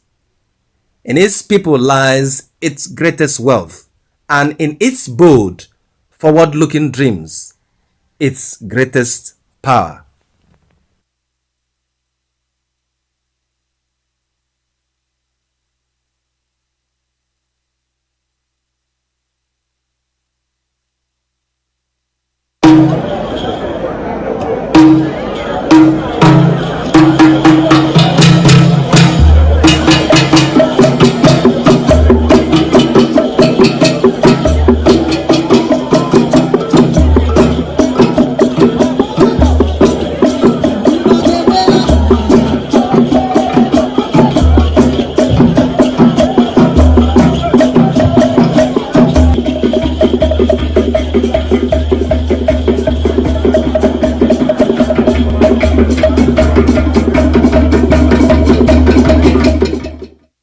Ekene gị bụ onye ọma na-esonyela anyị na nzukọ ụmụ nwanyị na Aneke TV. Anyị abatakwa ka anyị karịa dịka ụmụ nwanyị anyị bụ, dịka ndị nne, dịka ụmụada, ndị na-ekwuchite ọnụ, ndị na-enwero ndị na-ekwuru ha. Maka asị na-abịa n'obodo mgbe o mebibe kpọọ ụmụada, ha ga-agwa gị ya ka o si wee dị mma. Na nzukọ ụmụ nwanyị nke izu a, ihe anyị na-eji neba anya bụ ọ bụrụ onye oyibo, I say I don't know how to put it correct. Agwakwa m ha na m agaghị school, mana ndị na-ebe a bụ ndị gachacha ụlọ akwụkwọ gụọ onye ọfụma, mana mụnwa ga nke abalị. Mana nke abalị ma na ihe anyị na-eji n'anya tata bụ ụmụ ebe anyị gara asị na a na-edeba afa, ya deba afa, e-registration, ama m ndị na-edeba afa ha. Mana ihe m fụrụ ebe ahụ bụ amanya mmiri. Ụmụ nwanyị juru ebe niile, eti ka anyị si eti, ojebego onye nke anyị. Ịgụọ ụmụ nwanyị n'ebe ahụ, ha bara ụba, ụmụ nwoke dị mkpụrụ one na one. Mana mgbe o luzi n'inye ha oche ha ga-anọ ebe dị iche iche, na kanselọ, na House of Assembly, na Senate, na House of Rep, echeta na ụmụ nwaanyị ekwesịghị ịga. Onye aka anyị ji wee sị ka anyị nekene anyị ihe kpatara na mgbe ụmụ nwaanyị kwesịziri ije ewebe anyị n'azụ. Ọ gịnị kpatara ya? Naanị ihe ị ga-eme bụ sonyela anyị, maka ama m na mgbe nkata a ga-agacha anyị ga-ama ebe mmiri si wee baa n'opi ụgbọgịrị. Abụ m Ngozi Ọtahumele. Ndị mụ na ha nọ na nke izu a dịka nsi wee kwuo bụ ndị jere akwụkwọ n'efifie ya na n'ụtụtụ maka ndị otu anyị je n'abalị.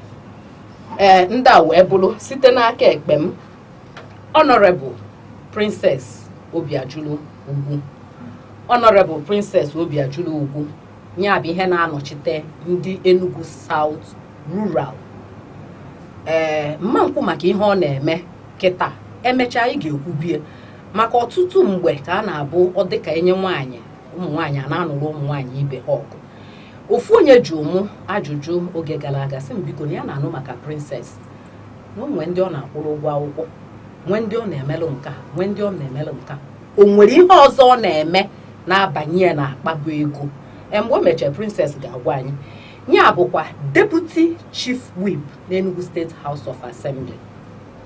Wee na-asị gị nnọọ na nke izu a Princess Obiajulu Ugwu, daalụ maka isonyela anyị. Daalụkwa maka ịkpọbata m ebe a taa. Onye ọzọ anyị na ya so wee bụrụ I put it to you Barrister Nnenna Anozie, Her Excellency. Ọ ihe ọ bụ. Ọ nọ na aula, ọ nọ na MBA, ọ nọ n'ihe niile na-ekwuru ụmụ nwaanyị ọnụ ha. Ụmụ onye ị ga-eje n'ụlọ ọgụ mana emechaa anyị ekwuo maka nke ahụ.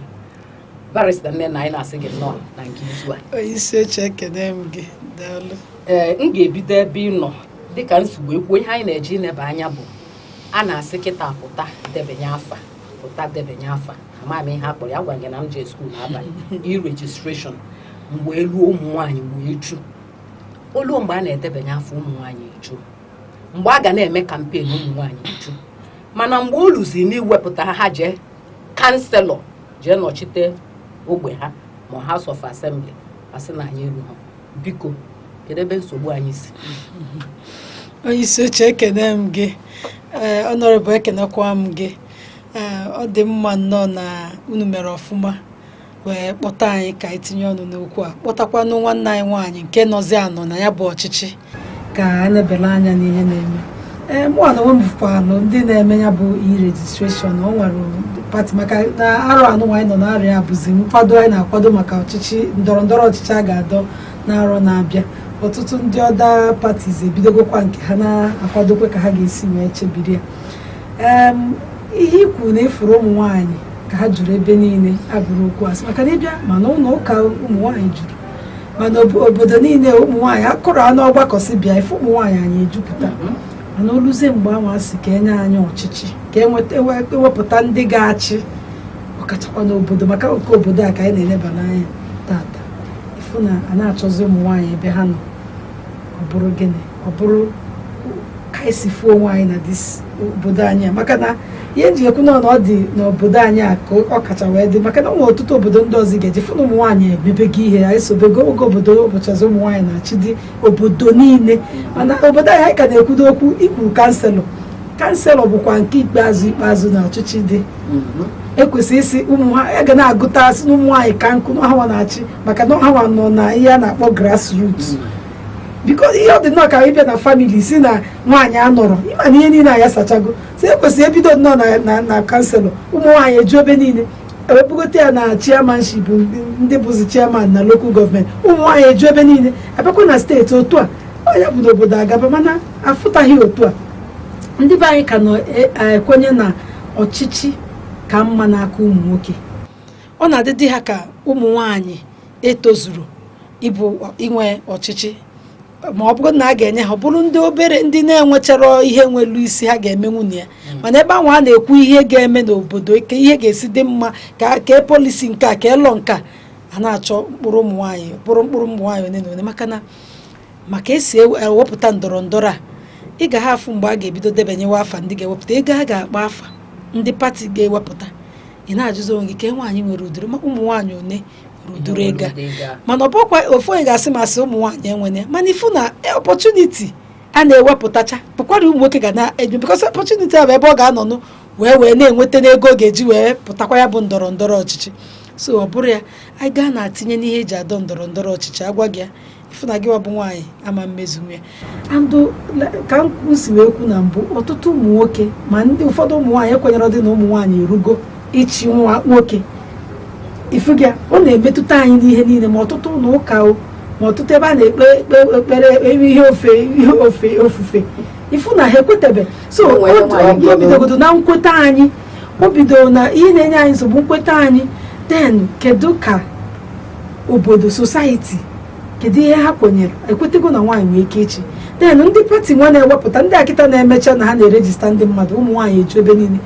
Ihe ha believe bụ na ụmụ nwaanyị a ka anyị jiri ha wee nweta ihe anyị na-achọ. Mgbe elu na nwaanyị a na ụfọdụ asị gị enwere gọvanọ na-achị mgbe ahụ bịakwute asị biko ka anyị chọrọ ka iwepụta nwaanyị ka ọ bịa solu gị bụrụ onye nke ịbụa gị. Ọ sị na ụmụ nwaanyị mekịta ha nụọ di, ndị nụrụ di amụọ nwa, ndị mụrụ nwa eje ọmụgwọ.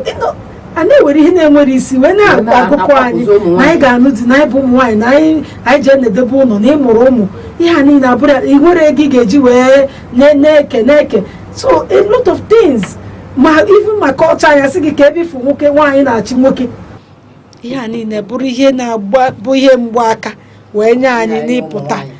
Mana nke kacha njọ na nke ndọrọ ndọrọ ọchịchị a bikos ama mmụọ nwere ebe kọchọsis ga-abịa na bụrụ gọvanọ ma ọ ga-abịa na bụrụ kanselọ kama nọ sistem anyị furu onwe anyị. Ya na ya nwaanyị bụ financial secretary, women leader na ihe ndị ọzọ ebe so maka na financial secretary bụ onye ga-edi ya onye ga-ejide dị ego so ihe a bụ amarọ m ka agba nkọcha bebi mgbe nwanne anyị tinyere ọnụ ihe a ga-ekwukarị.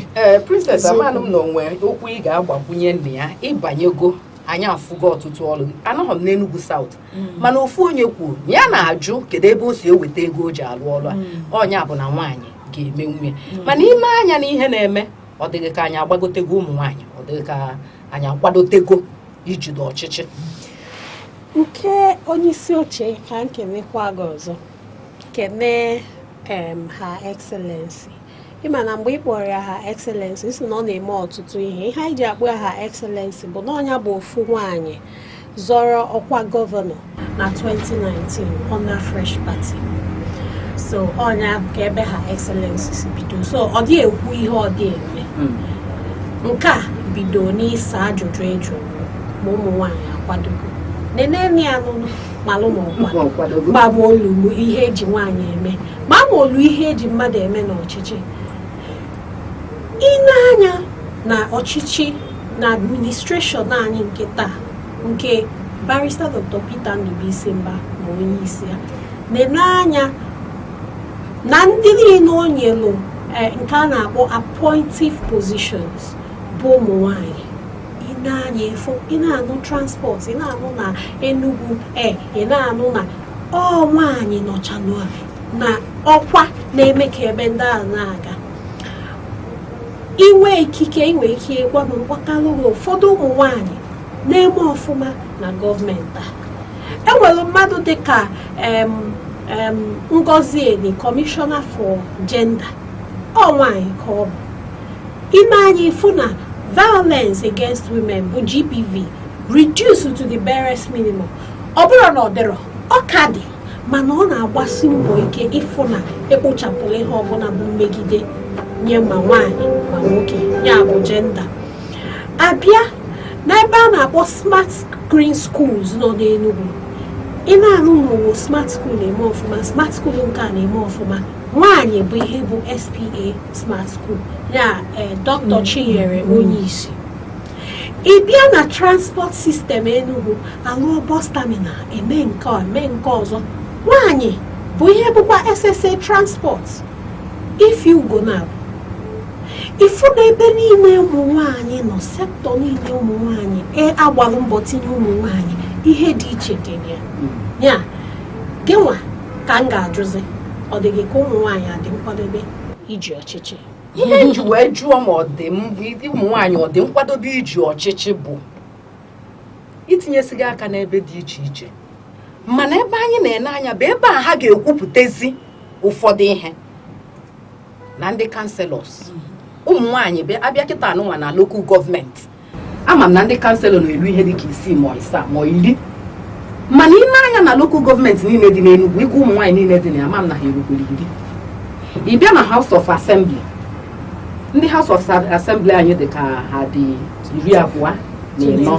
24 ụmụ nwaanyị one na ebe ahụ ebe ụmụ nwaanyị ga-ekwu okwu mee ihe a na-afụ anya ịma mfụ ụmụ nwaanyị onwe ihe o mere na nwaanyị bụ ka na deputy gọvanọ rụọ ọrụ ọfụma kemgbe ekele Enugu sọsọ ofu ugbo ka nwaanyị bugo deputy gọvanọ onwe ihe o mere na enye nwaanyị deputy ihe o ji dị mma na ibido n'oge wee na-ekwu okwu a dịka mụ na ha excellency bido na-akpa mgbe anyị na-akparịta ụka tupu anyị ebido ihe mmemme a anyị na-eme ihe o ji dị mkpa bụ na anyị ka bido n'oge ndị Igbo na-asị na ebido n'oge chụwa ewu dị ojii anyị ebidogo n'oge ihe a na-akpọ advocacy ọ ga-adị mma ma ụmụ nwaanyị a niile pụta anụ na-eme e-registration APC anyị na ha tinye aka ọnụ ofu onye jụrụ m kedu mkpa ọ dị na ya rejista wee bụrụ onye pati nsị na mkpa ọ dị bụ na irejista ha as onye pati iwe nwee ike wee kwuo onye a ga-enye tiketi na praịmarị na onye a ga-eje maọbụ na onye ame nje mana ọ bụ na irejistara ị ga-anọ n'ilo na-aba mba ị ga-atụwukwa vootu mbosi vote maka na ịdị registered as an INEC na INEC as a voter registered voter mana ndị ga usoro eji arọpụta ndị ga-aga ịzọ ọchịchị anwa ịma nwe nkwuwa okwu ebe anwa so ọ dị mkpa na onye ọbụla gbanye tinye aka debanye n'ọchịchị abịa na ihe ị na-ajụ m maka ụmụ nwaanyị ihe mee na ụmụ nwaanyị ha na-abịakwa ịbịa ụmụ nwaanyị ga-emenwu ya anyị ga-emenwu ya ọfụma mana ọ dị mkpa ọkacha kịta anyị nwere onye na-ege anyị ntị ọtụtụ oge m na-asị ndị mmadụ na ihe nji wee jee n'APC ihe nji kwete banye APC bụ na 2022 anyị nwere 5 bills ụmụ nwaanyị wete na National Assembly ekwu dị maka ya na-edi anya etufuo ya efefuo ya ọ bụrụ Tinubu bụ onye isi ala mgbe ahụ mana Tinubu a bụ onye isi ala ọ bụgokwanụ gọvanọ steeti o wee kwado nwunye ya wee bụọ esinetọ onye omeiwu nke kachacha elu na Naịjirịa ọ kwụsara ebe anwa ebidokwa ọzọ kịta o nwee ihe a na-akpọ reserve seat for women's bill anyị na-ekwu okwu ya kemgbe ebido constitution review ịma na Tinubu chọọ ka nwunye ha laa etinye n'ọnụ na ihe reserve seat bill nwunye ya ma etinye mana ọ na-akwado ya a na-alọbi a na-advocate ka o wee bụrụ na emeela ụmụ nwaanyị oche pụrụ iche maka na ụmụ nwoke na-asị ụnụ na-asị nye anyị 35% nye anyị kwota onye ga-apụrụ gị n'oche ndị nke ụmụ nwoke mụ na ha nọ na house ọ na-eme anyị nsị ha na odo next dispensation na anyị ga-enwekwa 8 that is to represent 35 ha sị princess ọmụ a ka ị ga-achụpụ n'oche anyị eweli amụ mana nke bụ eziokwu bụ na kịta bụ oge anyị ka bido n'oge chụwa ewu adị ojii maka na anyị nwee gọvanọ na-ege ntị nwee prezident na-ege ntị ihe ụmụ nwaanyị nwee prezident na-ege ihe ụmụ nwaanyị na-amasị na-emetụta gọvanọ anyị na-ekwu ebe ọbụla nje ihe o ji dịka ma eweli isi m tinye n'ebe Peter Ndubisi Mba nọ bụ na mgbe anyị bidochara administration na mgbe omebe kabinet ya ka anyị nwere interaction nwesịa onye isi nekwa na ịbụkwa gọvanọ nekwa na onye ọzọ bụkwa deputy kekwa na otu anyị ga-esi wee nwee ụmụ nwaanyị nekwa na anyị dị ịbụọ na House of Assembly kedu ka a ga-esi gọvanọ anyị wee sị na appointment ya ga-emeke sure na anyị nwere ọtụtụ ụmụ nwaanyị and o melia anyị nwee up to 50 nke mma mgbe m kaụntụ mgbe m gụrụ ọnụọgụgụ aka na-ekwu ka a na-ekwu ebute reserve seat bill public hearing Governor Peter Ndubisi Mba bụ the first governor endorsed that bill ka enwee ụmụ nwaanyị nwee oche ya ọ bụrụ na ụmụ nwaanyị ga-achịkọnata onwe ha ọnụ jekwuwe ndị isi anyị mewe ha na-akpọ advocacy mewe ha na-eme a na-akpọ lobbying n'oge o nwere ike anyị enwe ike wee kwụọ onye ukwu ha maka na ọ dị m ka nsogbu anyị ọ dị ebe ụmụ nwaanyị nọ ma ọ bụkwa ma nsogbu anyị ọ dị ebe ụmụ nwaanyị nọ nsogbu anyị dị ebe ụmụ nwaanyị nọ.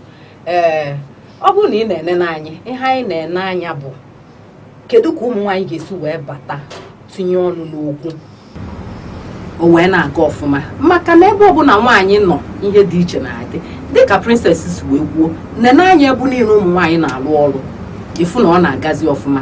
Ya bụ na echiche m bụ na ọ bụkwa na-enye ụmụ nwaanyị ohere, ọ bụ na ha dị bụa na House of Assembly mee ka ha luo 6, mee ka ha luo 10.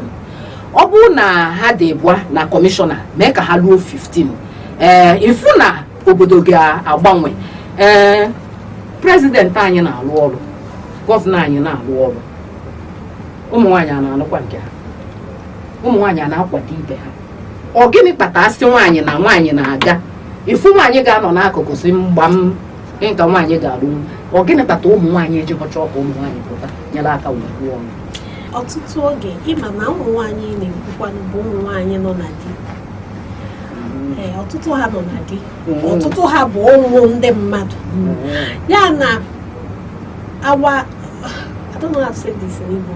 Okay, so our society makes it look like every nwatakịrị nwaanyị ọbụla maọbụ nne nwaanyị ọbụla onye ọbụla bụ nwaanyị nọ n'okpuru nwoke. Ịma nkwu ma nwoke ekwube. Ọ bụgodị na ịchọ inwe all the wisdom, they don't want you to say it because na ịbụ nwaanyị. Nke a bụ ofu. Nke abụọ, ha na-eyi ụmụ nwaanyị egwu n'ịpụta n'ihe politiks, n'ịpụta n'ihe ọchịchị. Ha sị gị mba agakwa n'ebe ahụ, a ga-emekwa nke, a ga-emekwa nke ọzọ. Nke ịtọ abụrụ ọtụtụ oge ụmụ nwoke na-eji ajọ okwu wee gwa ndị nke ha nwee n'ụlọ banyere nwaanyị nke pụtara apụta. Ha sị gị ije gị ije so ịchọ ije soli anụ ka ije soli ya mewe ihe ọ na-eme di ya ụda anụzi ya nwezi, they tell you things that will make you ihe ga-eme gị isi ọ bụkwa etu aka politiks nwadị ka ị ka na-eme ya ka ị ka na-ekwu nke ahụ ka ha ka ị na-ebidozi na-afụzi. For instance, ịfụwazie nwa bụ princess asa ajọ mmadụ na mesolugo ndị politiks. Ya echi ọ dịzie izi apụtasị gị ngwa ka ewepụ princess tinye Okeke Okafọ, isi eziokwu nwaanyị akwado ozugbo. Oje CWO sị yes wepụnụ nwaanyị. Ọ bụrụ ihe poison, ihe a gwara ya n'ụlọ ma di ya ma ụmụ nwoke gba ya round, ihe ha gwa ya o mee ya ọ dị ya ka nwaanyị ibia etoruro. Anyị kwesịrị ịnanya sị ụmụ nwaanyị ma ọ na-emete ma ọ daghị emete, ndị nke anyị fọrọ afọ anyị ga na-akwagide ha. Ha nọrụgodi n'ebe a nọchite oche anya ahụ, maka na ihe na-atụ m ụjọ mgbe ụfọdụ bụ na o nwere ike ịka na-eme ka ị na-eme ewepụ nwaanyị ahụ eweta nwoke tie chi ọzọ. Nọmba anyị bụ ụmụ nwaanyị aka na-ajụ. Daalụrị nne. Gị bụ onye ọma na-esonyela anyị, ama m na ọ na-adaba dịka anyị si ekwu, maka na anyị bụ ụmụ nwaanyị anyị agbachigo nkịtị karịa ka anyị kwesịrị ịgbachi nkịtị. Oge erugo mgbe anyị ga-eti mkpu, anyị ebidogokwe ntibịa anya bụ mkpu. Ka anyị gbatị ụkwụ, ọ bụ na anyị nachite azụ anyị na-aga n'ihu.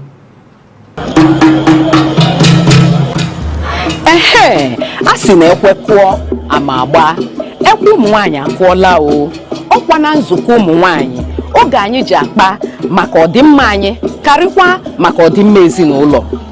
Nzukọ ụmụ nwaanyị bụ ebe anyị na-akpa maka arụ ike anyị, ndọrọ ndọrọ ọchịchị, azụmahịa, omenala ndị ahụ dị mma nakwa ihe ndị ahụ ga-eweta ọganihu n'obodo. Naanị ihe ị ga-eme bụ sonyela anyị na nzukọ ụmụ nwaanyị, ebe ahụ a na-akarị ihe na-eweta ọganihu n'obodo. Ndị nne, ndị nna, oge a bụkwa nke anyị. Sonyela anyị na Aneke TV n'ebe a na-emetụ aka n'ihe ndị oyibo na-akpọ social media na TikTok, YouTube, Facebook, X, Instagram. Ọkwa na Aneke TV ka ihe ndị a niile na-eme. Aneke TV, anyị apụọnụ. Ekene gị dịka ị ka na-esonyela anyị agbatigo ụkwụ tinye mmiri n'akpịrị wee nachite azụ na nzukọ ụmụ nwaanyị na Aneke TV. Ihe anyị na-ene anya bụ kedu otu anyị bụ ụmụ nwaanyị ga-esi wee bata ọfụma na ndọrọ ndọrọ ọchịchị. Ịnụgo na ka esi ekwu ya, anyị bụ ụmụ nwaanyị kwesịrị ịpụta. Egekwana ntị ha na-ekwu, hei ịchọghị ịpụta ịchọ ịba politiks tụfie akwa. Ọ bụ ọkwa ụmụ nwaanyị niile na-aba na-akọtọ asị ọ ihe eji aghọrị anyị mechie anyị anya ka anyị ghara ịma ya mana nkịta anyị amagoro ihe ọfụma na-abịa ebe ị nọ barista Nnenna anọzie dịka princess si wee kwuo ọtụtụ ihe ka anyị fugo n'aka biko kedu ihe ọ dị ka anyị kwesịrị ime aga m ebido ba ikwu na ụmụ nwaanyị anyị ndị nke banyegoro abanye dịka ọnọrọbụ ha bido mebegodo ihe mesibia ike good etin na ikwu na onwe onye jos fụgị na-asị ga nwaanyị a na-eme ihe a niile ebe ka o si bute ego maka ego ole ka a na-akwụkwọ ha na-emekwa ihe ndị ahụ amagodo m na krismas anụ ndị saịdị ebe mbi maka ebiko m na ma onye isi mbi ya eso m ebi m na konstituensi ya ọ sị biko na a ga-enwekwa ndị famili na-enwere ka ọha m bịakwa bịa buru akpa rice bụgo ọnọgide gada ụmụaka niile ụmụ agbọghọ ndị na-achọ ọrụ na ndị si m jekwa mee ha trenin na a ga-eme ndị a trenin ka enwe ike na-enye ha ọrụ edejuba afa ọkwa ya na-asị ya na ịchọ ebe 150 edebe afa debe efugi ọ bụrụ so anyị na-afụ na ha na-eme ihe ndị mmadụ na-afụ na ụmụ nwaanyị ka ndị ọgụ necha ndị nọ na smart school ndị nọ na transport ndị na-ebe dị iche iche afụ na ndị ahụ ụmụ nwaanyị anọ na-enwe ihe ha na-arụ ọ ga-enyere anyị bụ ụmụ nwaanyị aka so that anyị na-eje na advocate anyị asị ọkwefu n'obere nke pozishọn ụmụ nwaanyị nọ na ha ji emepụta ihe otu a ha pelu mpe wee nọrọ na haus spika ndị ọzọ nọ ebe ahụ nwaanyị wee binye si ka okwu isi ya ngwa ka anyị nụrụ ihe nwaanyị ga-ekwu maka nwaanyị na-asọpọtụ bil na-ewepụta bil na-ekwu okwu na onwere ka ị ga-esi ebe ọbụla nwaanyị nọ ka ya fee mana olesi ọ na-enyere nwaanyị ahụ ọpọchuniti mana inye ọpọchuniti ọ na-eme ihe ekwesịrị ime ha a ga-ama na ọkwa mkpụrụ ibu aka ha dị mana na ihe ha na-eme ifugia so ndị nke enyegoro ya bụ ohere mee na ọfụma ndị nke na-enwetabe ohere bido gbaba mbọ ihe ọzọ bụ ọbụ na ọpọchuniti abịa anyị adịkwa nkwadobe ọ bụrụ akwụkwọ ka ị chọrọ ịnidiri ego ọ bụrụ ọrụ aka ka ị nidiri inweta ka ị wee nwee ike wee nwetagodo nyebe ego maka nwerekwa nke a na-adash mgbe anyị ndọrọ ndọrọ ọchịchị na 2019 a na-asị na na-enye ụmụ nwaanyị free pati m si na ha na-enye akwụ m 100,000 naira ka wee nweta tiketi ifuge msi ebe a jee Lagos awa onye isi mgbe ahụ Reverend Chris Okotie asị onye ọbụla ifu na ị ga-espend ego enwere onye ga-abịa wale anya gị ọsọgodo pati gị si na a na-enye free enye na gị free maka na ọ bụ na-enye gị free tiketi azụ nwaanyị onye nke kwụziri ụgwọ wee mee iwe si anya jee pụọ ọrụ gị n'akụkụ so ị ga-agba ụmụ nwaanyị ga-ebido gbaba mbọ tinyebe aka otu ọnụ si na ya gwara onye na-acha ajụ ya kedu ihe ọ ga-abụ nya rejista uru gị bụ na ibugoro pati memba ịbụzi stakeholder so a na-ekwu okwu si ndị pati apụta maka ihe niile na-ebido bụ ibugodo memba inwe interest a sị na e nwere opportunity na a na-azọ escos isoro na ndị nwere ike ịpụta na ya chọọ ịbụ onye isi enwere pati n'Enugu a ADC nwaanyị bụ onye isi ya n'Enugu steeti ọ nwaanyị ka ọ bụ ị na-agwa m na enwere ụmụ nwoke niile na-achọcha ka ha bụrụ ya mana ị ga-eprove godo onwe gị so dị nkwadobe mebe ọfụma gbaba mbọ nwetebe ego nwee ihe ị na-arụ na-emepụta ihe n'obodo na-eje imego na-apụta maka ịma nọ n'imebeghị amalụ gị akpọ ụdịrị okwu akpọrọ asị na achọ nwaanyị ga-abịa kwuo ofu okwu pụta kwuo ifu na o tere aka gwalụ ọnọrọbụ na ọ ga-eme ha ọ sịrị ewo bizi nke nwa ọgbalụ bịaba hapụta ihe niile maka na ọ chọrọ ka ekwuwide ihe a kwuruo o so na ndị bụ ihe bil a n'isi ka a ga-esi mee ka ụmụ nwaanyị maka ije n'obodo ndị mba dị iche iche dịka Rwanda na ndị ọzọ ha nwecha dị special seat bill mezi eji nwee ọtụtụ ụmụ nwaanyị na-achị and ijeche n'obodo a na-agwa gị maka ya obodo a na-eme ọfụma and all na this law making ihe na ka anyị chọrọ ka e nwee more women maka onye wepụtara ọchịchị bie kwa mbọsị aka na-ekiri steeti gọvanọ si na afịa manzụ for 1 week imekwa pawa iji na-enwe ọchịchị na afịa manzụ for 1 week ọ dị otu a emechie ya so ebe anyị chọrọ anyị chọkwala onwe ya na-akpọ appointment or this thing of tokenism ọ dị mma mana anyị achọchara ya because anyị chọrọ nke ọ gaba anyị nọrụ anyị na-ekwupụta okwu anyị chọrọ elective position as much as we anyị chọkwalụ appointive position so ka enye ohere parties ndị a na-eme ha wetụta na ego nwa obere ebe ọ ga-ekwe ma nwoke ma nwaanyị enye na anyị free nwoke ga-enwetenwu tiketi a nwaanyị ga-enwetenwu ya then citizens so wee na-ezunye ndị a ka ha jezuo oshi princess bịa sị gị na ya chọrọ ka ị sọpọtụ isi ya ego ole ka ị ga-enye m enye makwa na Honorable Emmanuel nyere ya 20,000 gị nwa bịa na-akpọ ya ịkpọrọ mitin nwere kọmọnọji ịjụkwara ya mgbe ọ ga-espendicha ego a niile ọ banyezie ihe ọ ga na-achọ bụ ka a ga-esi rekọva so ma ndị a na-achị o unu kwesịrị ịkwado nwaanyị ụmụ nwaanyị bụ unu nweenụ confidence na unu ga-achịnwu pụtanụ n'igwe nwa nwaanyị pụta ọ bụrụ na ọ dịrọ mma ya na di ya na-ese okwu nwere nke a bikos ụmụ nwoke ndị na-achị anya bụ ha nwa bụ the best. Anyị enwego prezidenti ya na-asị na ọ gụchahụ sekọndịrị skuul mana ọ chịrị anyị chịcha anyị enwe nke a na-achị achị asị na onwero satifiketi onye achịcha na-achị because they have AIDS. If AIDS can do anything. Yes. So enene nwaanyị na ka ya nene echetara m mgba nke ahụ fọdara si ka afụgodo ọ bụrụ na win gọvanọ Enugu steeti nche ya echicha ya ọfụma enwe ndị ọgbọ m bụ prezidenti ndị gafe ndị ntọcha ọ bụrụ gịnị ịchọtakwa ndị ọzọ dịkwa ka gị tinye na ndị ka gị mma sef achịrị obodo na-aga maka na ọ bụrụ ofu onye na-arụ ya.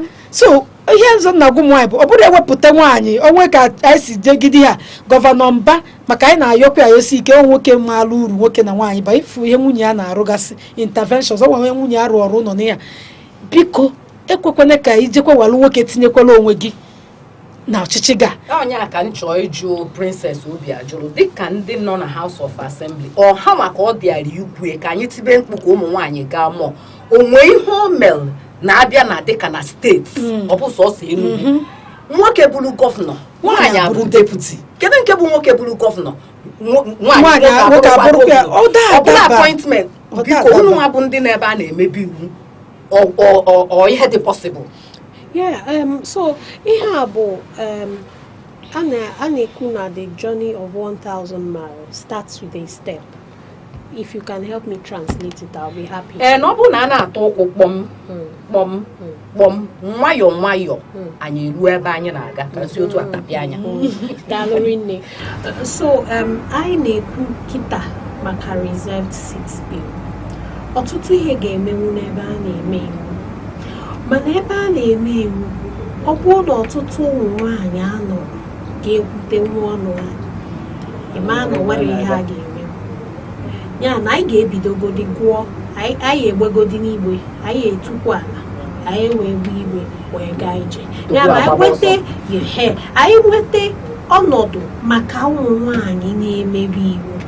Enugu South a m ekenekwa ndị Enugu South maka ha gba mbọ rinne ha nwee 13 wards n'Enugu South 5 bụ ụmụ nwaanyị na councilorship. Ọ bụrụ na replicate ya na the whole local governments, that will be a lot. Abịa bugoti na House of Assembly enwe ọtụtụ ụmụ nwaanyị so that na ụlọ mgbe anyị asị ndị kwenu si anyị enwere ọtụtụ ụmụ nwaanyị ga-asị anyị maka na otu anụ ebe a kịta na ọ bụrụ sọnsọ olu ha ya abịachi olu mana enwe ọtụtụ ụmụ nwaanyị na enwe ike wee weluzi iwu wee kwado nke ị na-ekwu maka ya. Mana ka anyị na-eche iwu ahụ ọ dị mkpa ekwu maka advocacy. Kwuo na gọvanọ bụ gọvanọ na-ege ntị, kwuo na gọvanọ bụ gọvanọ na-ege ntị banyere ihe ụmụ nwaanyị specifically. Ekwu ya tie aka n'obi kwuo ya maka ada m ekwu na mmadụ gwara m na-ekwu nke m fụrụ n'anya m ọ bụkwa na anyị ga-advocate ọ ga-enyekwa aka maka na ọtụtụ oge dialogue na-aka enyela aka. Ọ dị mma na anyị ga-emenwu ihe nwoke ga-eme mana enwe strength nwaanyị nwee nke nwoke nwere. Ọ bụrụ na ọtụtụ n'ime anyị gụrụ akwụkwọ akpọ She Stoops to Conquer, ọ bụrụ na ụmụ nwaanyị ndị Igbo sịkwa na igbu ikpere ka nwee uji ahụ nne ya ala anyị jee anyị maka anyị esi wee bido wee gwawa ndị nọ n'ọchịchị okwu ha ege anyị ntị wee meela anyị ha anyị na-arịọ. Daalụ rinne barista Nnenna ọ dị ka o nwere ọrụ ụmụ nwoke ga-alụ n'ọrụ a na-ekwu. Ụmụ nwoke bụ awalize onye na-achị anyị kịta ọkwa nwoke ka ọ bụ anyị ji na-asị na anyị jekwunu ya ma ndị di anyị dịka o kwuru mgbe ọ na-ekwu ị ga-afụ ụfọdụ ndị di so n'ihe na-akwanyere ụmụ nwaanyị akwadokwana nwaanyị a n'ime a na nwaanyị a na o melụ nka. So anyị nidi ụmụ nwoke ịghọtagodo onye ka jisi gị na ya bụkwu mindset anyị ka anyị si wee na-eto o bidocha ivu mma na ezinụlọ ịbịa n'ihe gbasara ihe a ga-emesi ike ma ebe okwu na-eru ọnụ na-eru n'okwu asị ka ụmụ nwaanyị pụọ.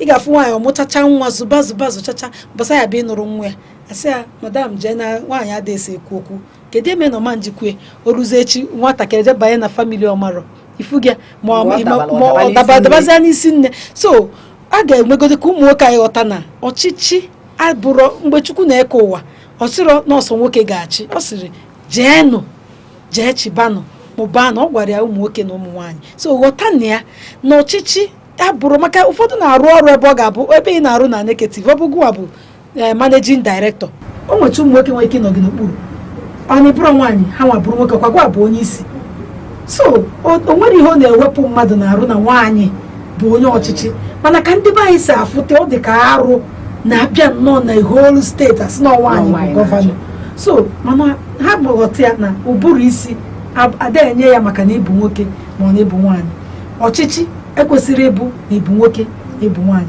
eziokwu na ọ nwere ihe nwaanyị ga-emenwu nwoke ama mmenwu enweghị nwoke mana ọ bụrụ maka ọchịchị ọkwọ ndị gụrụ egwu mgbe wasị na ọchịchị ka mma na onye o doro anya onye ahụ o doro anya nwere ike ịbụ nwoke ma ọ bụrụ nwaanyị so anyị nidi ka ụmụ nwoke kwado anyị na-afụta ya na ọ bụghị ịmụ aka ka ụmụ nwaanyị na-ama ha na anyị na-asị na onye nọ n'ebe a onye egwu ụmụ nwaanyị na-agụ side by side in true equality ya na ihe a bụ anyị na-abụ dị mma ịrụ ihe a onye ọbụla oru equality anyị na-ekwu abụrụ na mụ na gị bụzi anyị razi maka equal opportunity na achọrọ onye ga-abụ gọvanọ Enugu steeti asị nwoke weta akwụkwọ nwaanyị weta akwụkwọ ede exam onye ọbụla pas ya anyị achọghị mma ịbụ nwoke ịbụ nwaanyị achọrọ m ka ụmụ nwoke fụbi otu a maka anyị na-edi ha to support us ndị di soro ụmụ nwaanyị nyebere aka n'ụlọ maka ọtụtụ mgbe akpọọ mitin ọ bụ na otu a princess nọ na ọnọlụ di ya kwadoro ọsịa biko ya na-eje Aneke TV ọsịa gịnị gị na skuul rọn erugo nne efife erugo mana ọ bụ na nwoke ga-ejenwu skuul rọn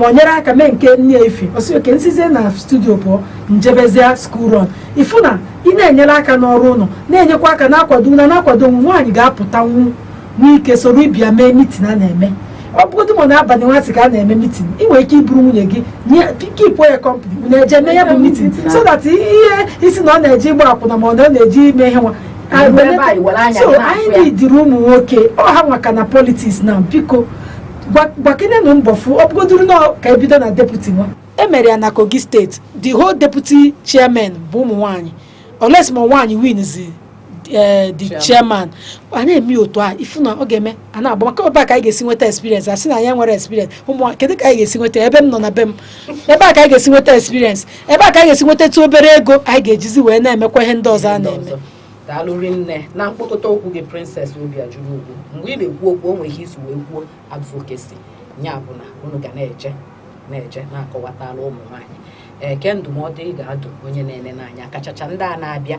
registration a na-eme kịta ụfọdụ n'ime ha na-eje ebe ahụ ha kete cook ekete pọns a na-ekecha anya ha anaba ke ndụmọdụ ị ga-adụ ụmụ nwaanyị ka ha marụ mkpa ọ dị na ha pụtara. Daalụ onye isi oche, ndụmọdụ m ga-adụ ụmụ nwaanyị dị abụọ. Ime nkwuwa okwu ebe ị na-anọ ọ dị mkpa na ịgbata na irejista ime rejistreshọn ga-enye ka iwe nọnwuo na ebe a na-ekwu okwu. Nke ịbụọ wee bụrụ ọtụtụ ihe na-efegharị na soshal midia tata na-eme ndị mmadụ ụmụ nwaanyị ma alụkwa na Enugu steeti Nigeria nwere Christianity as their background.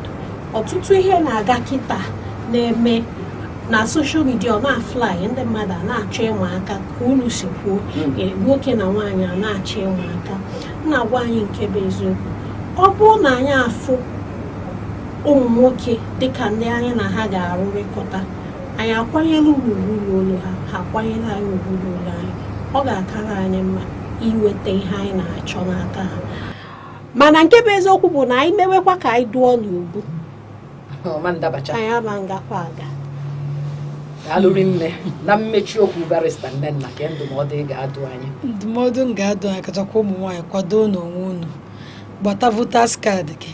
Ọ bụ na nke gị emebigo jewe kịta ebidogo ihe niile gbasara next year erugo eru, next year bụ ọchịchị jee soro zọba, ọ bụrụ kansel ọzọ.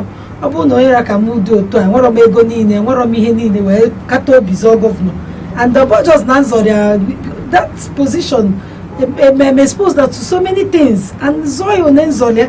So ị ga-azọnwu ihe ọbụla pụta bịa jee register bụrụ a party member, the active na your political party, the active abụna oh yes ọ ga-enye aka mgbe a na-ewepụta ofu onye bụbụrụ deputy mayor n'Enugu asị n'otu a ya na-abịa mitin nwaanyị otu a m ga-esi abịa kụzielu ụmụ nwaanyị ndị na-eme ntọkwa n'ude ka nyọkwa ọnọrọbụ ọ na-agbanikwa na-eme ntọ na younger ones na-agwa ha kụzielu ha ka ha ga-esi wee na-abanye na political parties kịta unu na-emere jize na ihe kwesịrị ka ime ka ị wee bụrụ memba jecheje gbata olu mgbe a ga-atụ pụta n'igwe tụọ ebe ọbụla tinye ya si na nwaanyị na-azọ ọchịchị tinye ya gị na onwe gị kata obi nwee the confidence na ị ga-achịnwu jee tinye gbata ka ị bụrụ pati kedu afọ ya ka ị nweta tiketi ka ị bụrụ nweta tiketi of your party ịzọ ọchịchị ọ bụ House of Assembly ọ bụ rep nke ọbụla ị na-eme otu a ịfụ na no how anyị ụmụ nwaanyị ga-agbagote and ndị ọchịchị anyị biko nyelụ na anyị aka sọpọtụ anụ this reserve seat gọvanọ anyị wepụtala anyị deputy gọvanọ ka ọ bụrụ nwaanyị n'ihe ndị a niile mee ka ụmụ nwaanyị ju na grassroots kanselọ meyọ ụmụ nwaanyị ju ebe ahụ ị ga-afụ na ọ ga-enyere ya aka na ọrụ ọ na-alụ. daalụrị nne maka na ụmụ nwaanyị ju ebutuleta ibu alọ ebunyelu ndị nọ n'ọchịchị ya bụ na anyị na-ayọ ha biko nye na ụmụ nwaanyị ohere ka ha pụta bịanyere aka ọ bụrụ na onye nọ na smart school ga-alụ ọrụ ọfụma onye nọ na transport alụ ọfụma onye nọ na jenda alụ ọfụma inye ụdị ndị a ohere echi ma na ha ga-edozi akachacha Enugu steeti anyị chọọ ka ọ dị mma daalụnụ maka isonyere anyị ama m na mgbe ọzọ m ga-akpọ unu ma unu ga-abịakwa maka ihe a ga-ekwu erikekwa nọọ ihe anyị na-asịzi bụ ntị a na-agwa ha na-anụkwa wee luo mgbe ọzọ anyị ga-anọkwa na nzukọ ụmụ nwaanyị na Aneke TV. Abụ m Ngozi Ọtọhumele na-esonyelu na anyị n'ebe mmetụ aka anyị dị iche iche na soshal midia anyị na Facebook na Aneke TV, na YouTube na Aneke TV, na TikTok ebe ọbụla ị pịara aka ị ga-afụ ihe a na-eme ebe ahụ tụnyere anyị alụ otu ọ ga-abịa eme ya kasịa mma wee ruo mgbe ọzọ anyị ga-abịa ka emesịa.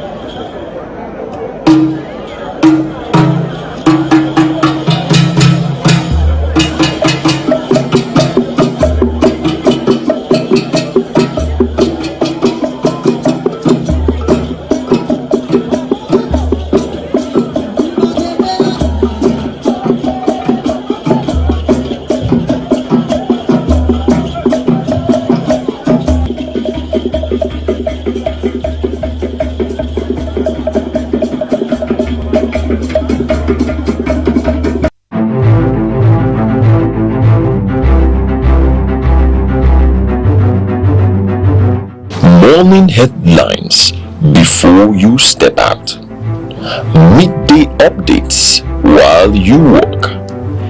Evening analysis when the day winds down. Wherever life takes you, Aneke TV keeps you informed, connected, and ahead.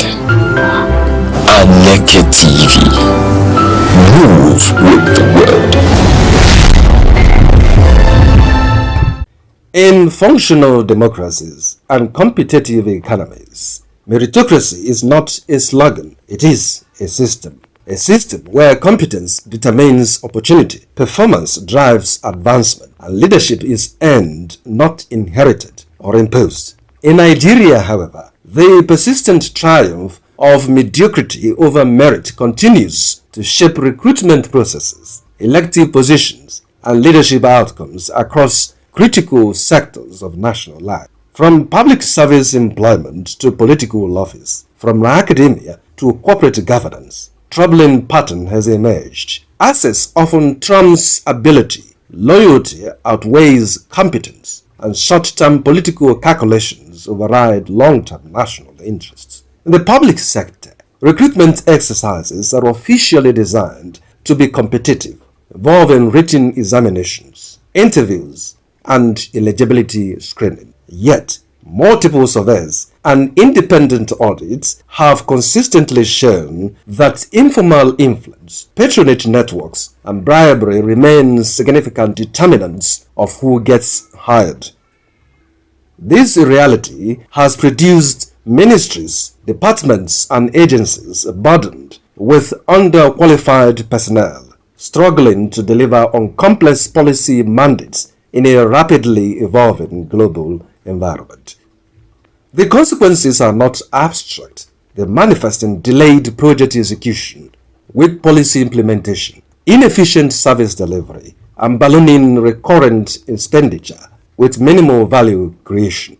When institutions are staffed without regard for skill or capacity, governance becomes reactive rather than strategic.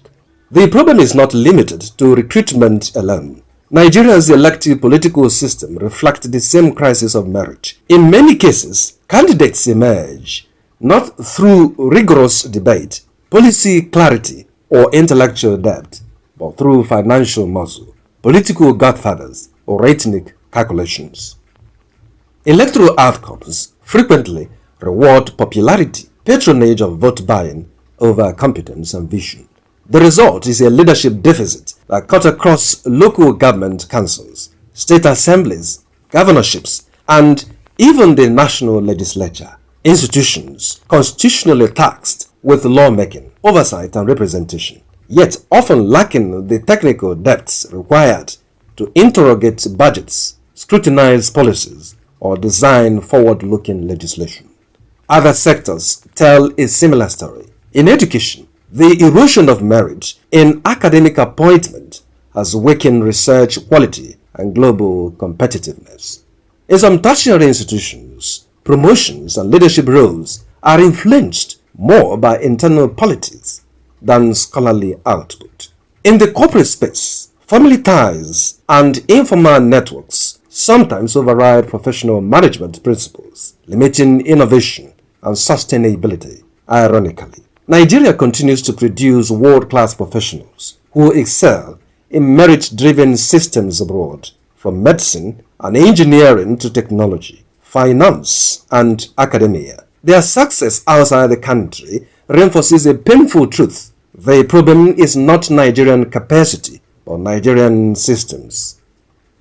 Countries that have achieved rapid development offer contrasting examples. Singapore, Rwanda, and South Korea institutionalize meritocracy through transparent recruitment, performance-based promotion, and zero tolerance for patronage. Leadership selection in these systems prioritize competence, integrity, and accountability, even when politically inconvenient.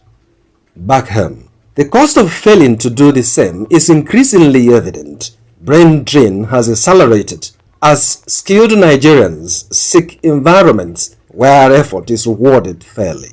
Public trust in institutions has declined, and citizens grow more cynical about processes they perceive as rigged or predetermined. Yet, experts argue that the tide can be turned. Strengthening meritocracy requires deliberate reform, not rhetoric. Transparent digital recruitment platforms, independently supervised examinations, enforceable sanctions for recruitment breaches, and clear performance metrics are critical starting points. In the political space, electoral reforms that reduce the influence of money, strengthen internal party democracy, and encourage issue-based campaigns are essential to improving leadership quality. Civil society, the media, and the electorate also carry responsibility to interrogate candidates, demand competence, and reject mediocrity at the ballot box. Ultimately, meritocracy is not elitism, it is fairness. It is the assurance that every Nigerian, regardless of background, has a genuine chance to rise based on ability and effort. Without it, institutions weaken, leadership falters, and national ambition remains unrealized.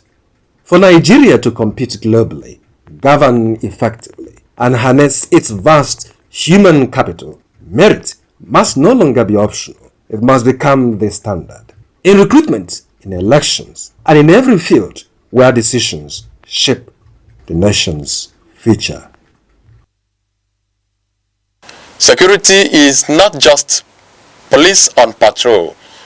It is safety in homes, schools, markets, and mines. Without it, progress is impossible.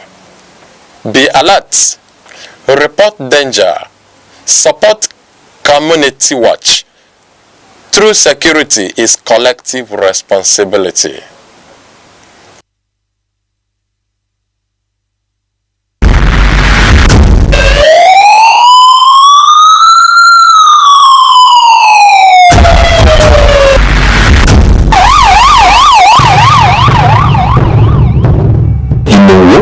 safety matters, and vigilance saves lives. Information is power. Awareness is protection. From our streets to our homes, from local communities to national security. Security Watch brings you timely reports, expert analysis, and trusted updates on security issues that matter to you. Stay alert, stay informed, stay safe. Security Watch, every week only on Aneke TV.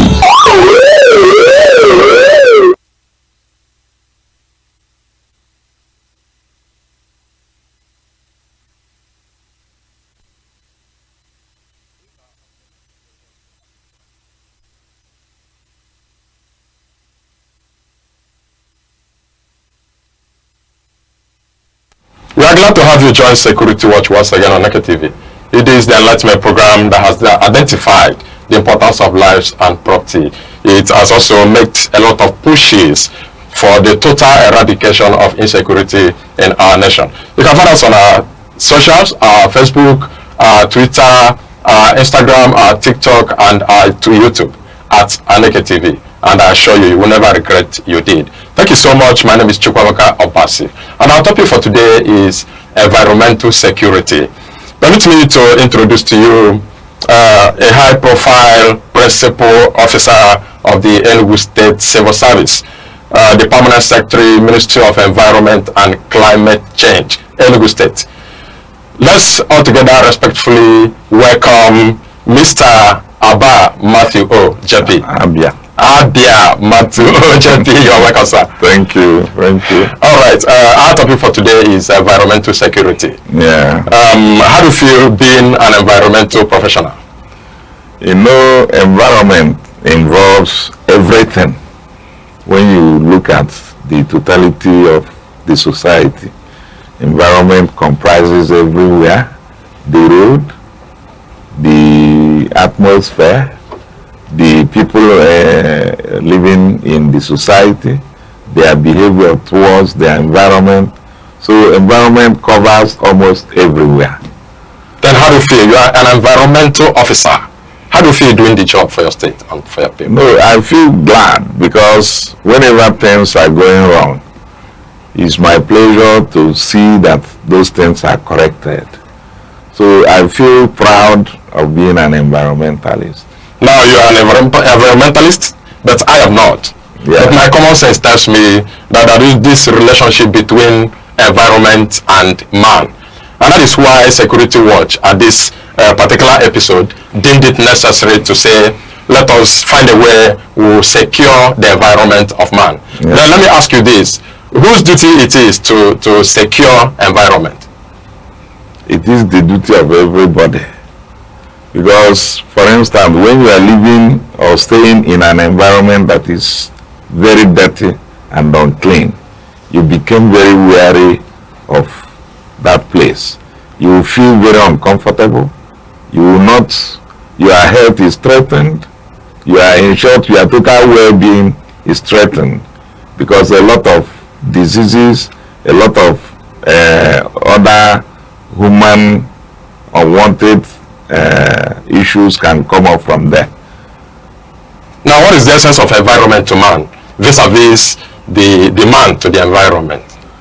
Yes, man to the environment, you know, the space that we occupy, the entire space we occupy is our environment. So once that entire space is threatened, the human existence becomes also threatened. So that is why environment is as important as man himself. Then I want to know what man is doing with this environment. A lot. Like, why environment is important to man? It is the environment that man lives in. It is the environment that man cultivates what he eats. It is in the environment that man takes water he drinks. It is the environment that man disposes his waste. And the list is endless. You make me understand that it is the responsibility of man to secure this environment. If man doesn't, what happens? If man doesn't secure his environment, it becomes threatened. It becomes threatened because the space that God has given us that we call our environment, when we fail in our duties to keep it clean, keep it safe, then the entire community, the state or the nation is threatened. So say it becomes threatened in all of these respects. Exactly. Then in what senses? What makes the threatening nature of it? How does it come? In what forms does it occur? One, it comes on unhealthiness. It comes in economic instability. It comes in political and social unrest. It comes on the security itself. The security itself, because, for example, if your environment is covered by bushes, you know criminal elements can hide in those forest or whatever, or bush that you have left unattended to and harm you. Okay, how possible do you think the citizens, that is the people living in this environment, how much do they understand what you have said about the environment? When it is left untreated or unsecured, it becomes threatened. That is the problem. And I believe is one of the reasons why you have invited me here. One is that man is an economic being. So most people do not understand the importance of their environment. What they are after is their economic pursuit. They look at their economic pursuit without even looking back at the environment. So as it is, we still need a lot of information, a lot of advocacy to imbibe in the people to know the importance of what happens within the environment and space they occupy. Now, being this ranking officer, a high-ranking one at that, in this environmental space or environmental profession, permit me, what have you done before now to sensitize the people on this threat we are talking about on the environment? That one is one blowing his trumpet, but I wouldn't mind. One is that we have always been in the media. For example, like we are in the dry season now. You can hear our announcement in the media asking people to be aware that this is dry season, that fire outbreak can come out from anything because the weather is dry. The objects within the environment is also dry. So a little strike and fire comes out. We have been doing that, sensitizing people, especially in the rural communities, not to burn bush anyhow. A lot of people go for hunting, and one of the instruments they use is to set fire on bushes in order to catch animals. In the process, the fire may escalate more than where they thought it will end, and at the end of the day that becomes a problem. So that's why we keep hammering from people to protect the environment, especially about fire outbreak, especially in the dry season. Then the second aspect that is so threatening is our drainage systems. We have always, once the rain starts coming, we always hammer on people, clean your environment, clean your drainages, scoop out what is there on the drainages so that it will not cause flooding. Because once flooding comes, it becomes another problem. Then another aspect is this sewage issue. We have always been hammering on people, do not channel your sewage disposal points to the public drainages. But you see that happening in so many places. We still make announcements, we still make enforcement, we still make arrests in some cases, and people still don't obey those things. So, but we are trying our best. Then we talk about disposal of your waste. we have always been saying bag your waste before you throw it into the where people dispose waste. But you still see people will gather something and carry it in one basket and come and dump it in the dumpster without bagging it. Then another aspect is that we have been pleading, but this one I know it will take a long time before people will know the idea of separating waste. You know, there are biodegradable and degradable waste. People join everything together. You see these people working on a swammer truck. You see them most of the time trying to separate the plastics from the organic waste before they now load it into the truck. But these are some of the things that people are supposed to have done. You have a bag for your organic waste. You're supposed to have another bag for your inorganic waste so that it will be easier. We hammer on this as often as possible, but people still don't obey. And it looks like people don't even have time to separate the organic and the inorganic waste. Yes, people don't do it. Now, how much do you think is still important to carry out this sensitization exercise? No, it's very important. One is that it will enhance the easy evacuation of our wastes. The time those people that work with the truck, the time they use in separating those wastes is the time they would have used in picking those wastes into the truck and move to another dump stand to do the job. So it will save time, it will save cost also. Alright, in very common terms, I want you to describe a safe environment as against the unsafe ones. Well, a safe environment is a healthy environment that ensures human safety, peace, and stability. That's a safe environment for you. It protects the people, the community, the state, or the nation from environmental threat. When you have such an environment, then you know you are safe.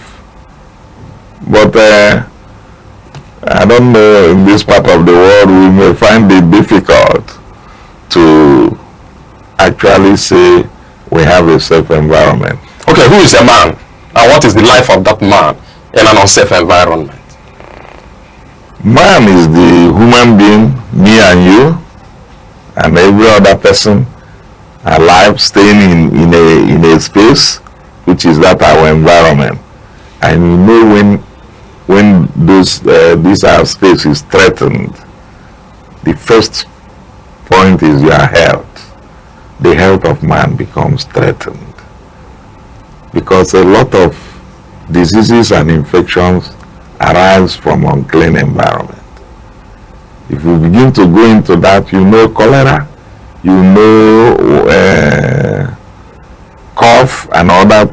In fact, just name it. So many infections come out from unhealthy environment. That's number one.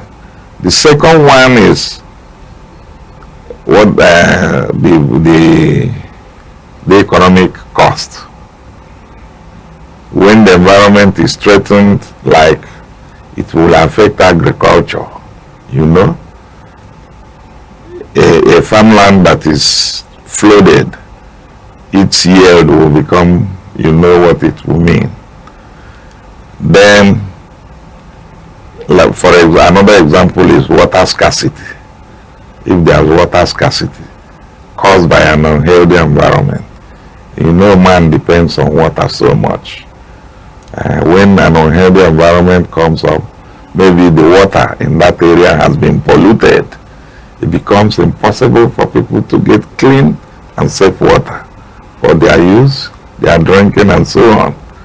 Then the social unrest that comes with an unhealthy environment. Maybe one side of the community is polluting the other side of the community, and becomes a social issue, becomes a conflict. Or maybe one part of the community have polluted the source of water of the other community, and unrest comes up. You see social issues. So these are some of the things that comes up in an unhealthy environment. I want to believe in all of the meanings you're making. Yeah. A safe environment is to the benefit of man. Exactly. And unsafe environment is disadvantageous to man. Exactly. And all the unsafe environment are being caused by man. Exactly. What an irony of situation. Exactly. Then, do you think the man is aware that causing the environment to be unsafe is to the detriment of himself? Yeah, I think or do you think they do it unintentionally? No, I wouldn't say that. You know, in a first world nation, or in first world clime, people are always aware of what happens in their environment.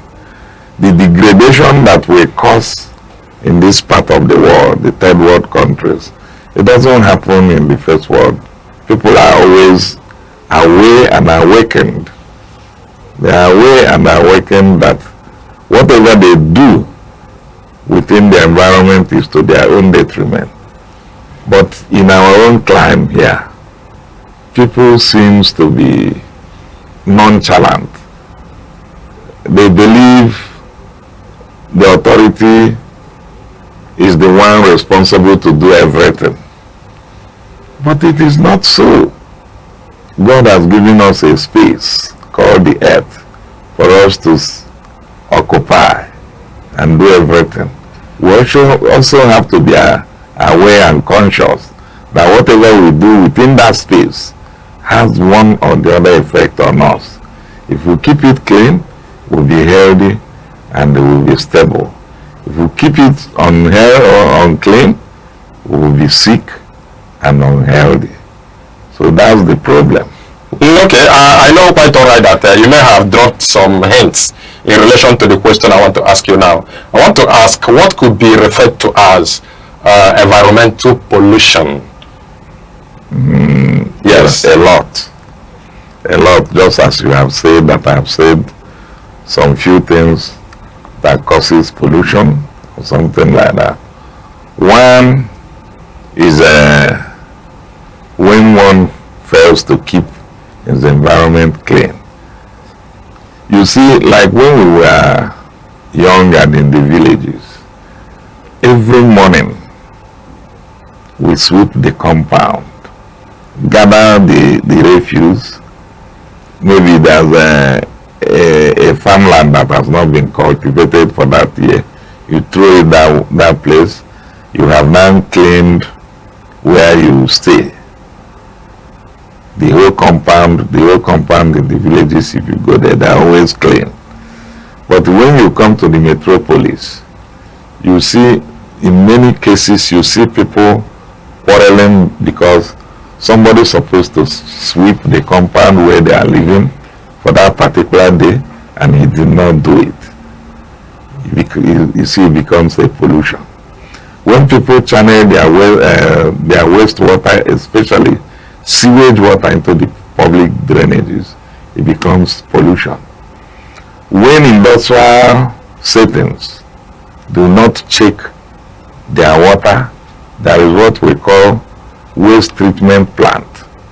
Some business concerns do not even have their wastewater treatment plant where they treat that waste before it can go out. Some don't have it. It becomes pollution. When people throw things into the drainages that blocks the free flow of water, it becomes pollution. When industrial areas releases carbon monoxide of high grade into the atmosphere anyhow, it becomes pollution. For example, there are places they produce charcoal and things like that. You see thick smokes coming. Those things are not healthy to human being. Those things are not healthy. It becomes pollution. And probably they diffuse. Yeah. And human air. You see it. Okay. So if we continue to name them, the list is endless. A lot of things are done to cause pollution. Even those who go to the dumpsters to dump their waste and dump it anyhow, some even dump on the road, it becomes a waste, it becomes a pollution, because that place has already been blocked. The road, you see, most of the time the roads are blocked with refuse. Those things are pollution, and it shouldn't be. It shouldn't be. All right, I want to, at this point in time, say very much kudos to the much sensitization you have done so far to let people understand the essence of the environment, of course, a safe environment to their lives. But I want you to agree with me that all of the things you have said, and from the look of things, it seems people are not in the full knowledge of the dangers of an unsafe environment. And I want you to do more of what you have done before to get people fully be in the know of the essence of a safe environment to their health and their life. Yes, we are going to do more.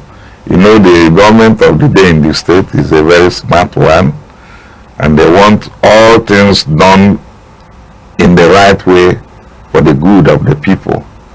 If you look around, you will see that the evacuation of waste in Enugu now, if you check it, is very rapid.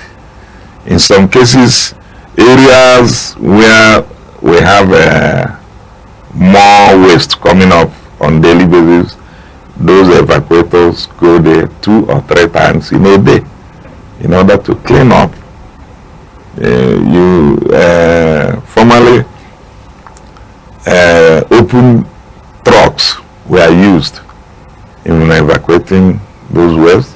But recently, His Excellency the Governor has purchased brand new compactors, so that when those wastes are now collected, it's not like open trucks where some of them will be falling on the streets and things like that. He now bought brand new 10 compactors that work round the clock in Enugu in order to ensure that we clean up, and then we'll continue to hammer on sensitization. At times, you see our vehicle-ridden Minister of Environment and Climate Change going with loudspeakers telling people, don't do this, don't do that, don't do this, don't do that. It's to your detriment. So we are doing our best, and we still have to do more.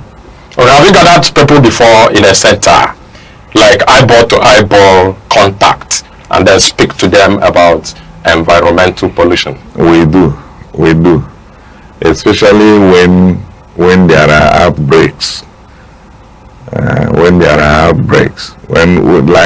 For example, when the issue of yellow fever came up about 2 years ago, we were going from one local government to the other, and is sensitizing people, clean the bushes around your area, because you know in the rural communities you see bushes around where people are dwelling, and that special type of mosquitoes that give yellow fever to man is always dwelling in bushes, unlike the Anopheles ones that hide in stagnant waters and things like that.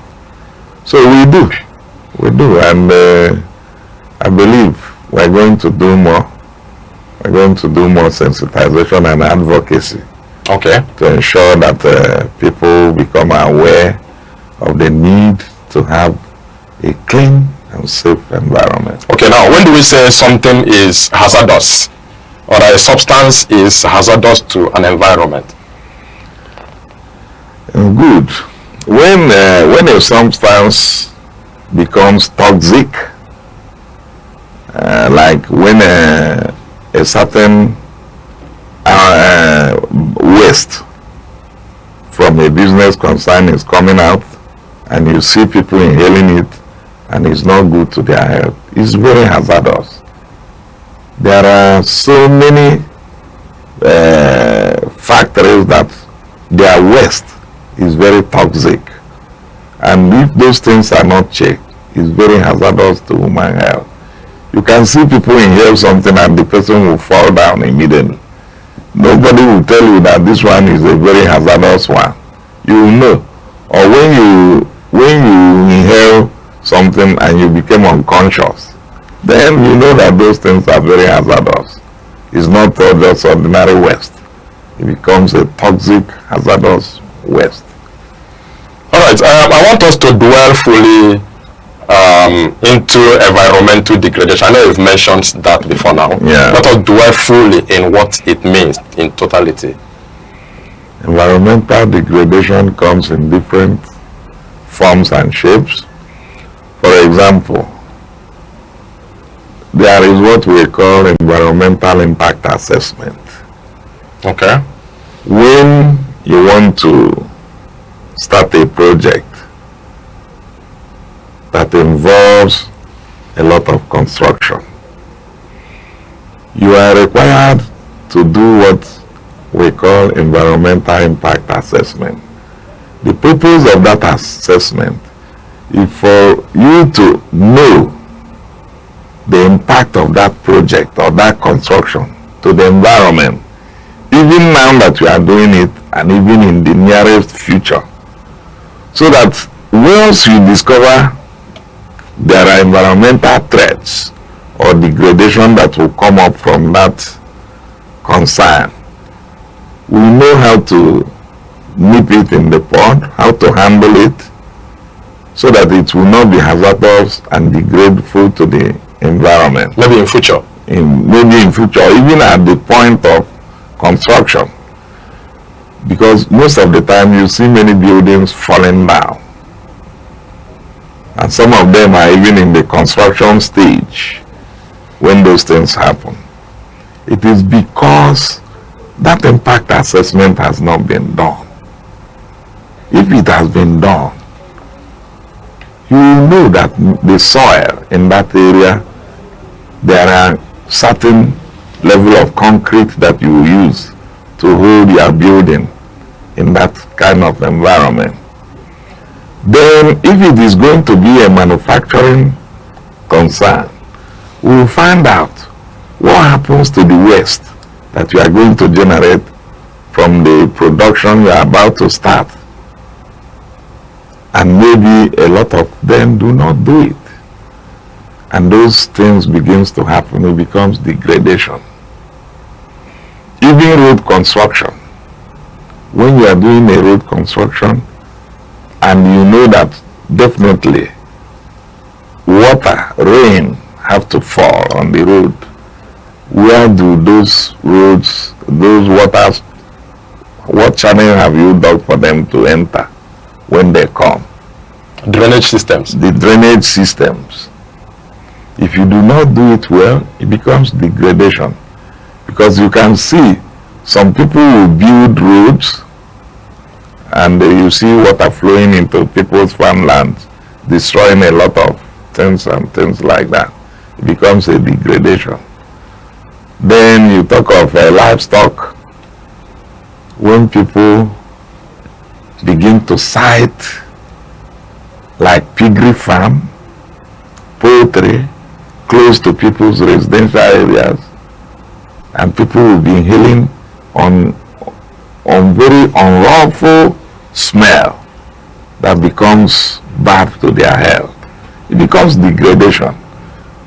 Degradation does not only mean when we are digging the ground. It means the totality of what is done within the environment that is harmful and unruly. All right, thank you so much. I want us to observe just a short break now. When we are back, you tell us more on the environmental impact assessment. I want to learn more from you. Thank you so much. Everyone, thank you also for being there. I want to observe just a short break. We shall be right back. Okay.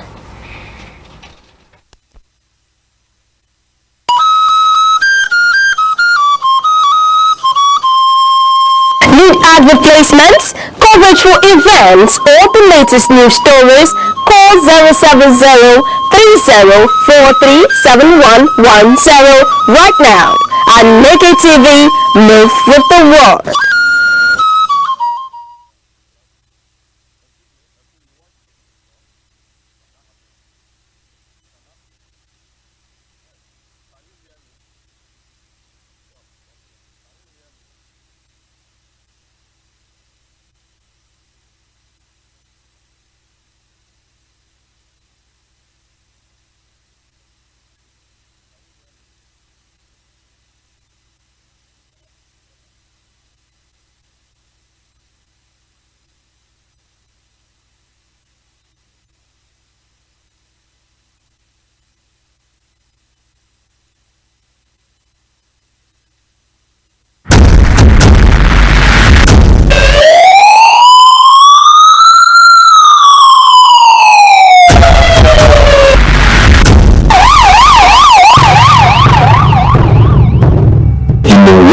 where safety matters and vigilance saves lives.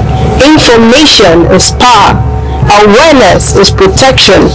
From our streets to our homes, from local communities to national security. Security Watch brings you timely reports, expert analysis, and trusted updates on security issues that matter to you. Stay alert, stay informed, stay safe. Security Watch, every week only on Aneke TV.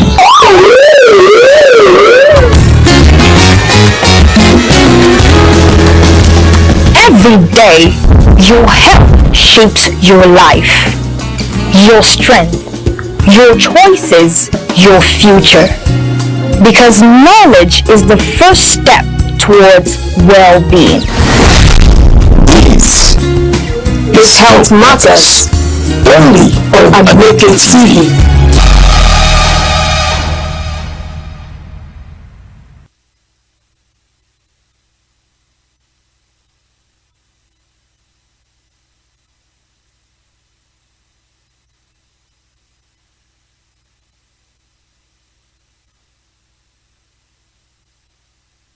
Thank you so much. We are back from the short break and we are still on the program Security Watch on Aneke TV.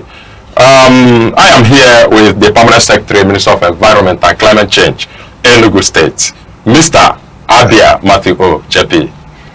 Thank you so much, sir. Thank you. Let's continue. Before we went on the short break, we were talking about the environmental impact assessment. Yeah. And we would like to know more about that, sir. Yeah. Who does the environmental impact assessment?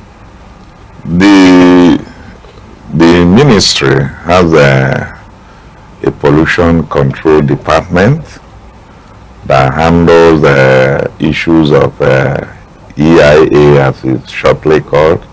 That's the environmental impact assessment. But beside that, we have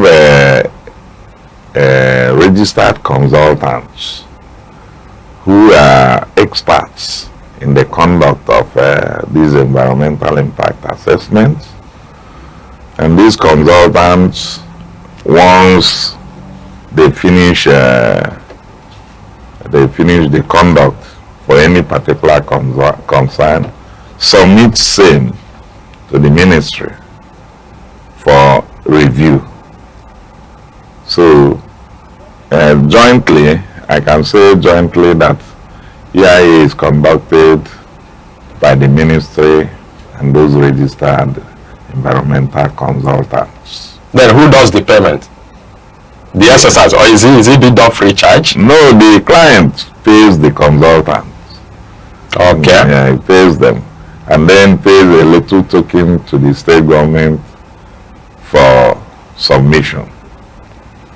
And apart from environmental impact assessment, after every 3 years, after the conduct of the environmental impact assessment, there's what we call environmental audit. That audit now goes to check what happens after 3 years that impact has been conducted. Are there other issues? Are there other environmental issues that are coming up after the impact assessment has been conducted? So these are requirements that every business and corporate firms operating within the state supposed to embark on every 3 years. So, and those things are done in collaboration with the Federal Ministry of Environment and NESRA. They are also involved in environmental audit. Then the final approval for environmental impact assessment is the Federal Ministry of Environment down to the state. They approve and return the copies of those impact assessment reports to us that this has passed the normal stage. Okay, when you are talking about the economic consequences of the environmental degradation, I think you mentioned something like damage to agricultural productivity. Yes. How does that happen and how does it affect man directly? Good. You know, there is one issue that is globally going on now, and that is the climate change. The climate change is a situation where the normal expected climate conditions are not what we get. For example, you can see extreme hot weather conditions. And when such happens, it affects agriculture in one way or the other. It's part of that climate change. For example, is it last year or last 2 years, between the months of June to August, we had what people thought is a dry season, but it's supposed to be a wet season when agricultural products like maize, yam, and cocoyam, these are periods that those products grow and yield abundantly. But within that year, there was a kind of drought. It becomes as if we are in a dry season between the months of June, July, and August. It also affected our ministry in the form that we planted some trees within the Enugu metropolis within that period, and all of those trees died because there was no rain. The little effort we made to water them yielded no result. There is difference between the normal natural rainfall and the man-made whatever you call it. So you see how that affected agricultural production. That I think that was 2024. Then in some other cases within the climate change issue, you see seas or rivers rising beyond their banks, washing away what farmlands, making the yield from those farm lands to become very few and little. In short, it becomes a great loss to the farmers. Does it not look like more like a natural disaster if it has to be with flooding? You call it natural disaster, but it's still within the climate change issue, because there was never a time you were expecting those rivers to overrise and things like that. So that is why we may not call it natural disaster, but an aspect of climate change. Okay, apart from this increased carbon emission, which may give rise to this accelerated global warming, what again can give rise to the climate change? A lot. I've given you 2 examples: extreme weather condition, rising of sea levels, and things like that. Then what of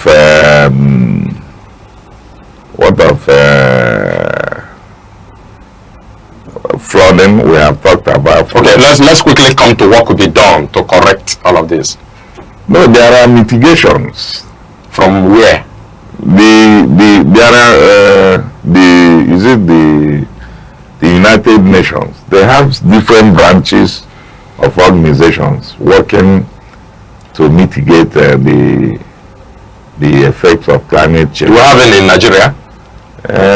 We key into the global aspect, but we still have the National Climate Change Mitigation Committee in Abuja. All right. Are there ways now you could or you want the citizens or the people to help out in the work you are doing to keep the environment safe? Very many. You know, at the beginning I talked about the separation of the waste we throw away, from differentiating between organic and inorganic waste, degradable and non-degradable wastes. I talked about that. That lies in the hands of the citizens. Then the second is keeping our immediate environment clean.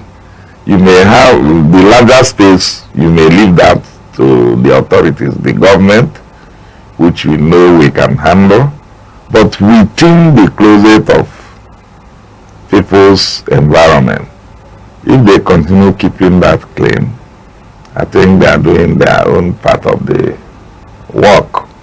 Then another aspect is this sewage issue, because we have plenty of complaints on that within the Enugu metropolis in these days. You go to places, you see some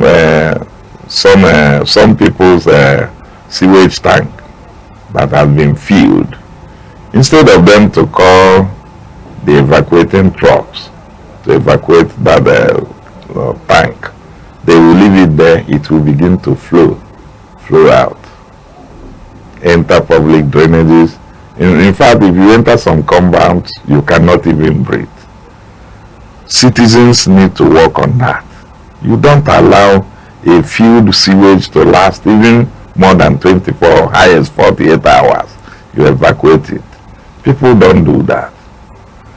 Then again, you see citizens waiting for rain to start falling. And when they see that the rain is falling, they carry their refuse and throw it into the drainage system. When we have refuse dump here and there everywhere, you see somebody carry his collected refuse and dump it into the drainage system, and he goes somewhere to block that. The citizens have a lot to do to contribute to our clean environment. All right, I want you to talk about this poultry farming. Everybody is becoming a poultry farmer now. Yes, where we have more of poultry farmers now than crop farmers, because in all of the residential places you see everywhere is a poultry farm, even under the staircase and everywhere. Yeah. So I want you to talk about that. Yes. The building of poultry farms near residential areas are not permissible. It's not permissible at all. The Enugu State Environmental and Climate Protection Law 2024 prohibits such acts. And most of the time when our officers go out on inspection, we find those things common within the people. We issue them a contravention notice. We issue them abatement notice. Abate this nuisance. It is not allowed. But you will see people still will not even mind. And the last resort is for us to take them to court. Has that happened? Yes, it will happen. Severally. Several. It's still happening. It's still happening. We have as many cases as that. Okay, what are other challenges you're facing as you do this job? Apart from what you see from the hands of the citizens and the ones you have mentioned, what are other aspects of the challenges you face? The challenges we face mostly is people not complying with the regulations. These are one of the major aspects. Then as an agency of government, funding at times hampers a lot of our activities, because our job requires a daily inspection of industrial concerns, residential areas and things like that. And that requires vehicular movement, that requires fueling, that requires inducement to personnel. Apart from, somebody can tell you, do they not receive their salaries? But there are jobs that require you say, okay, you are going from Enugu to Ezeago. Because of that, we are going to give you something for snacks or something like that. So when funds are not available to do all those things, it hampers productivity. Okay, I was about asking you, if there are ways government hasn't done what government is supposed to do in order to help you? Because I know you are working for the government and for the people. No, government is doing their best. But you know, because of the nature of our job, just as I've told you, is a daily routine something. You have to go out daily. So government is doing their best. But like Oliver Twist, we will always ask for more. You talked about funding issues, and I know that has to come from the government. Yes. Are there no way you communicate to the government? No, we that do. Those areas We will be do. sorted out. We do. Okay. Government is actually doing their best. For example, you see our mowers, those people cutting grasses. You see them all, they go out on daily basis. Government still funds the logistics for these things to be done. So without funding, you know, we cannot operate those things. So I say kudos to government. They are doing their best. Government is doing our best in all of these things. But I want you to be particular about this. Like you mentioned, Oliver Twist will always ask for some more. I want you to now ask for some more in the particular areas you need them. We need personnel, more personnel, in order to, you can see that the Enugu is expanding. More personnel, mowers? Yes, not only more mowers, more even professionals. Okay. Professionals, especially in the environmental health. To be recruited in the system? Yes. Okay. We need more. We need more of those professionals in that aspect, the environmental health. We are lacking personnel in that area now. We have already written to government. I'm sure they will listen to us and approve the recruitment of more. We need more there. All right. In all of these, are there areas the citizens have done well, or probably work with you one way or the other? Or do you want to tell me that all of the things citizens are doing affecting the environment are all on the negative side? You know what is called individual differences. There are individuals that are well knowledgeable that once they do certain things, it will not be good to the environment. So we have such people. We have such people in certain areas.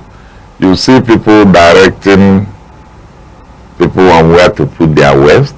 You see people coming to our office to report that a certain environmental issues is happening in their area. They want it to be checked.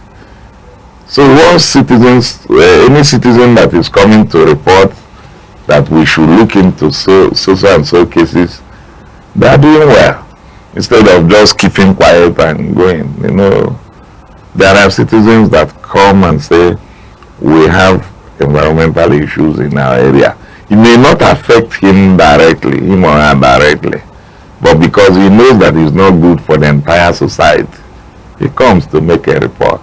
All right. I know that in some times we have witnessed some areas of Enugu, like the Obete area, the Gariki area, even the Upper Avenue. Sometimes you see a pyramid of waste there. Does it not concern you as an environmental officer? It do. What do you do when such happens? Because, well, you know that the issue of evacuating of those refuse rests solely with ESWAMA. Okay. The Enugu State Waste Management Agency. If they don't do it on time as an environmental officer? No, once they don't do it, we now hammer on them. We now hammer on them because it's a parastatal under the ministry. You see the Commissioner of Environment calling the Managing Director of ESWAMA. I saw big heap of this so and so place. I want it removed within the next 2-3 hours. And they will respond. Do you want to use this medium to talk to the authorities of the ESWAMA?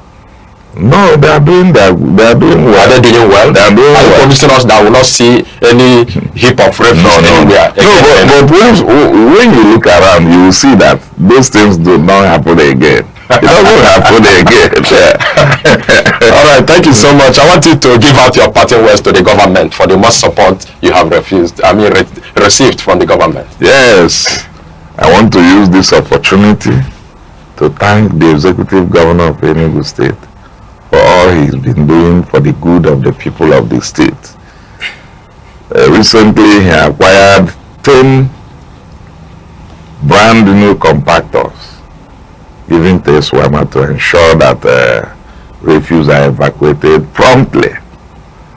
He also acquired 7 automated road sweeping machines, which the Ministry of Environment is currently managing.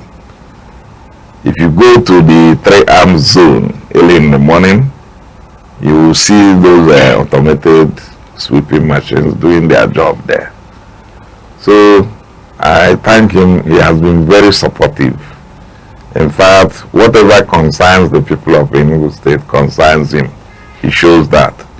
So I thank him, and I will continue to say, may God continue to bless him. If you are this happy at this level with the governor of Enugu State, I think Aneke TV is also happy with the governor of Enugu State. Thank you so much. Thank you so much. Thank you so much, Mr. Nobody sees good thing and will not be happy. Yes. So we are happy because of the good things we are seeing in Enugu State. All right, thank you so much. I've been with Mr. Abia Matthew OJP, the Permanent Secretary of Ministry of Environment and Climate Change, Enugu State. Thank you so much for coming. Avia, thank you so much also for being there all the while. We have talked on the environmental security. Hope you are ready to amend your ways, one way or the other. In all of the ways it affects you. My name is Chukwuemeka Obasi. Do have a wonderful day ahead of you. We'll see you again. Thank you.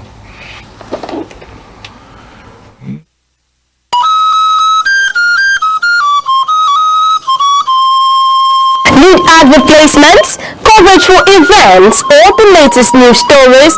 Call 070-3043-7110 right now. Aneke TV, move with the world.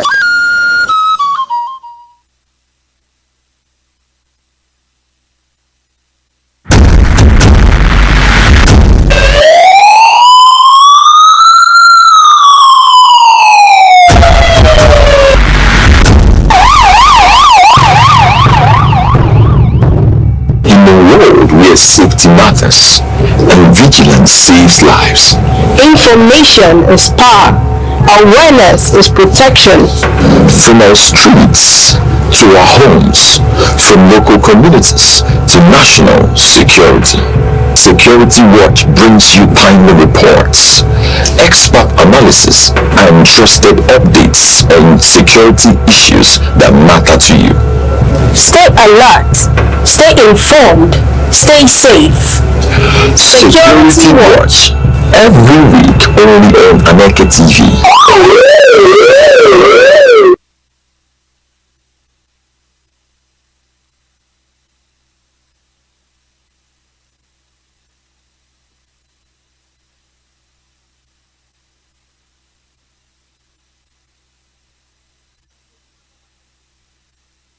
Corruption in Nigeria is not limited to isolated scandals. It is systemic, deeply embedded, and sector-specific, affecting critical areas of governance, particularly oil and gas, power, the judiciary, and local government administration. These sectors highlight how weak oversight, institutional fragility, and accountability gaps continue to constrain national development. Nigeria's oil and gas sector, the backbone of the national economy, remains highly vulnerable to corruption. Despite contributing the largest share of government revenue and foreign exchange earnings, the sector faces challenges of opaque accountability, weak audits, and repeated allegations of under-remittance. Independent investigations into the period between 2011 and 2017 uncovered unresolved revenue discrepancies running into tens of billions of dollars. Crude oil sales, fuel subsidy claims, and joint venture arrangements have been particular areas of concern, while reforms like the commercialization of the Nigerian National Petroleum Company Limited and the Petroleum Industry Act were designed to improve transparency, implementation gaps persist. Recent international asset recoveries, including over $50 million repatriated from the United States, illustrates the scale of past governance failures and the slow pace of accountability. The power sector also reflects the impact of weak governance on economic and social development. Since 1999, Nigeria has reportedly spent over $16 billion on interventions in electricity generation, transmission, and distribution. Yet, supply remains unreliable for a population exceeding 200 million. Audits indicate contract inflation, poor project supervision, and regulatory uncertainty as major challenges. Debt within the gas-to-power value chain has forced government bailouts and emergency payments to suppliers. Recent steps, including settlement of legacy gas debts, aim to stabilize the sector. But experts warn that without transparent procurement, stronger regulation, and disciplined subsidy management, energy insecurity will persist. The judiciary is critical in enforcing anti-corruption laws, but public confidence remains low. Surveys conducted by the National Bureau of Statistics and the United Nations Office on Drugs and Crime show that judicial officers receive some of the highest average bribe payments among public officials. Perception studies consistently rank the judiciary among the most corrupt institutions, particularly in politically sensitive or high-value cases. Prolonged trials, frequent adjournments, and the procedural loopholes contribute to public skepticism. Legal analysts argue that stronger judicial discipline, improved remuneration, and institutional safeguards are essential to restore credibility. At the local government level, corruption directly affects citizens' daily lives. Councils responsible for primary health care, education, sanitation, and rural infrastructure are often cited in surveys for routine bribery and mismanagement. The National Bureau of Statistics reports that more than half of Nigerians interacting with public officials encounter demands for unofficial payments, particularly in local administration, policing, and utilities. Weak financial autonomy, political interference, and limited oversight exacerbate these problems, reinforcing distrust in government. Across all sectors, corruption thrives where institutions are weak. Oversight is limited and consequences are uncertain. While anti-corruption agencies report thousands of convictions and hundreds of millions of dollars in asset recoveries, experts stress that enforcement alone cannot fix systemic issues. Economic studies estimate that corruption costs Nigeria billions of dollars annually and could erode up to 37% of GDP by 2030 if reforms stall. Beyond economic loss, it undermines service delivery, widens inequality, and weakens democratic legitimacy. Policy analysts now advocate for a governance-first approach, strengthening institutions, ensuring transparency in public finance, digitizing service delivery, protecting whistleblowers, and guaranteeing judicial independence. For Nigeria, the challenge is no longer diagnosing corruption, but sustaining the political will to reform the systems that allow it to persist. In a country facing economic pressure, security challenges, and rising public expectations, governance reform remains central, not optional, to national progress.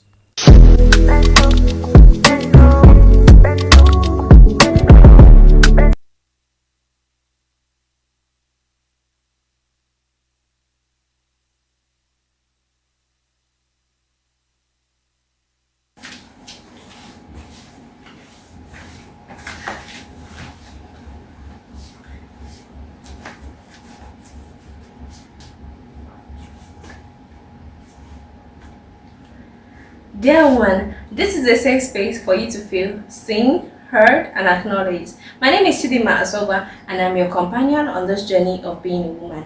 Happy New Year! Welcome to 2026. Oh my God, we are live, we are here, we are hale, and we are hearty. Woo! I wish I had a balloon. I would have just bust it, or have a trumpet, I would have just blown my trumpet, or a whistle, to celebrate this, or a bell or something, I don't know, but let's have fun and give God the glory for seeing this new year. This 2026, I don't know about you, but I have set massive goals, I have plans, and I want this 2026 to be a powerful year for me. I have not used the word powerful ever in any previous years, but this 2026, I am out and I want it to be a powerful year. Which has brought me to the topic of this day, which is the 5 mindsets that you need to let go of and 5 people that you need to let go of to have a powerful 2026. I know you might be asking yourself, why do I need to let people go? Why do I need to let mindsets go? You need to let people and mindsets go for your 2026 to be different. Only a fool and only a mad person will keep doing the same thing over and over again and expecting different results. You've been going in and out of different years and you've not achieved anything credible. Why not try something different, something drastic in 2026 to see if you're going to experience something different and actually get what you're looking for in this year 2026. Now I'm going to tell you number 1 mindset that you need to let go of in 2026. Say bye-bye to it. As you're saying bye-bye to 2025, say bye-bye to it as well. Now the first mindset is the mindset of it is impossible. I was in that group, but I let that mindset go. When I say it is impossible, I think it trended on TikTok some time ago where a lady said that she was saving 50,000 naira daily. 50,000 naira daily. And people were like, ha!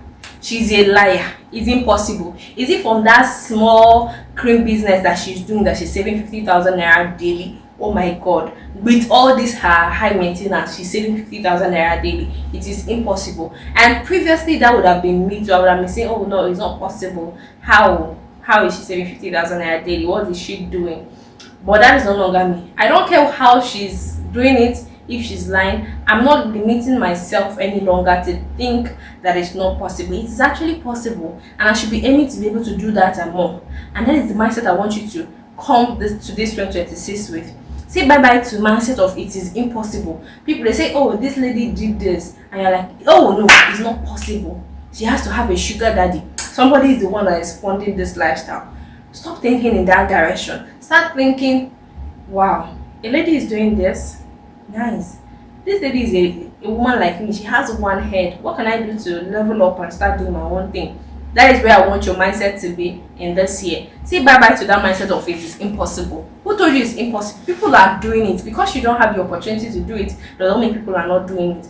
Don't get me wrong. People have other sources of income. People have support systems from elsewhere. But that is not our business. People can lie, package, make things that are not real, look realistic just to make us talk about them or make get attraction or to make their aesthetics look beautiful. That is their business, that is their mindset. But I'm not dealing with that. That is their own cup. They are not pressuring me. I just see this as a possibility. And I've opened my mind up to the fact that I can also achieve this possibility. So say goodbye to the mindset of it is impossible. The next mindset you need to say goodbye to is the mindset of perfectionism. That if you're not doing this perfectly, you can't start.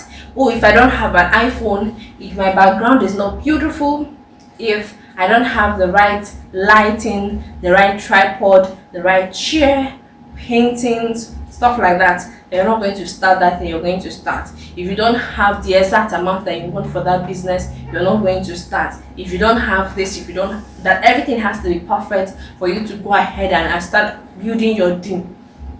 Where has it gotten you to? Since 3 years ago, you are still in planning stage. You have not seen anything. You are still waiting for a perfect time. This year, 2026, do away with that perfectionism mindset. It is not helping you. It has not helped you. It has not helped me. Let us start from where we are and take everything one step at a time. Now, the third mindset we are doing away with is the mindset of inconsistency. We start up something, oh, People are not applauding loud enough. Oh, the result is not showing. Oh, it's not happening. And we're like, okay, bye. I'm not doing that again. Stop it. Sometimes people don't applaud at first, but people are there. They are looking at you. They are gauging you. They're like, oh wow, this person is doing this. Let's see how far she takes it. And you're already giving up. You're already giving up. That is a mindset that you need to let go of in this year 2026. This 2026, when you pick something that you want to do, be consistent with it. I'm telling you this and I'm telling myself this. I'm going to be consistent in the things I've set my mind to do. With Dear Woman, I'm showing up. I'm showing up at that lady. I'm showing up as that host. I'm showing up as that person that when they talk about a women-centered host, they will call Chidima Asogwa. When they talk about, oh, we're bringing this innovative idea for women, they're going to say, oh, we have to put it on Dear Woman. That is where I'm taking myself. That's the standard I'm placing myself on. And I'm going to be consistent to achieve that. So every mindset of inconsistency, say bye, baby, and leave it in 2025. The next mindset you need to let go of is the mindset of scarcity. So if people think there are not enough to go around, you have that mindset of, oh, there is not enough money in the world to go around. There is not enough love, enough of good things, enough of blessings to go around. There is. There is enough of everything, both good and bad, to go around. But center your mind on the good ones. Center your mind on the positive ones. Center your mind on those good aspects. Now, this brings me back to the lady I said that was saving 50k daily. When she made that comment, everyone was abuzz, like, why, how can? But then her elder sister is also doing well. She herself, she's doing well. And I don't want to go into the background of so many things that she's doing that could actually gain her that 50k daily. But she was doing so many good things that could actually get her that money, and her sister was doing well. You see, it means there's an abundance of good things. You can be doing well, I can be doing well, we can all be doing well. There is enough space for all of us to thrive. There is enough money in this world for all of us to be rich. There's enough love for you to, I know they are saying that, oh, men are scarce, men are scarce. There's enough love to go around, but don't come near my home. There's enough love to go around for all of us to experience love and know what love is. So stop dwelling in the mindset of scarcity. When things come, when people say things, your mindset, oh, I can't do it, oh, I don't have, please let go of that mindset in 2025.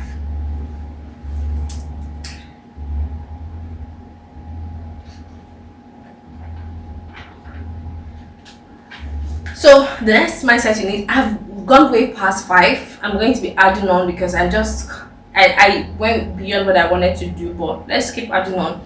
The next mindset I want you to go off is the mindset of someday. You know, when you think of an idea, you think of something, you think of what you're going to do, you're like, oh, I'm going to start that someday.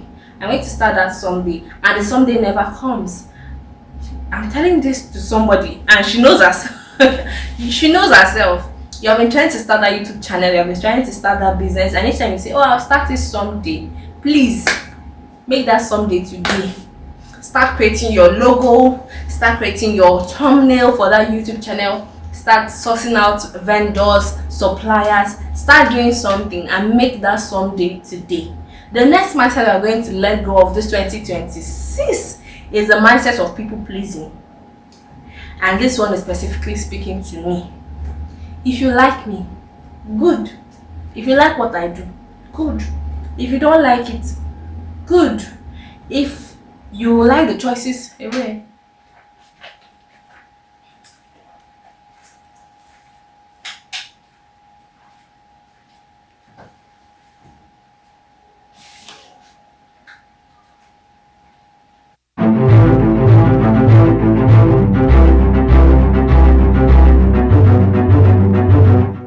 Morning headlines before you step out. Midday updates while you work. Evening analysis when the day winds down. Wherever life takes you, Aneke TV keeps you informed, connected, and ahead. Aneke TV. Move with the world.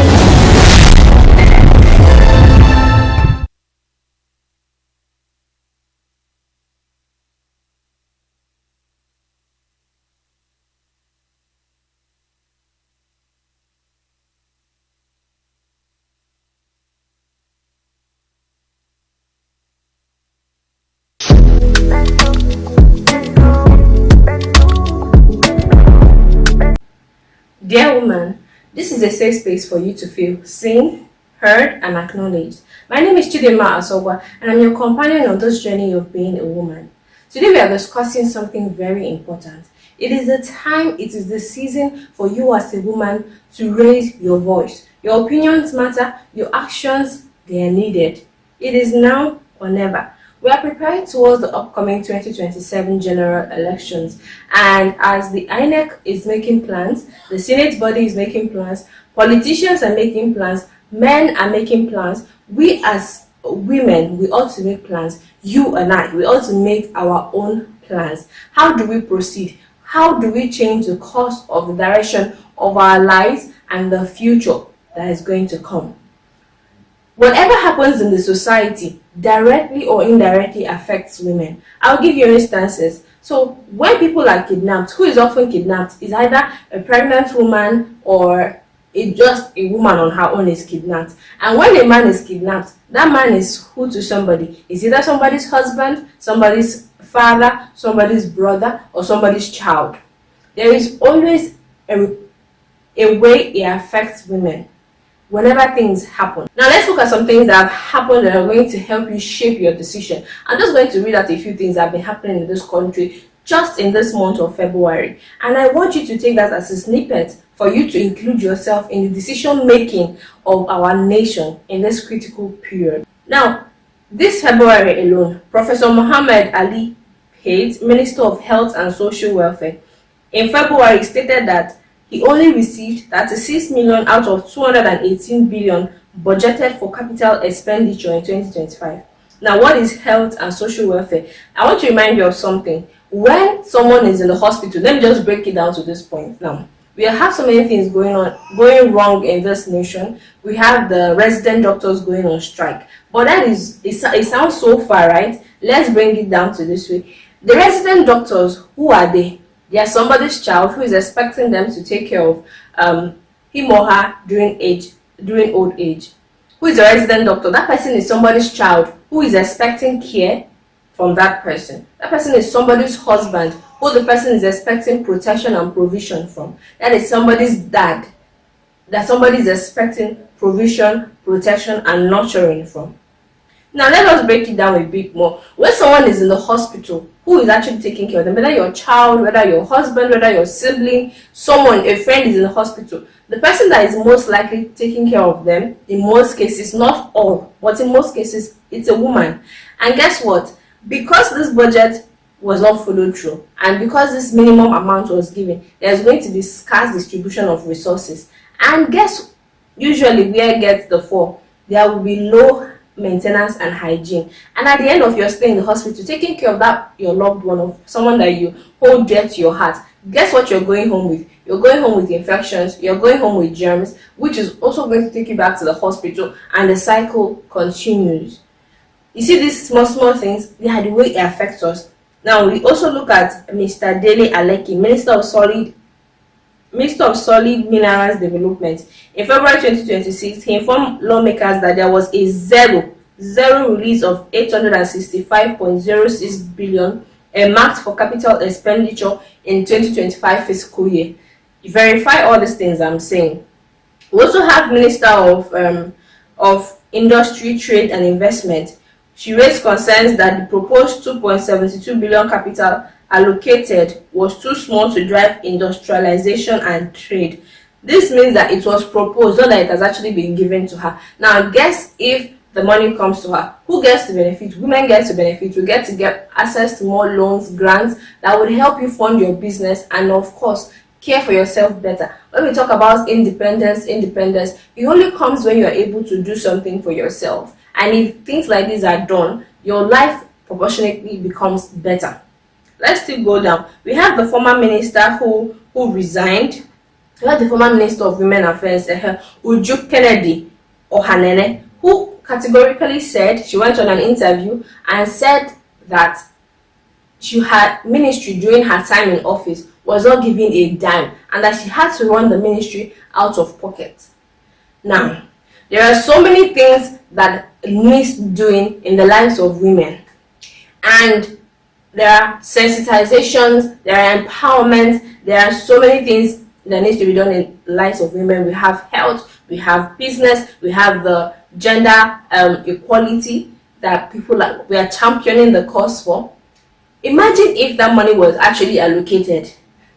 It will go a long way in making our lives better. These are one of the ways that it affects us directly. It is not something that we heard. It's not something that is happening elsewhere. It is affecting us. It is here. It is in our downstep. It is before us. And we need to take charge of our lives in this coming election. It is no longer time for women to sit behind and participate from hearsay. It is time that we take the bulls by the horn and bring ourselves forward as we participate actively. The key word is actively in this coming election.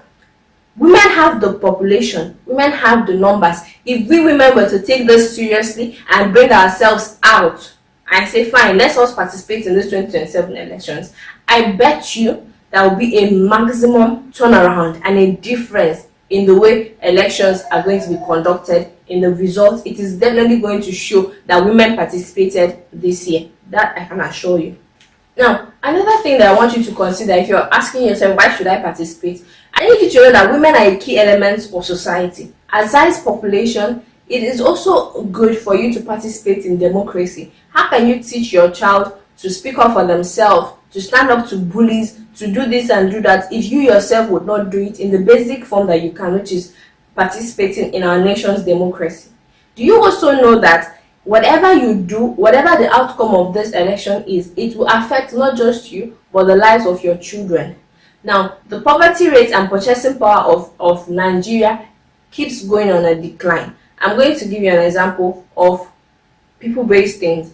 During this vow that just passed, a lot of vendors were complaining of low sales, saying that this year was the worst turnout they've ever experienced in the course of their business life. And guess what?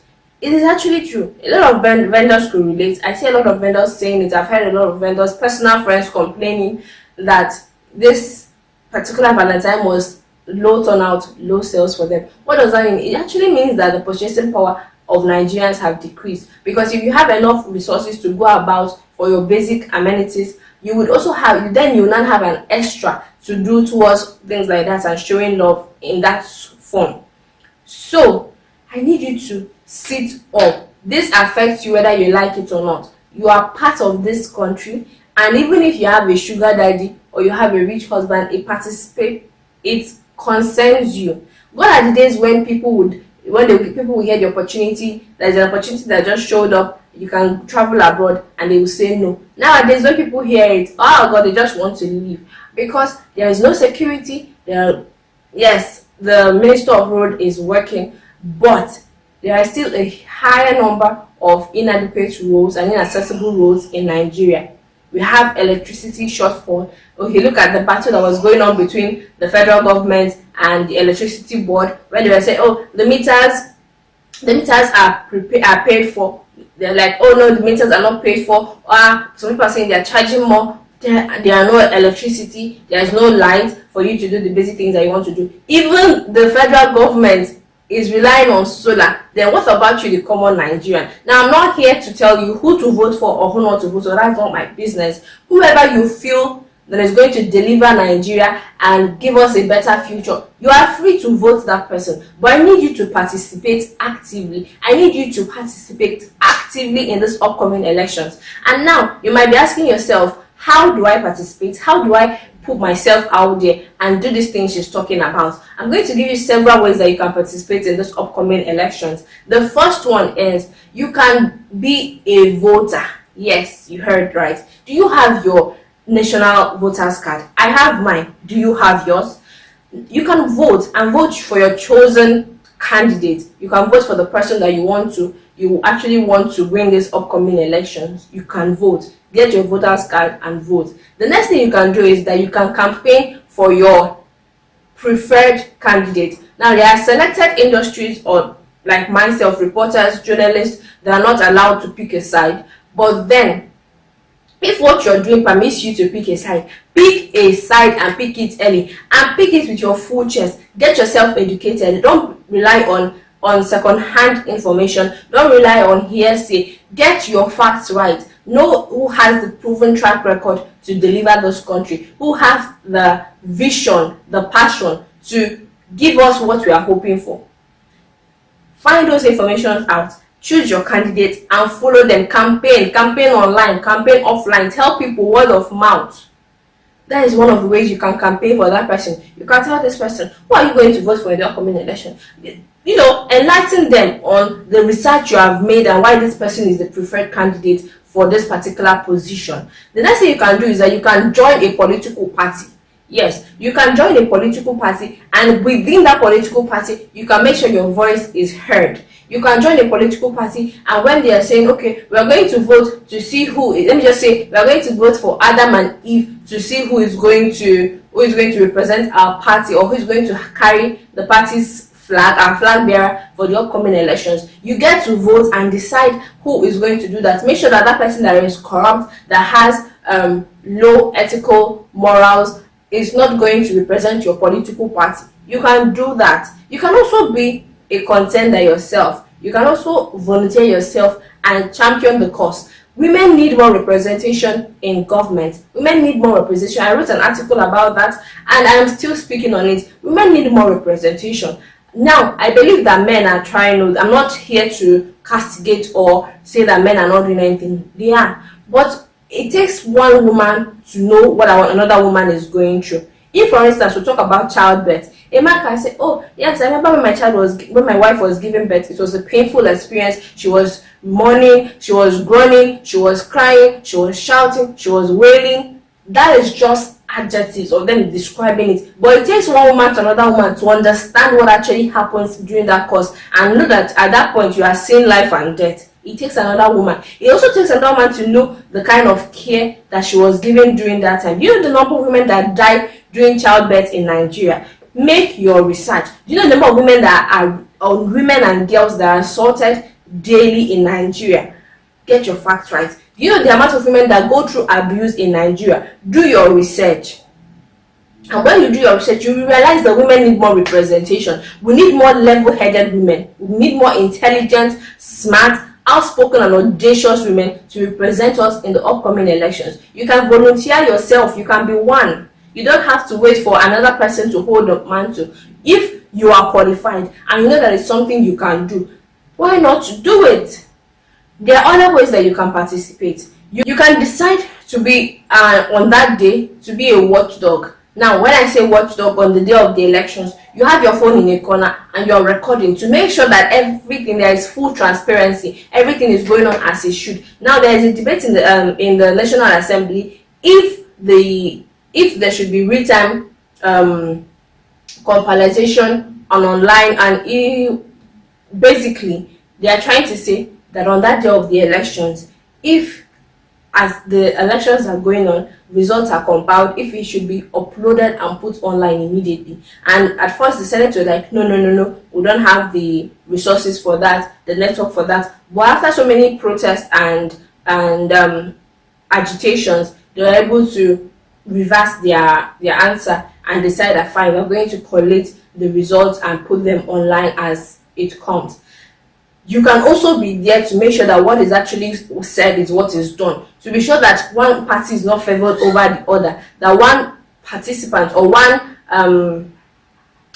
person is not favored over the other person. You can do that as a watchdog during that process. You can also make sure that everybody is doing what they are meant to do. You can also be the person that is rallying people around. Come out and vote, come out and vote, come out and vote. You can lend your voice online, not just to campaign, just like I'm doing right now. Not really to campaign for a candidate, but to ginger more women, to speak to more women, and to ask them to come out and be part of the upcoming elections. Another way that you can participate is that you can be, just like I said, urging women to, you can urge women to come out and vote. You can do that within your community. Let's say you are a Christian mother. You can go to CWO, ask for a brief time to talk, and tell them. Let's say that you are the women's leader in your neighborhood, in your business area. You can tell them, okay, you should come out and vote. This is the reason why you should vote. This candidate is this, that candidate is that. Give them real information. Talk to them, enlighten them, speak with them. You can be a community influencer.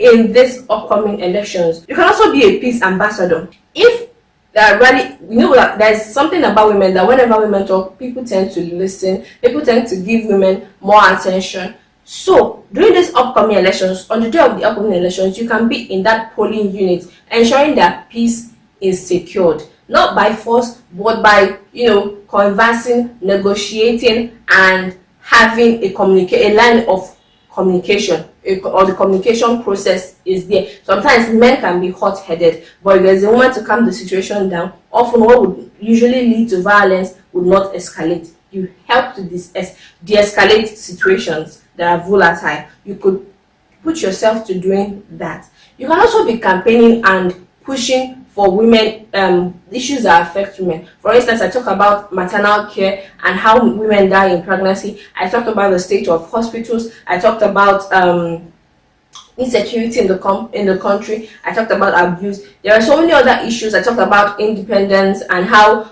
we can get more loans and grants to start up our businesses and support our businesses.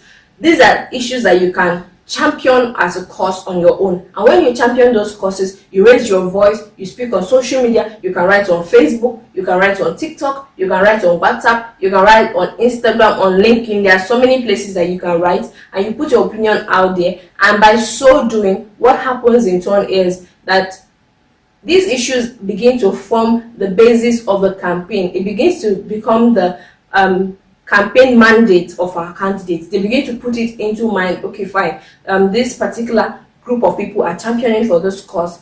I should really give it a thought and push it forward. So those are things you can do. Then another thing is that women as women, we don't really know how powerful we are, but we are very powerful beings. It is true that we are battling so many patriarchy systems, we are battling equality, and trust me, I understand the struggle, I understand the battle, but in as much as that happens, we also have our innate power that we are God-given and form the basis of our core. As women, the people that are going to be causing or disrupting the elections are going to be either your brother, your boyfriend, your husband, or your friend. And there is something about women that men, no matter how strong a man is, no matter how strong, how tough a man is, there is a woman that he listens to. It could either be his mom, it could be his sister, it could be his friend, or it could be his wife, or his special someone, or even his child. There is someone that man will listen to, a woman that man listens to. Find out who these men are. People that are going to, like I said earlier, people that are going to be disrupting the elections, people that are going to be employed as touts. So people are going to die during this time. I'm not projecting doom, but I'm just saying the fact because of what they are going to want to do or the disruptions they are going to want to cause on that particular day. When you hear them discussing this, discourage them from doing that. Tell them not to be tools to be used by politicians whose children are abroad, whose children are doing better off. Why won't they bring their own children to be touts? If it's such a good thing, they should bring their own children to be the touts on the election day. But no, they let their children somewhere peaceful, and they're coming to you, to your person, to ask that person to be a tout. Enlighten that person, encourage that person. In fact, para for that person, some things like that. You can also as well look into, they are going to, apart from people that are going to be disrupting the elections, there are people that are going to be given 1 cup of rice, 10 naira salt, and that is it. Their vote is already gone. Tell them that does not equate for the next 4 years. Enlighten them. You are listening to me for a particular reason. It is not coincidental that you are hearing this. Tell them not to. Tell them not to. They should not take 1 cup of rice, and because of 1 cup of rice, determine the entire cost of their next 4 years. They should not be like Esau and Jacob that exchange their birthright because of what? A plate of porridge. It should not be like that. Enlighten those men around you. Enlighten that old woman around you that they should not do it. Another thing is that we should choose competence over race. Tell people around you. There is something about Nigeria that we are always choosing ethnicity. We are choosing every other thing, religion, every other thing except the actual competence. Tell people around you that it is time that we give competence a chance. They should check out the people that are right for this particular job and put their votes behind these people. Not because they are Christian or Muslim, not because they are Hausa, they are Yoruba, or they are Igbo, or they are from the minority group. They should champion these people because they have what it takes to get the job done. And I need you, yes, I need you to enlighten people, enlighten those old women in the village, enlighten that man, those uneducated people, even educated people that their mindset might be backwards in this way. Enlighten them, talk to them, and make sure you don't rest your case until they hear you out and you change their opinion. Yes, I need you to make sure that they don't do that. People that are going to be rigging the elections, that are going to be putting false figures on that day, are also going to be people's loved ones. Talk to them. You know your people, their jobs aligned with this and this. Tell them they should not be used as instruments to set Nigeria backward 4 years back. They should be used as instruments to project our strength and push us forward. In Abia State, during the last election, it was a woman who stood and said, no, I will not allow any form of corruption or lack of transparency to take place. This person won, and this person must be declared the winner. Talk to people. Use this woman as an example to them, and they should adopt her practices. These are ways that you can participate in the upcoming elections. I know I seemed like I was a bit heated, but that is because of the importance of this thing. It is important that we are part of the decision makings that affect our lives. It is important that we take up roles, the things that we can do, shoes that we can fit to, and champion those causes and make sure that we are doing the best we can to project our country and to project our democracy forward. You are a woman. Your voice matters. Your strength is higher than you think. You are mightier than you think, and your voice goes louder than you can expect. Use your voice. Use your strength. Don't allow yourself to be fooled. Don't allow men to tell you that your place is in the kitchen. That was years ago. We have since left the kitchen. We are now going to the kitchen as a form of courtesy, not because our lives end or stop there. Now, I want you to take this mantle with you and tell somebody around you that they should participate actively in this upcoming elections in whichever way they can. Even if it's prayer that you can pray, even though I want you to pray while doing other things, but do something and make sure that you participate in these upcoming elections. And this is going to be, an episode that is going to be coming up once every month. Touching bases and reminding ourselves that we have a lot to do. Now, this is Aneke TV, and this is available every week on Aneke TV. Remember to subscribe, watch, and drop a comment. Tell me exactly the role you think you're going to be playing in the upcoming general elections. This is our ball of words, and I'm going to, pick a word, and we'll see what it says. Okay, I have this one. It says, you are given this life because you are strong enough to live it. How timely is it? You are strong enough to be a woman. That is why God made you a woman. It is time for you to step into the field of a woman. Sit in it and make strides in it. Okay? You can do this. Gone are days when they will tell you that politics is for men, politics is for rugged people, politics is for wayward people. Gone are the days. Politics is what affects our decision making. Politics will affect our lives directly or indirectly. It affects our quality of life, our everything. It affects even the prayers, the worship, everything that you think is about your life. Politics has a way of affecting it directly or indirectly. It is time for you to take the mantle, take the bull by the horn, and make sure that you participate actively in this year's election and in the upcoming elections, and tell people around you about it. Don't be left behind. Don't allow shyness or shame or doubt or fear to creep in. Take the bull by the horn and make the stride. That was it on Dear Woman, and my name is still Chidima Asoba. I will see you next week on Aneke TV. Bye.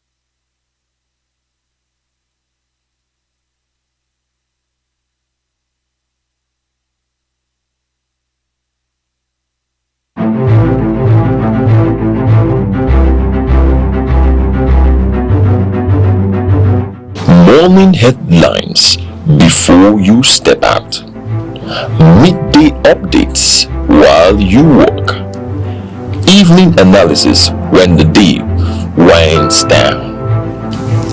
Wherever life takes you, Aneke TV keeps you informed, connected, and ahead. Aneke TV. Move with the world. Enugu is one of the 36 states of the Nigerian Federation. It is located on a hilltop in the southern part of the country. It has a rich history and robust cultural heritage that boosts its uniqueness. Igbo is widely spoken in Enugu State. Enugu is popularly called the Coast State because of its large deposit of coal and other mineral resources. Enugu has 17 local government area councils. The history of Enugu dates back to the early 20th century when the British discovered coal in the Ude Hill in 1909, which led to the development of Enugu City in 1912 as a thriving mining town. Enugu empowered the Nigerian railway system and electric plants greatly during the colonial era. On the 27th of August 1991, Enugu was carved out from Anambra to become a state. As the home of the Igbo people, Enugu's culture reflected in its music, arts, and tradition, location, and geography. Enugu is situated in the southern part of Nigeria, sharing borders with Benue State at the north, Ebonyi State at the east, Abia State and Imo State at the south, and Anambra and Kogi State at the west, covering approximately 7,161 square kilometers. Enugu is characterized by undulating hills, forests, rivers, and fertile soil, making it suitable for farming. The state experiences significant rainfall with an average annual precipitation of around 2,100 millimeters and temperature averaging 28 degrees centigrade. People and language. The people of Enugu State are predominantly Igbo, one of the largest ethnic groups in Nigeria. The Igbo language is a fundamental part of their culture and identity, with many dialects spoken across the state. Language plays a vital role in the shaping and culture and identity of the Igbo people. Culture and tradition. Enugu is rich in culture and traditional practices, one of which is the New Yam Festival, Iriji, a traditional celebration that marks the beginning of the harvest season. Another significant cultural event is the Masquerade Festival, Mmanwu, a colorful display of traditional dances, songs, and drumming. During this festival, different communities come together to showcase their masquerades, each with its unique characteristics and cultural significance. Enugu State is also known for its traditional arts, including wood carving, pottery, weaving, and music. Enugu's cultural traditions help to promote community cohesion, social bond, and cultural identity. Efforts are being made to document and promote this tradition, ensuring their continuation for future generations. Economy. In the past, Enugu's economy was largely driven by coal mining. During the colonial era, Enugu was one of the Nigeria's major industrial and economic centers. Today, Enugu's economy has become more diversified with some key sectors which includes agriculture, trades and markets, education and government, tourist centers. Enugu State is an important part of Nigeria, known for its cultural richness, peaceful environment, rich history, and tourist attractions. From its coal mining history to its current role as an educational and cultural hub, Enugu continues to grow and contribute greatly to the development of Nigeria.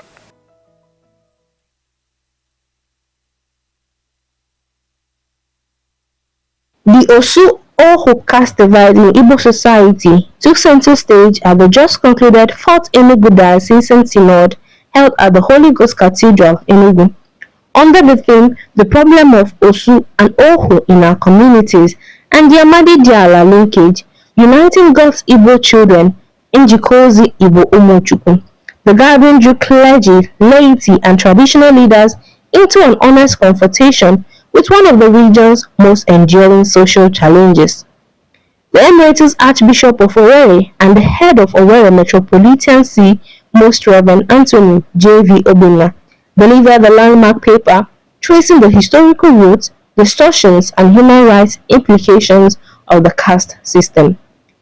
He described the hierarchy as an ancient but harmful legacy that contradicts Christian teachings and modern understanding of human dignity. Despite centuries of Christianity and legal reforms, Archbishop Obinna observed that discrimination persists in marriage, chieftaincy selection, and land ownership. He highlighted institutional efforts to tackle the problem, including the 2022 Joint Pastoral Directive by Catholic bishops in Onitsha and Owerri, which condemned caste segregation as obnoxious and incompatible with the Christian faith.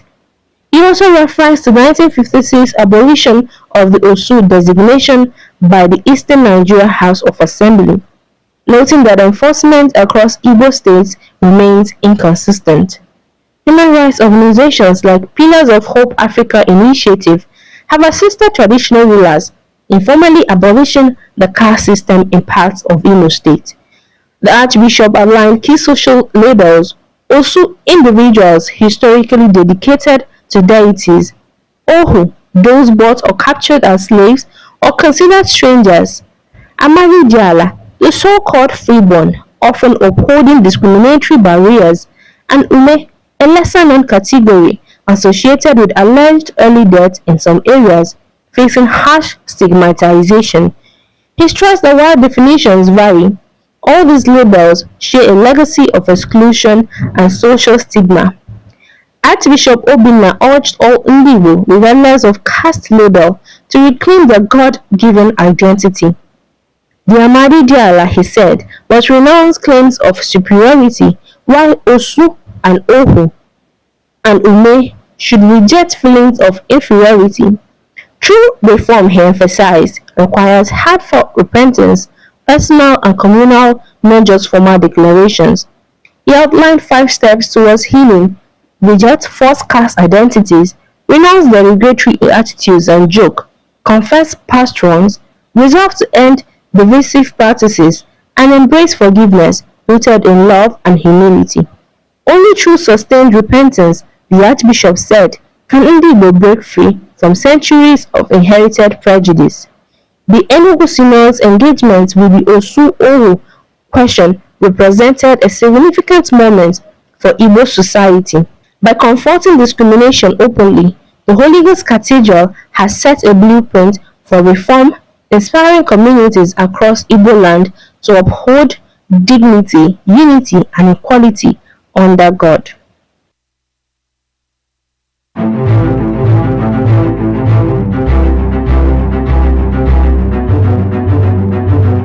Morning headlines before you step out. Midday updates while you work. Evening analysis when the day winds down. Wherever life takes you, Aneke TV keeps you informed, connected, and ahead. Aneke TV. Move with the